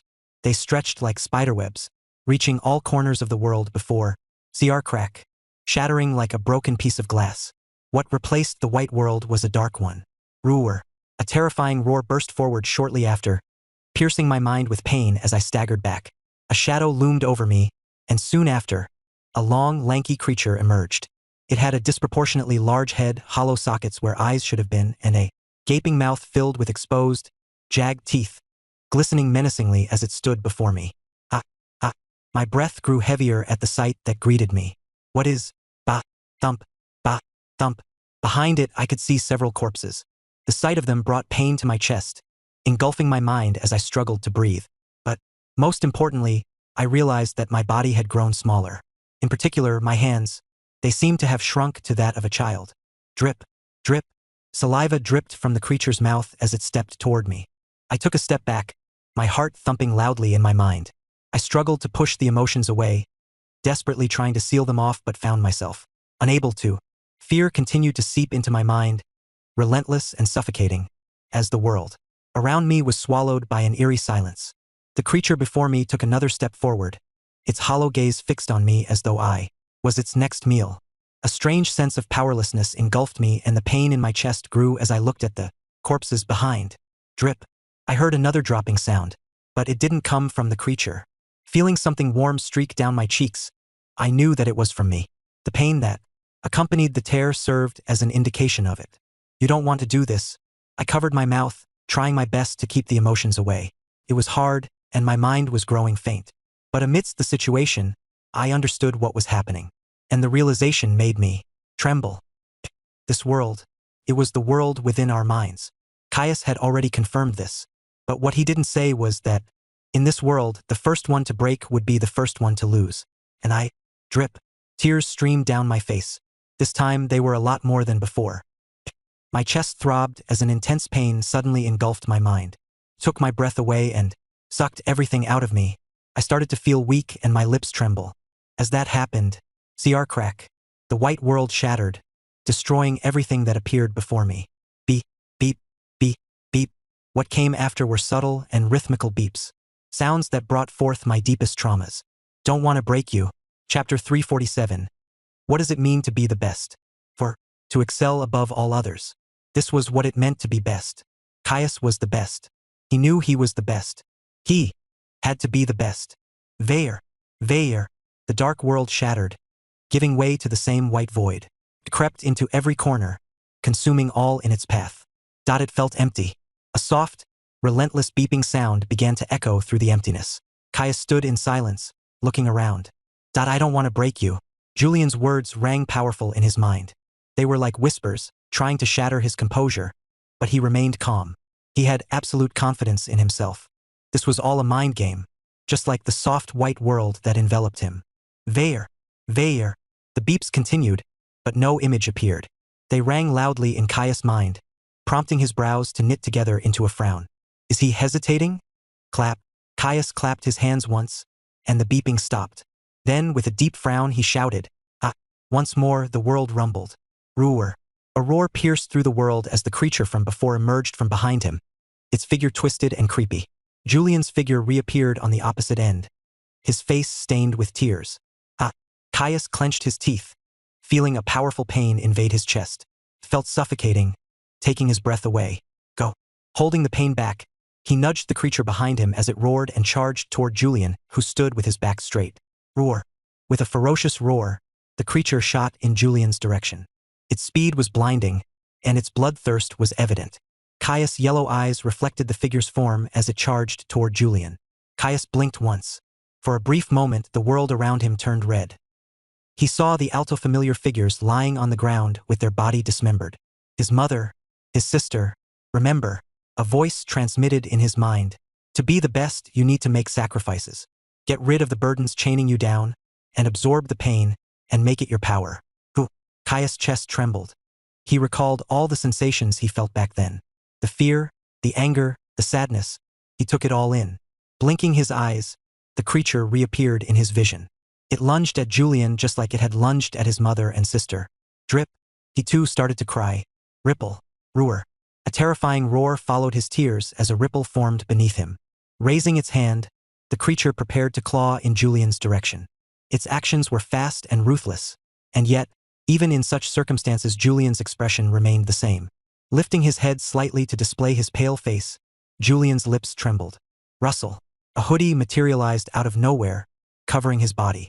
It fluttered gently under the creature's attack. Standing there, a massive creature began to emerge beside him.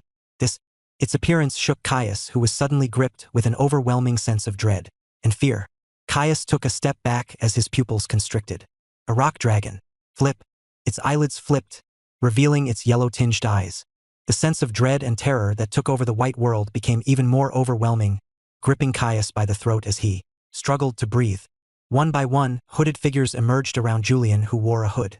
It was as if an army had risen beside him. Caius' mind screamed with fear. He had to get out. He needed to run away. Terrifying. How could anyone withstand such a situation? But amidst the fear, he felt something else. Drip. WWHY. Caius touched his face, feeling the hot streaks falling down his cheeks. WWHY, am I crying? Rustle.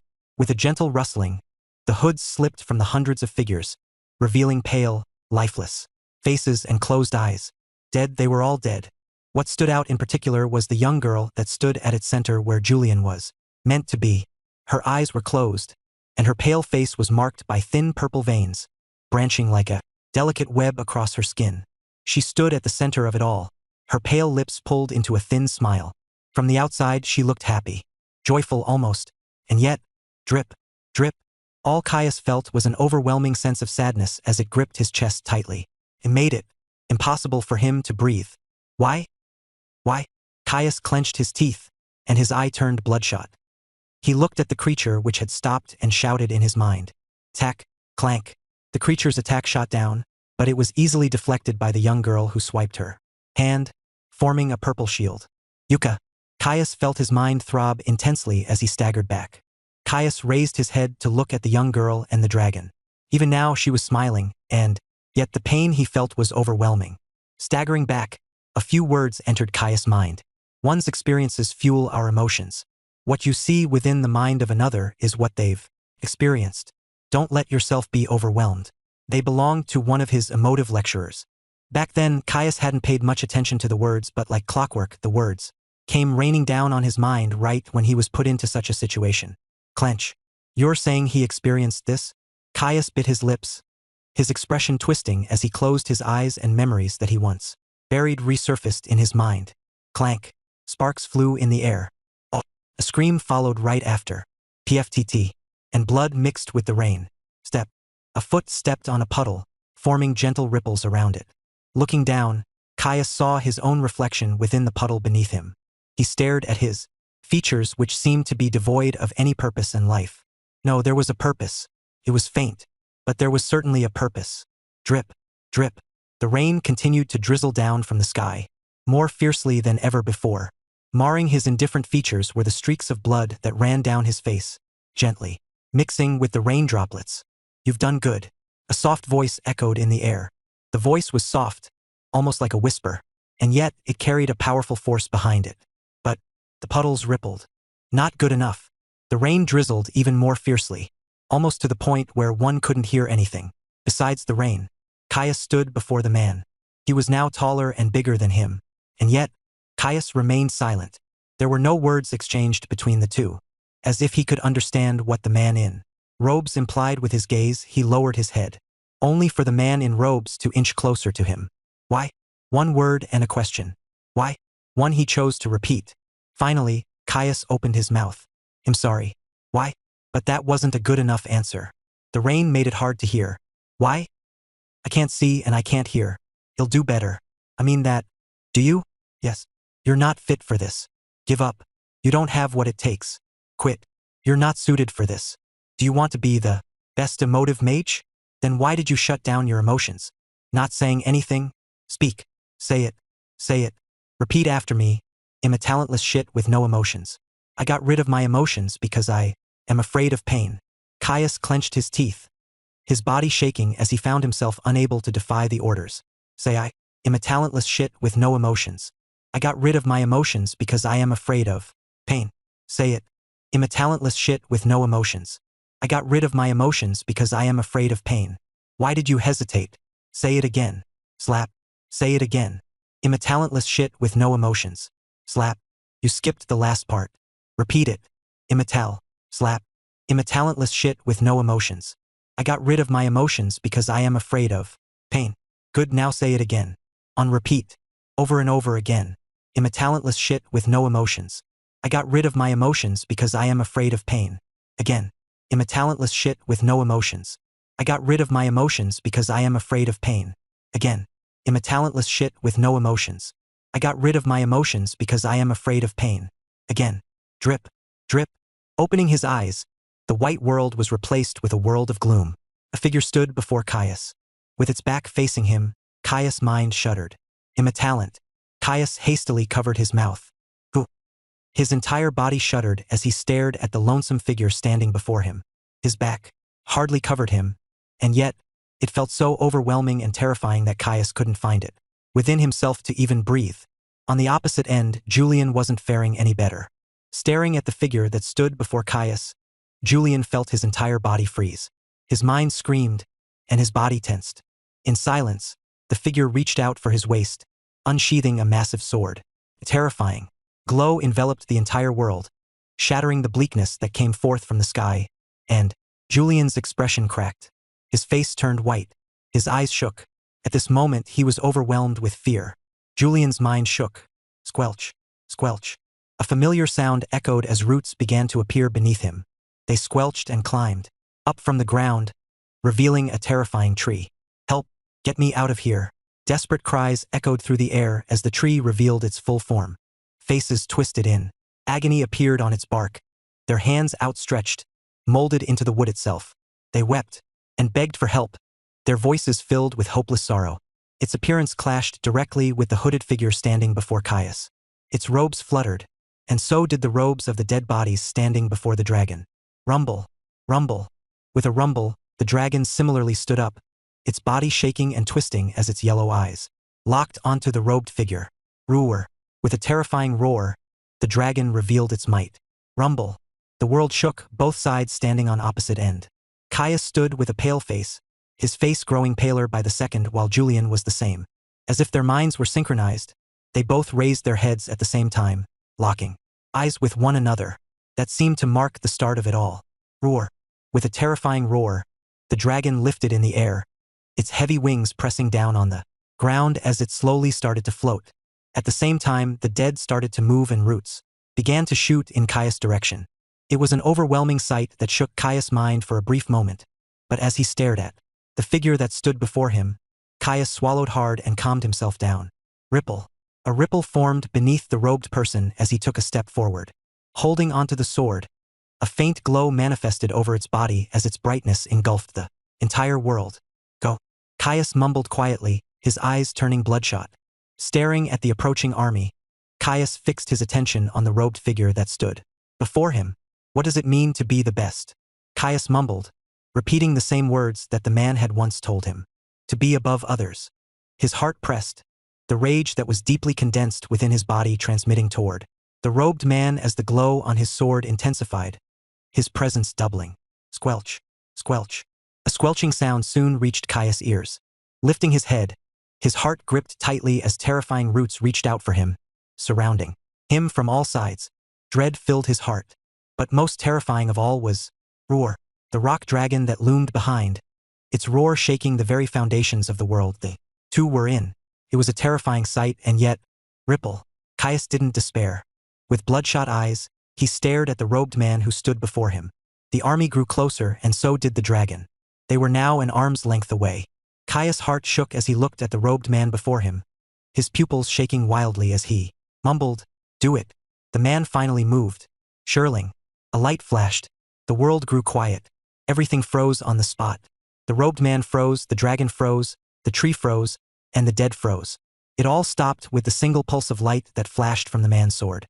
Caius and Julian similarly froze. Their eyes locked onto one another as they stood frozen on the spot. In the silence, neither party moved. Not until Yuka. Julian's face paled and blood spurted out of his mouth. Flash. His figure staggered a couple of steps back before falling down completely, his face growing even paler than before. CRA crack. Shortly after, cracks began to form on the figures that stood to protect Julian. Be it the dragon, tree, and the dead. They all cracked until, crash, they all shattered into nothingness. Caius stared at the scene for a brief moment, his eyes blinking slowly before turning bloodshot. His shoulders started to tremble. Blood leaked from his lips as the shaking became more prominent, and before long he found himself unable to hold it in any longer as he burst out laughing. Ha ha ha ha ha ha. His laugh echoed loudly within the white world, echoing across the entire space as he found himself unable to hide his joy. I did it. Ha ha. Caius laughed, his expression twisted. I fucking did it. I am the best. Did you say that, you bastard? I am the Veyer. Caius felt his voice be stripped from his mouth. Huh? Caius slowly turned his head toward the distance where a figure lay on the ground with his arm covering his eyes. Tu didn't want to do this. Tears streamed down from the corner of his eyes as his body started to wither. Caius took a step back, his back suddenly drenching with sweat. What's going on? No. Veyer. I told you that I didn't. Wires sprouted from the ground, digging into his body as his clothes changed, and his body lifted as a strangely framed bed appeared from beneath. What? Caius' eyes shook, unable to understand what was happening. However, if there was one thing that he understood, it was the fact that something within his body was slowly starting to disappear. No. Veyer. Julian lowered his arm from his eyes, revealing a withered, sunken face with hollow eyes and only sparse strands of hair clinging to his scalp. Blinking slowly, Julian looked at Caius. Want to win? Caius shook his head. But it was too late. I'm sorry. Beep. Caius' mind grew dark, and the match ended. The winner, Julian Dacre Ivinus. That match marked Julian's rise to the finals. But at the same time, it marked the day when Caius lost his emotions. He failed to become the best. What does it mean to be the best? To win. Julian Dacre Ivinus. Chapter 348. Shock 1. How long has it been since the two stopped moving? Carl asked, his eyes fixed on the platform which had grown extremely quiet. All eyes were on the two contestants who stood on opposite ends, their faces and expressions frozen as they looked at each other. Despite neither side doing anything, tensions ran high. In the silence, everyone waited for the inevitable shift that would occur. Whoever came out on top was going to most likely be the winner. Carl bit his lips in anticipation, trying his best to calm his nerves. He wasn't sure why, but he was nervous. Something about the silence left him unsettled.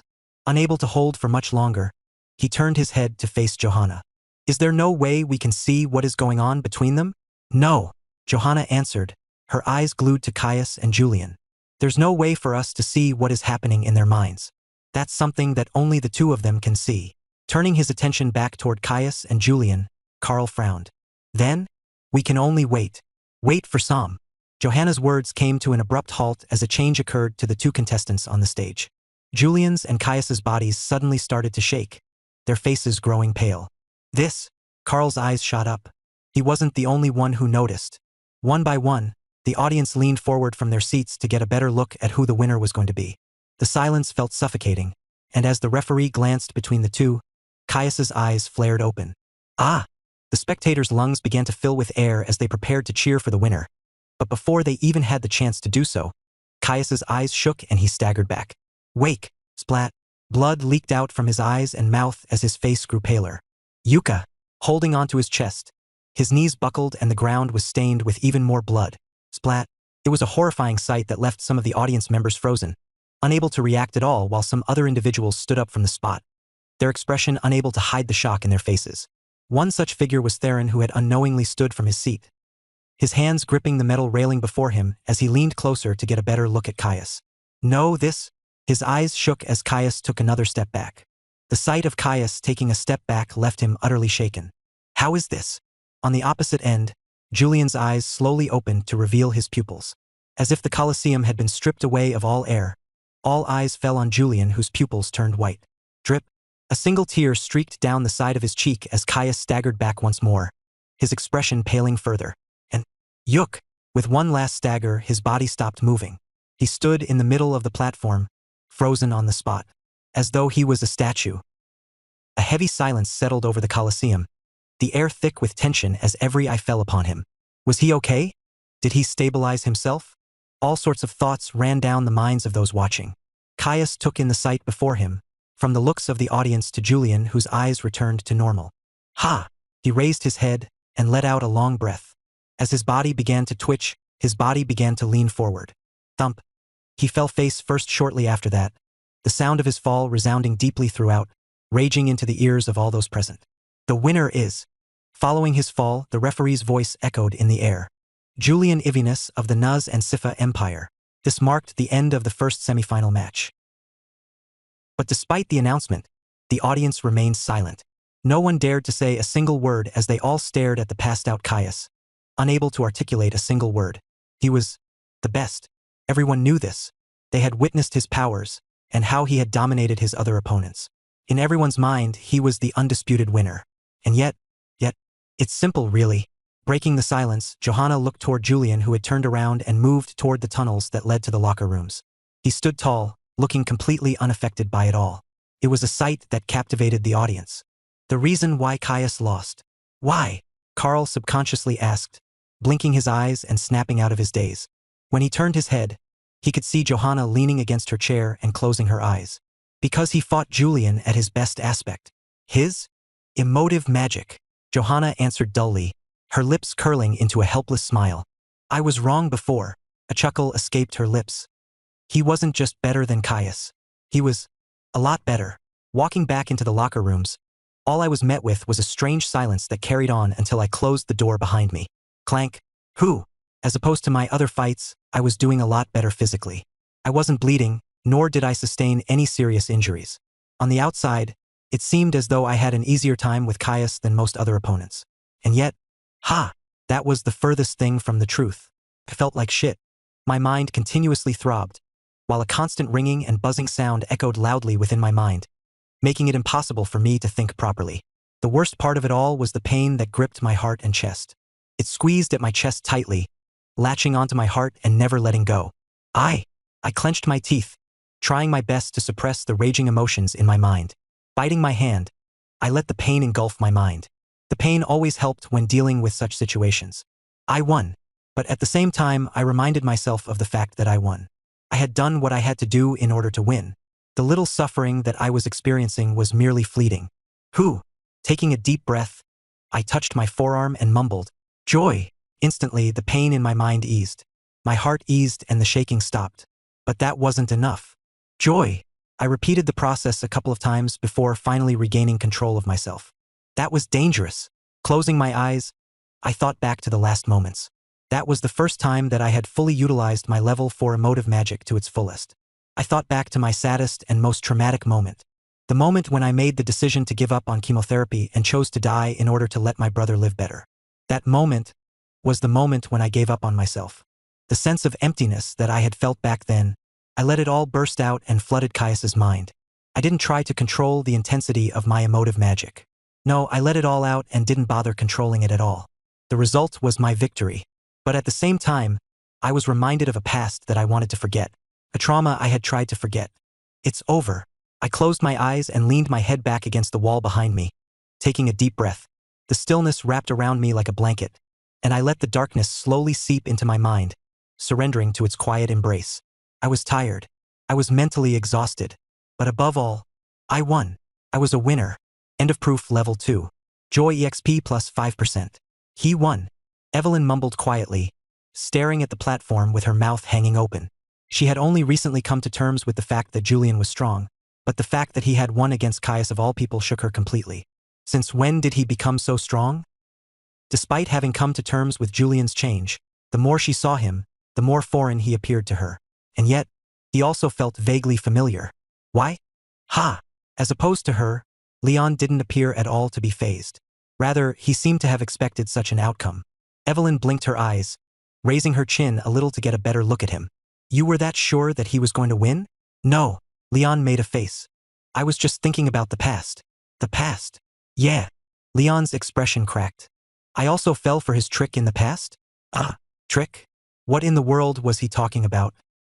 Evelyn looked at Leon with a blank look. But then, she suddenly recalled something. Are you talking about the time when he said that he beat you? Yeah. Leon replied honestly, slowly standing up from his seat and heading for the exit of the Colosseum.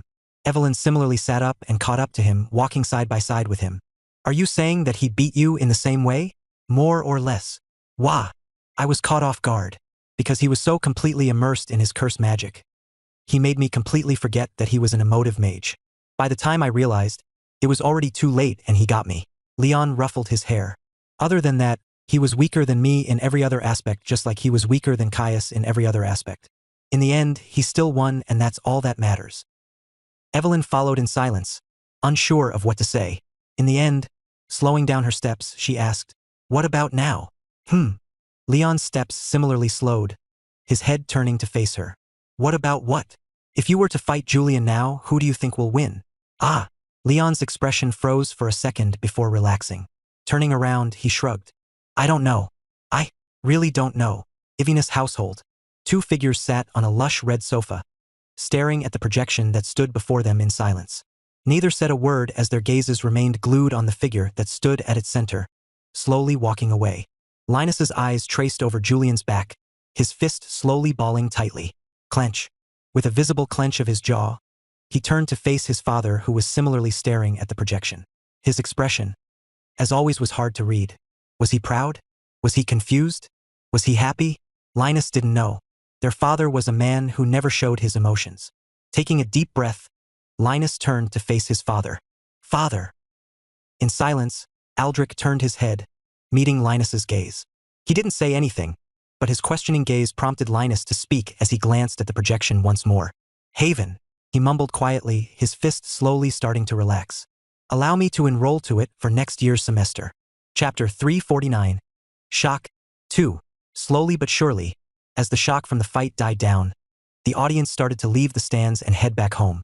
It was strangely quiet as the people left, nobody talking or sharing any excitement that was usually present after a fight. Evidently, everyone was still in shock from the result of the fight. I watched silently as everyone left the venue before changing my appearance and heading for my apartment. Couldn't have the people see my face. That would be rather troublesome. But I rubbed my forehead and squeezed my brows. I feel a little better, I guess. I had passed out in the locker room for an hour. By the time I had woken up, everyone had already left the Colosseum. After a cold shower, I felt a lot better, but my mind was still rather foggy. I need to sleep. On a good note, the finals will be held a week from now. This meant that I had a lot of time to rest. Tomorrow was Leon's match as well.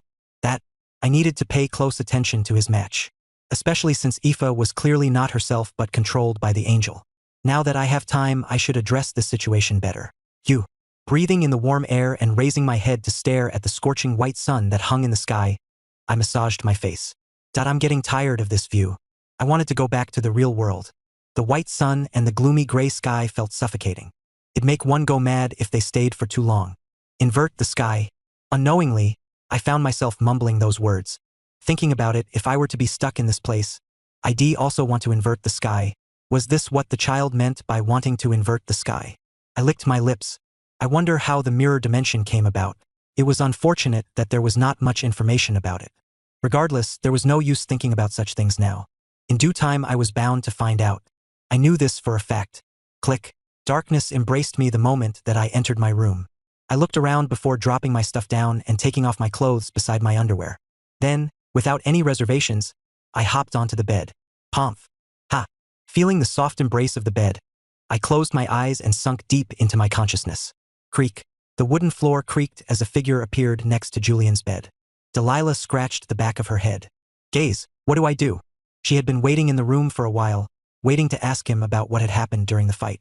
Kaya's conditions were rather critical, and she knew that the situation was bound to turn messy.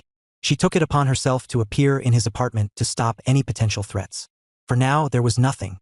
There probably would be nothing, but one couldn't be too sure. Still, while Delilah understood that Julian was exhausted, she hadn't expected him to directly fall asleep the moment that he touched the bed.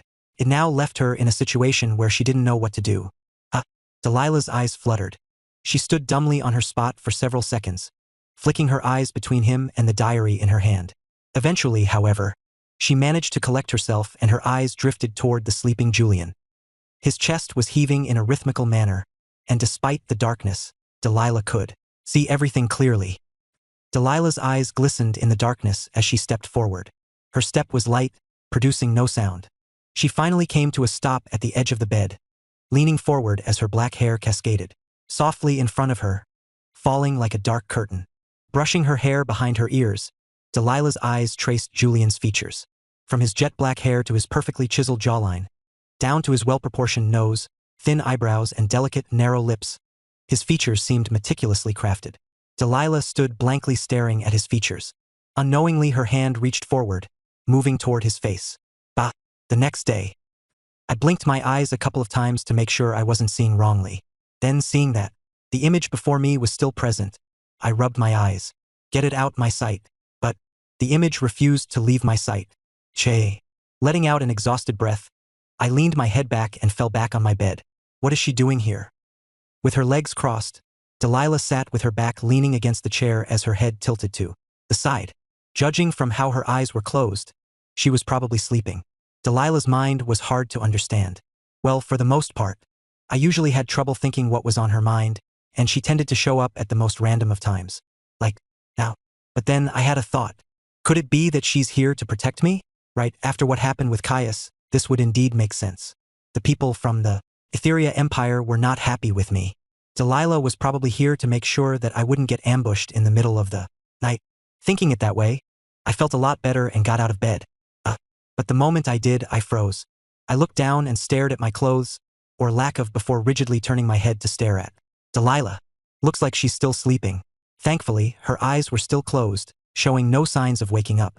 I hurried down to pick my clothes and dashed to the bathroom where I turned on the tap and washed my face before taking a quick shower and putting on my clothes.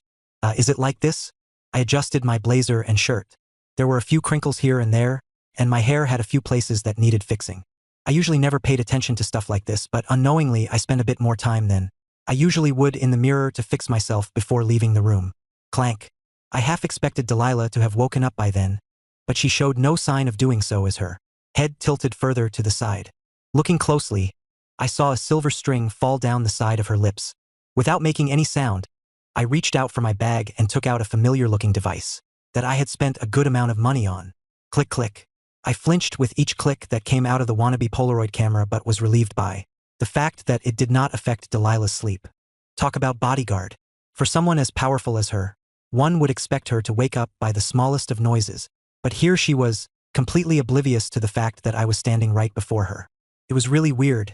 Is it possible that she's awake and just pretending to sleep? My hand froze at the thought as I looked down at Delilah. But then, staring at the silver streak streaking down her lips, I pushed the thought away. Click, click, click.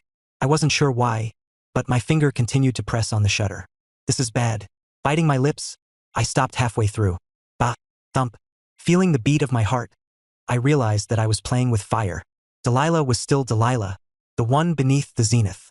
A single slap from her would send me flying back to where I came from. I brushed the thought away and prepared to put the camera down. But as I did, my eyes fell on the table where a pen appeared. My breath stopped and my hands started to twitch. No. I licked my lips, which had grown dry. Taking a step back, I swallowed my saliva. Don't do it. My arms shook as I was forced to turn my head away. But as I did, the image of the pen appeared in my mind again. The sleek and smooth body, the light and soft feel, the clank. The moment Julian's presence left Delilah's reach, her eyes opened. She wiped the corner of her mouth and looked around. The room was empty and everything else was clean. Evidently, Julian had cleaned up before leaving. Delilah had been so deep in her sleep that she hadn't noticed. Despite her strength, she too needed to sleep. Furthermore, she had set up a safety net around the area. So long as an unknown presence stepped in, she'd be able to tell. At the same time, if Julian left the net, she'd also get warned, hence why she woke up. Still, he could have woken her up. Delilah flashed her hand as a book appeared. Julian Observation Diary. Opening it, she reached out for the pen next to her and started to write. Black circle, he is tidy. This point she already knew, especially after what he had done to her office. HM? Delilah's hand stopped as she caught a whiff of something. Ink? Her brows furrowed as she thought about the smell and lowered her head to see her pen. Bringing it up to her nose, she sniffed it a couple of times. The same smell. Delilah stood up, her brows furrowing further. Touching her face, a black smear appeared on her fingers. Delilah tilted her head, a question mark popping on top of her head. Squinting her eyes, she walked to the bathroom and stopped before the mirror. Her expression hardly changed as she looked at the mirror. Delilah's face froze at the sight that greeted her. Was that a mustache on her face? No, what about on her cheek? It looked like a cat. It wasn't bad. Is that a chocolate bar? Not that. Great. Without her knowing, she started to critique the drawings on her face. The corner of her lips gently pulled as she looked at the numerous doodles on her face. A cat, a chocolate bar, a mustache, a cloud. There were so many. A weird sound escaped Delilah's lips as her lips pulled up further. But it lasted only for a brief moment before her expression returned to normal. She then turned on the tap and flicked her hand. The water rose up, drifting toward her face, washing away all the ink from her skin. In moments, her face appeared back to its pristine and normal condition. Delilah nodded gently before turning the tap off and heading back to the room where the diary sat. She opened it and began to write again. Black circle, he likes touching my face. Why else would he draw on her face? Delilah pressed the pen on the paper, applying a little bit more pressure as she paused. She didn't really blame him. After all, she too liked. Chapter 350.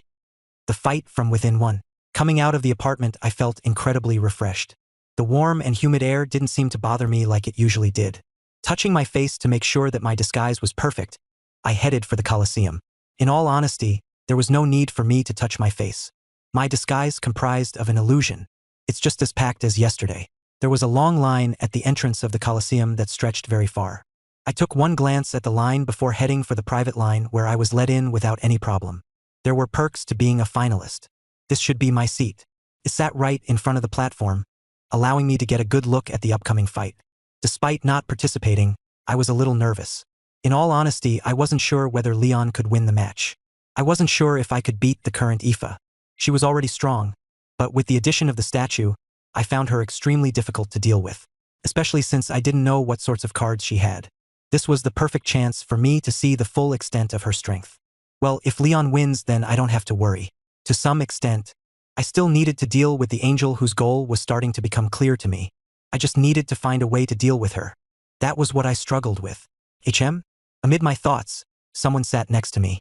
I glanced in his direction for a brief moment before looking away. I couldn't recognize him. However, he appeared to be rather tall with long brown hair and hazel eyes.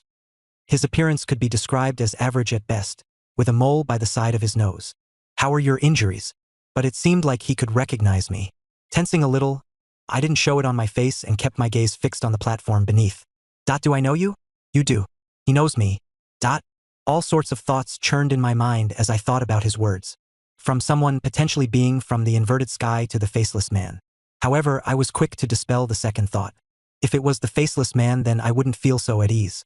Someone from the organization then. Looks like you can't recognize me. 11. The silence that came after his words was enough of an answer for him as he pinched his throat.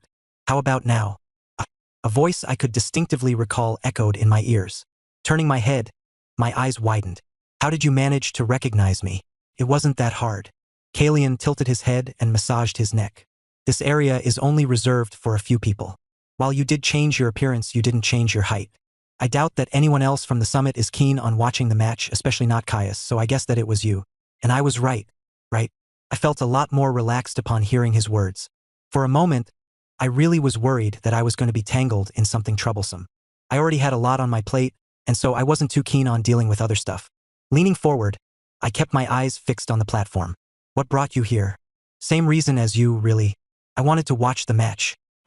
Your match yesterday was rather boring. I guess. Couldn't be helped. Nobody could really see what was happening inside of our minds. But, that aside, Kalian appeared strangely chatty. He didn't strike me as that kind of person. Do you want anything from me? Are you worried that il reve? Nah. Kalian waved his hand dismissively. I don't care about that at all. If you tell them, so be it. In the end, my value trumps everyone else that the Empire brought. I may have betrayed them, but betrayal is common where I come from. It'll at most be sent to the camps. Camps? I was a little intrigued by the word but didn't probe any further. So you're just here to watch? Yeah.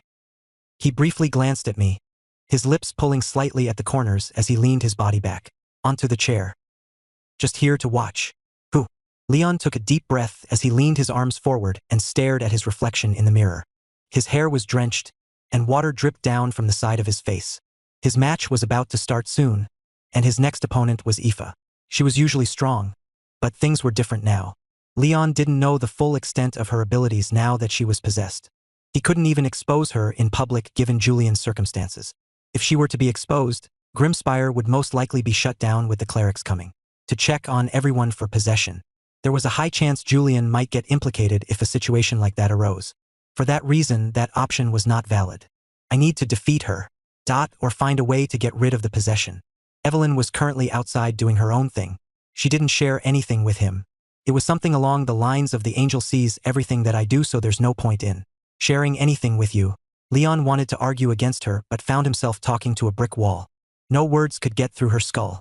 In the end, the only thing he could do was fight Aoife and win. Hugh. Splashing his face with water, he faced the door of the locker room. Behind it, he could hear the cheers of the crowd. They were loud and his blood started to boil. Right, he'll be fighting Julian after this match. He could finally get his revenge. 11. Pursing his lips, Leon took off his clothes and changed into his combat ones. Then, taking another deep breath to calm his nerves, he reached out for the door and opened. Boom! The cheers of the crowd engulfed him. Without turning back, Leon headed for the main platform where the audience waited. The darkness felt suffocating. Within it, wails of despair reverberated through the air. Help! Get me out of here! Someone please! Hands reached out in desperation, seemingly trying to grasp the darkness and tear it away. But it was useless. There was no escaping the darkness. Cage?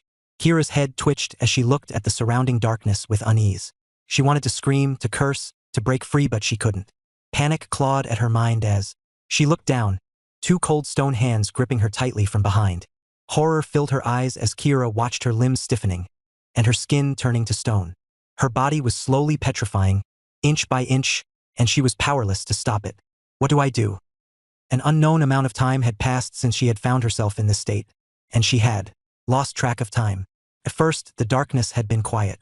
However, with time, the darkness became louder and louder as she heard more and more wails. It started to chew at her mind, adding to the sense of torture that she felt. Make it stop, Kira roared in her mind, but her words went to deaf ears. Unlike the others, she couldn't scream. She had gone past that stage. She was now at the stage where she would soon completely succumb to the statue. And that terrified her. The darkness that surrounded her terrified. She hated the dark.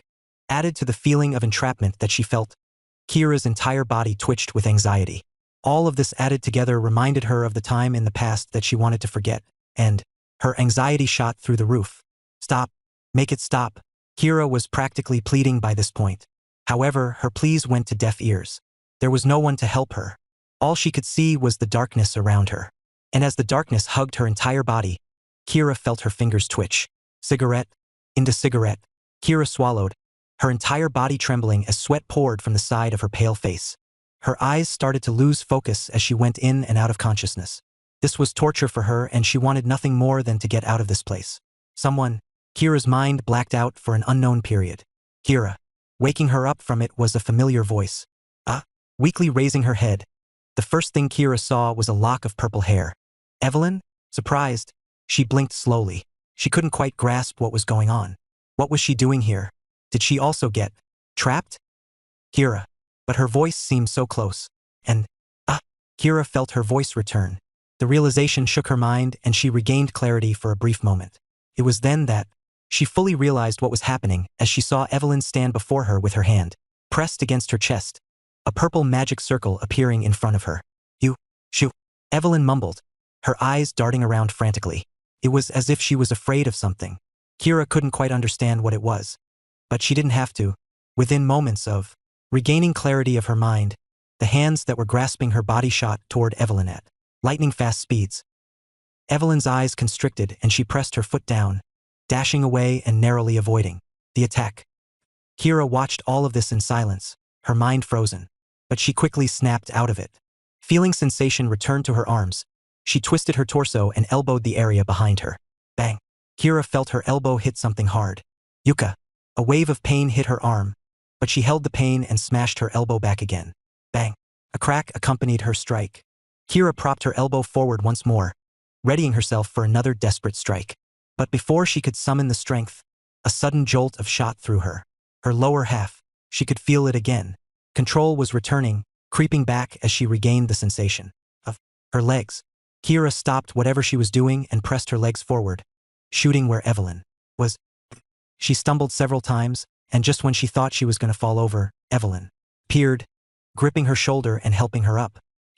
It's a long story, Evelyn replied, her expression stern as she looked around the darkness that surrounded the two of them. We better hurry.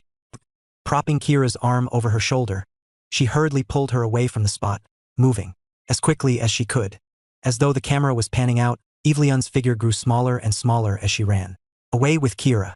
All noise ceased from that point as the darkness shattered. What replaced the darkness was a grayed figure who stood on the opposite end of a large platform. His expression was serious, while thousands of people stood around them. Roar!